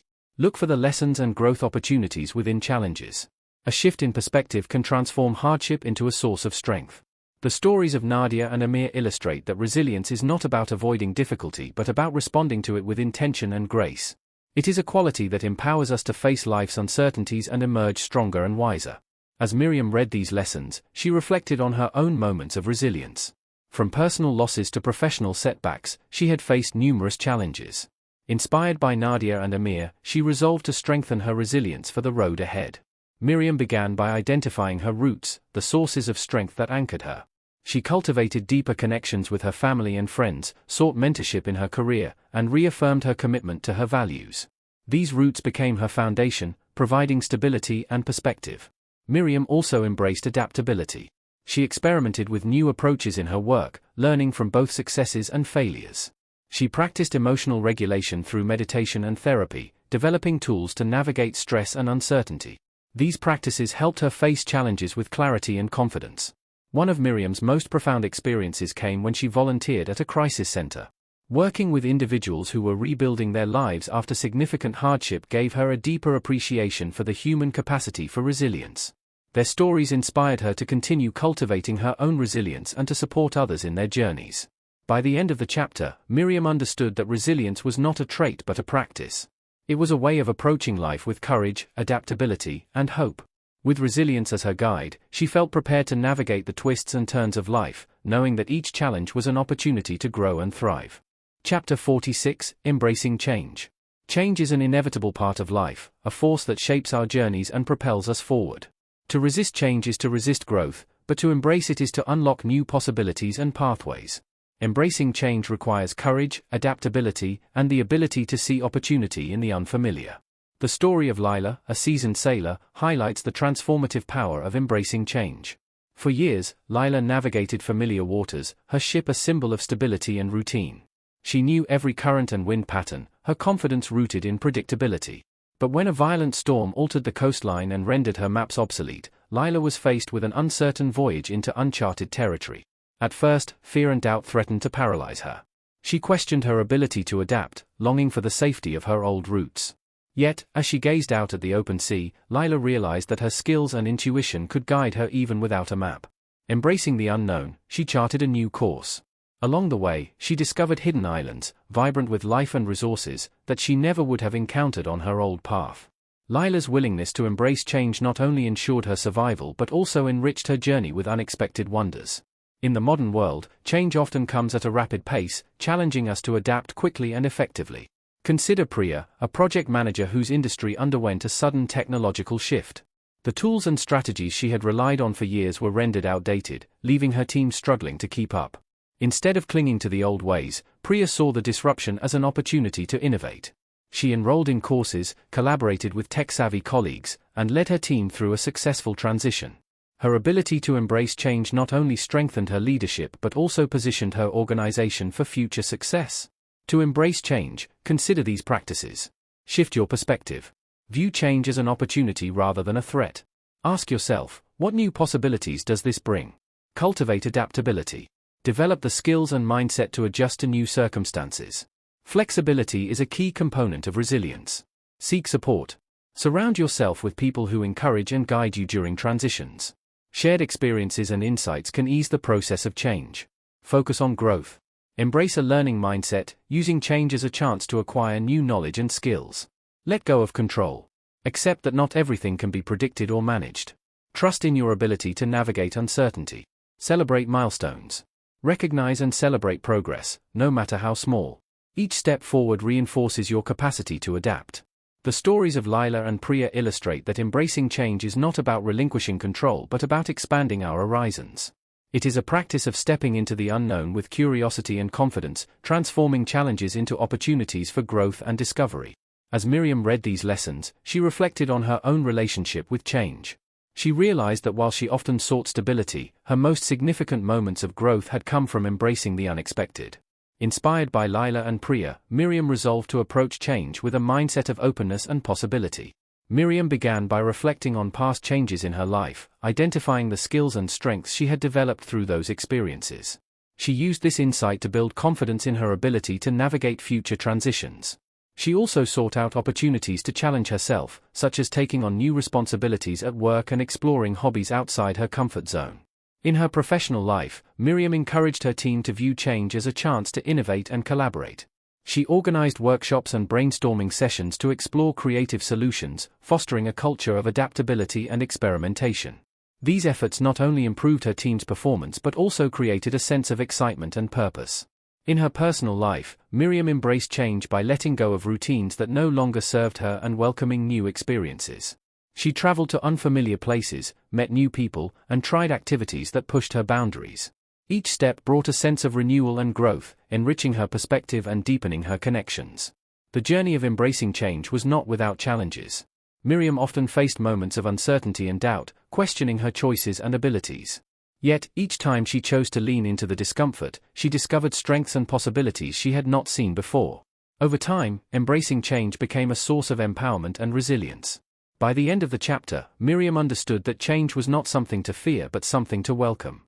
It was a force that shaped her growth, broadened her horizons, and revealed the depth of her potential. With the art of embracing change as her compass, Miriam felt ready to navigate life's uncertainties with courage and grace, confident that each new chapter held the promise of discovery and transformation. Chapter 47: The Strength in Vulnerability. Vulnerability is often misunderstood as weakness, but in truth, it is a profound source of strength. To be vulnerable is to be authentic, to open oneself to connection and growth despite the risk of rejection or failure. It is through vulnerability that we find courage, resilience, and the capacity to build deeper, more meaningful relationships. The story of Anna, a potter living in a secluded mountain village, illustrates the transformative power of vulnerability. Anna's pottery was admired for its intricate designs and flawless finishes. Yet, her perfectionism kept her distant from others, as she feared exposing her flaws or failures. Her life was solitary, marked by a quiet yearning for connection. One day, while working on a commission, Anna's kiln malfunctioned, leaving a series of cracks in a nearly finished vase. Distraught, she prepared to discard it. But a visiting artisan suggested an alternative. Why not repair it with gold, he said, introducing her to the ancient art of kintsugi, which celebrates flaws as part of an object's history. Tentatively, Anna followed his advice, filling the cracks with gold resin. The result was stunning, the imperfections transformed into a focal point of beauty and uniqueness. Inspired by the experience, Anna began sharing her story and her work with others in the village. She revealed the challenges she faced, the pieces she had failed to perfect, and the lessons she had learned along the way. Her openness drew people to her, creating connections that enriched her life and work. Anna's vulnerability became a bridge, inviting others to share their own struggles and triumphs. In the modern world, vulnerability remains a cornerstone of authentic living. Consider James, a corporate leader who believed that showing vulnerability would undermine his authority. His relationships with his team were formal but distant, and his reluctance to share his own challenges created a culture of guardedness. After attending a leadership workshop, James began to rethink his approach. He started by admitting a mistake he had made in a recent project, acknowledging the impact it had on his team and sharing the lessons he had learned. To his surprise, his honesty was met with respect and appreciation.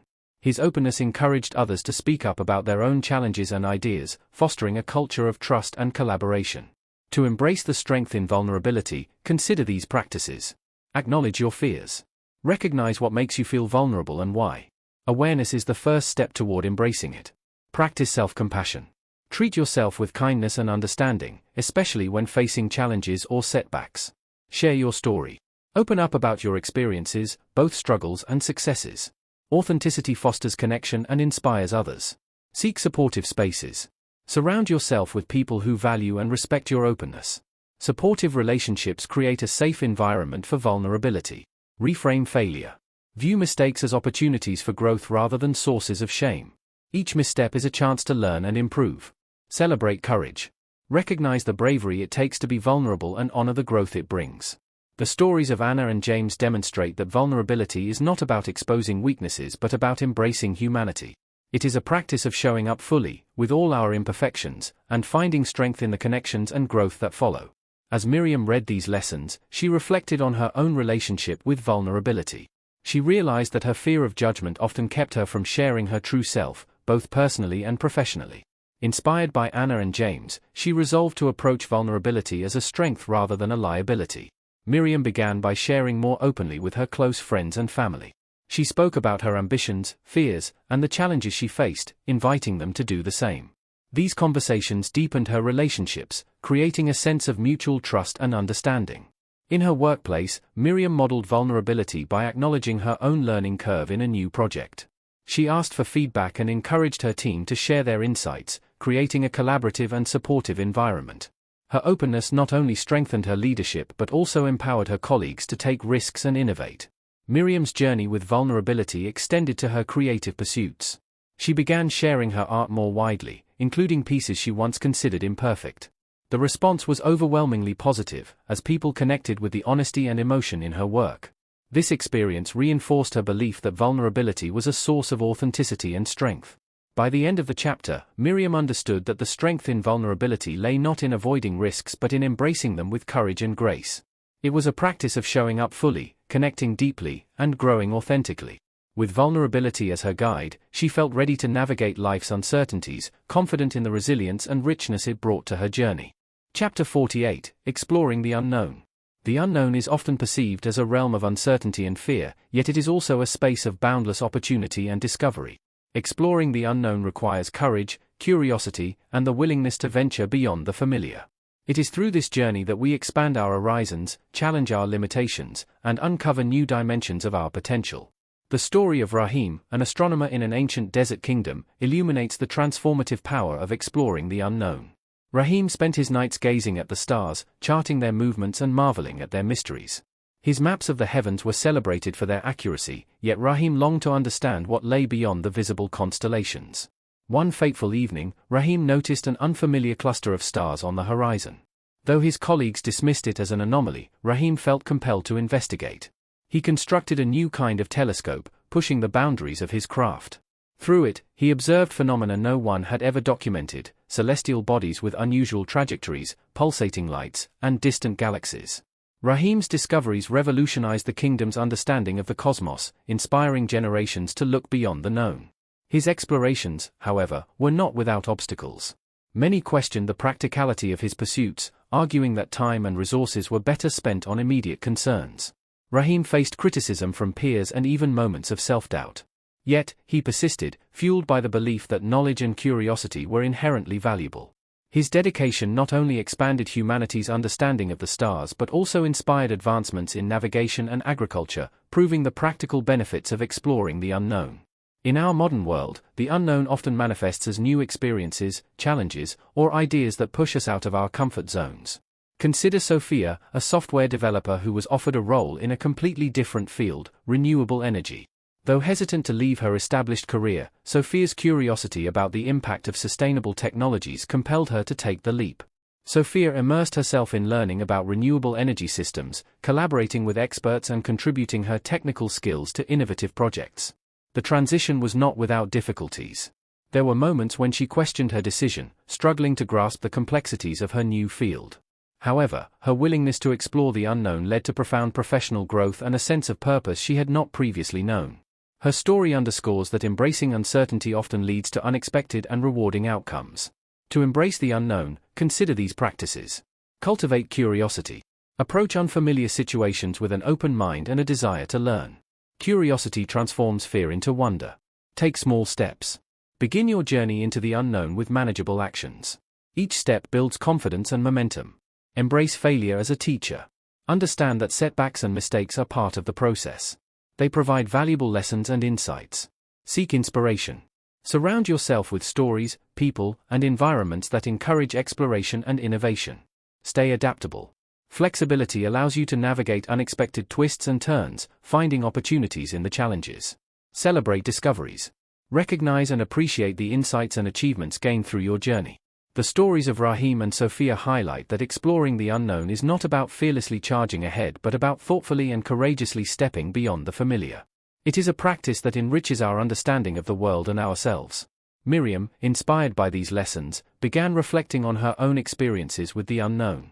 She realized that her most significant moments of growth had come from stepping into uncharted territory, whether pursuing a new career path, building relationships in unfamiliar settings, or experimenting with creative projects outside her expertise. Inspired by Rahim and Sophia, Miriam resolved to embrace the unknown with intention and curiosity. Her journey began with small steps. She decided to enroll in a pottery class, an art form she had always admired but never tried. Initially, Miriam's attempts were far from perfect. Her clay wobbled, her shapes collapsed, and her glazes cracked. Yet, the experience of creating something with her hands, of molding and remolding until it resembled her vision, brought her immense satisfaction. The process itself became a metaphor for navigating the unknown, messy, unpredictable, and deeply rewarding. In her professional life, Miriam took on a leadership role in a project that required skills she had not yet mastered. She sought guidance from mentors, engaged in continuous learning, and collaborated with colleagues who brought diverse perspectives. The experience was transformative, enhancing her confidence and expanding her capabilities. Her willingness to admit what she didn't know and to learn alongside her team fostered a culture of trust and innovation. In her personal life, Miriam ventured into communities and activities outside her usual circles. She joined a hiking group, traveled to remote destinations, and attended cultural events that broadened her understanding of the world. One of her most memorable experiences was a solo trip to a country where she didn't speak the language. Navigating unfamiliar streets, relying on gestures and smiles to communicate, and embracing the local customs enriched her perspective and deepened her appreciation for the diversity of human experiences. The journey into the unknown was not without challenges. Miriam often encountered moments of doubt and hesitation, questioning her ability to succeed or wondering if she had made the right choices. There were times when she felt out of place or overwhelmed by the unfamiliar. Yet, each time she chose to move forward, she discovered strengths and possibilities she had not realized before. These moments of discovery fueled her determination to continue exploring. Over time, exploring the unknown became a source of empowerment and wonder for Miriam. She found herself more resilient in the face of uncertainty, more adaptable to change, and more open to new opportunities. Her willingness to step beyond the familiar enriched her life in ways she could not have predicted, bringing new friendships, insights, and a profound sense of growth. By the end of the chapter, Miriam understood that the unknown was not a void to be feared but a frontier to be embraced. It was a space where growth, creativity, and transformation thrived. With a spirit of curiosity and courage, she felt ready to continue her journey, confident that the unknown held infinite potential for discovery and fulfillment. Chapter 49. Embracing the journey. Life is not defined solely by its milestones or endpoints but by the journey we take along the way. Embracing the journey means finding joy and meaning in the process, appreciating each moment, and understanding that growth often occurs in the pursuit, not just in the achievement. It is about the lessons learned, the connections made, and the person we become through the experiences we encounter. The story of Cale, an apprentice builder in a medieval town, illustrates the beauty of embracing the journey. Cale's dream was to construct a grand cathedral, a masterpiece that would stand as a testament to his skill and devotion. As an apprentice, he was assigned seemingly mundane tasks, mixing mortar, carrying stones, and chiseling intricate designs on pillars. At first, Cale grew frustrated, longing to contribute to the cathedral's more prominent features. His mentor, Master Alden, noticed his impatience and shared a piece of wisdom: every great structure begins with a single stone. The strength of the cathedral depends on the care we take with each task, no matter how small. Embrace this work, for it is the foundation of your craft. Inspired, Cale approached each task with renewed purpose. He discovered the joy in perfecting his techniques, the satisfaction of contributing to something greater than himself, and the camaraderie of working alongside his fellow builders. Years later, as the cathedral's spire reached toward the heavens, Cale realized that the journey had been as fulfilling as the completion itself. In the modern world, where results and achievements often take precedence, embracing the journey can feel counterintuitive. Consider Elena, a marathon runner who initially focused solely on finishing times and rankings. After a series of injuries, Elena shifted her perspective, focusing instead on the joy of running, the beauty of the trails, and the friendships she formed along the way. Her performance improved not because of intense pressure but because she learned to love the process. To embrace the journey, consider these practices. Find meaning in the process. Reflect on how each step contributes to your growth and goals. The journey itself often holds valuable lessons. Celebrate small wins. Recognize and appreciate progress, no matter how incremental. Each accomplishment is a step toward something greater. Practice gratitude. Focus on the positive aspects of your experiences, even during challenges. Gratitude enhances your ability to appreciate the present moment. Stay present. Avoid getting lost in thoughts of the past or future. Engage fully with the tasks and interactions of today. Seek connection. Build relationships with those who share your path. Shared experiences enrich the journey and create lasting bonds. Be patient. Growth takes time. Trust in the process and allow yourself to evolve at your own pace. The stories of Cale and Elena highlight that embracing the journey is not about ignoring goals but about valuing the path that leads to them. It is a mindset that transforms challenges into opportunities and mundane tasks into meaningful contributions. As Miriam read these lessons, she reflected on her own journey. She realized that she often became so focused on her objectives that she overlooked the beauty of the process. Inspired by Cale and Elena, Miriam resolved to approach her life with a greater appreciation for the present and the path it carved. Miriam began by practicing mindfulness in her daily routines. Whether working on a project, preparing a meal, or engaging in a conversation, she focused on being fully present and finding joy in the moment. This shift in perspective brought a sense of calm and fulfillment to her days. In her professional life, Miriam celebrated small achievements with her team, fostering a culture of appreciation and motivation. She encouraged her colleagues to reflect on their progress and to find meaning in their contributions, creating a more engaged and inspired work environment. In her personal life, Miriam sought experiences that emphasized the journey over the destination. She took up gardening, delighting in the gradual growth of her plants, and joined a book club, cherishing the discussions as much as the reading. These activities reminded her that life's richness lay in the experiences and connections along the way. The journey was not without its challenges. Miriam encountered moments of frustration and setbacks, times when her patience was tested or her progress seemed stalled. Yet, each time she returned to the lessons of Cale and Elena, she found renewed motivation and perspective. She learned to trust in the process, knowing that each step was shaping her into the person she aspired to be. By the end of the chapter, Miriam understood that embracing the journey was not just a mindset but a way of living. It was about finding joy in the present, valuing the growth that came with effort, and appreciating the connections that enriched her path. With this perspective, she felt more grounded and fulfilled, ready to continue her journey with a sense of purpose and gratitude. Chapter 40: The Awakening of the Soul's Potential, Conclusion. As we reach the final chapter, it's time to reflect on the remarkable potential we've explored. Within each of us lies a powerful force, capable of transforming our lives and the world around us.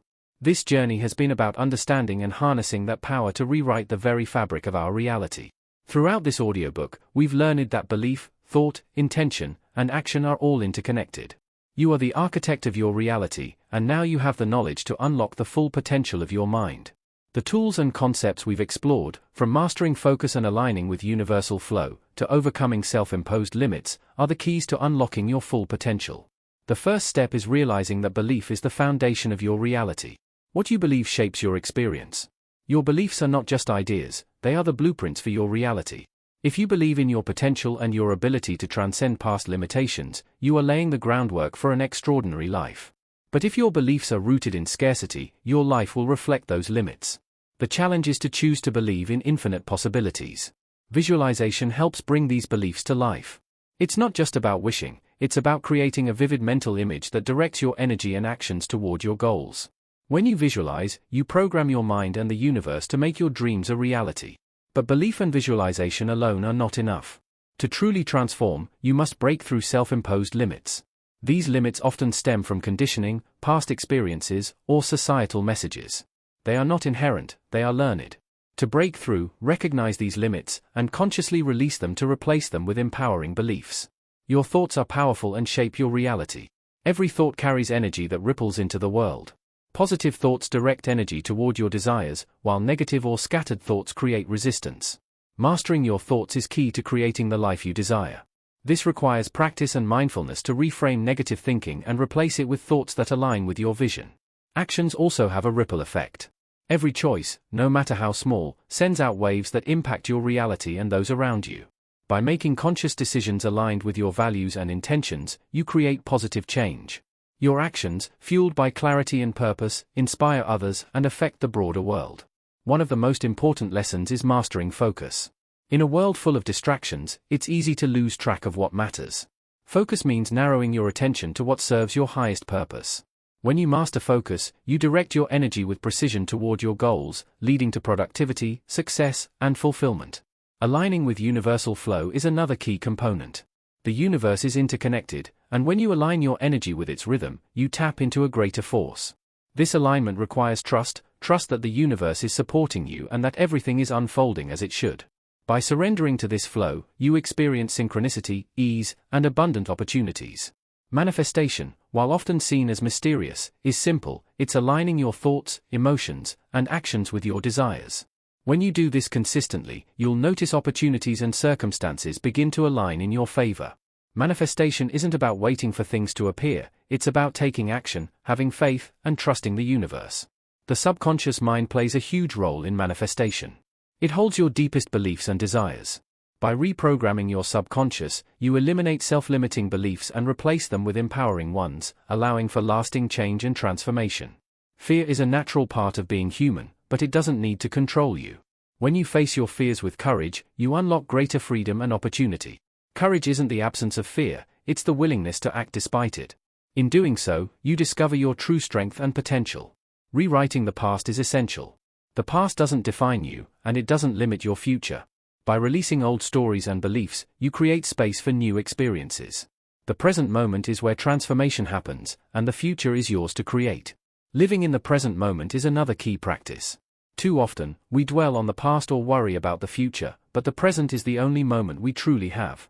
Focusing on the now allows you to fully engage in life, bringing clarity, peace, and joy. The infinite possibilities of the present moment make life rich.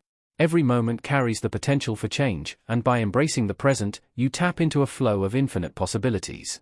Creating emotional harmony is essential. Emotions shape your reality, and managing them to align with your desires brings balance and peace. Emotional harmony allows you to respond to life's challenges with clarity, instead of reacting out of fear. Unleashing your creativity is next. Creativity isn't limited to artists, it's a universal force within us all. Tapping into your creative power enables you to innovate, problem solve, and create in new ways. It is one of the most potent tools you have for transformation. Vulnerability is another key. It allows you to be authentic, connect deeply with others, and trust. Through vulnerability, you learn to love, heal, and grow. True strength is found in these moments of openness.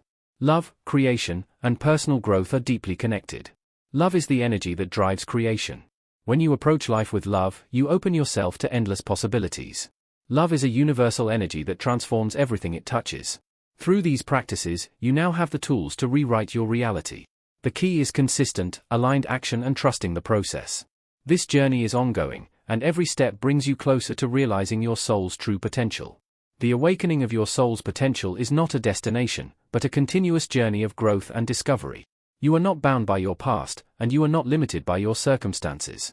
The power to create your life is within you, and the possibilities are endless. With this understanding, you can move forward with confidence, purpose, and empowerment. The journey ahead is yours to create. Embrace it fully, and know that you have everything you need to unlock the hidden power of your mind and rewrite reality itself. The time has come to step into your true potential and live the life you were always meant to lead. Welcome to the infinite possibilities of your being.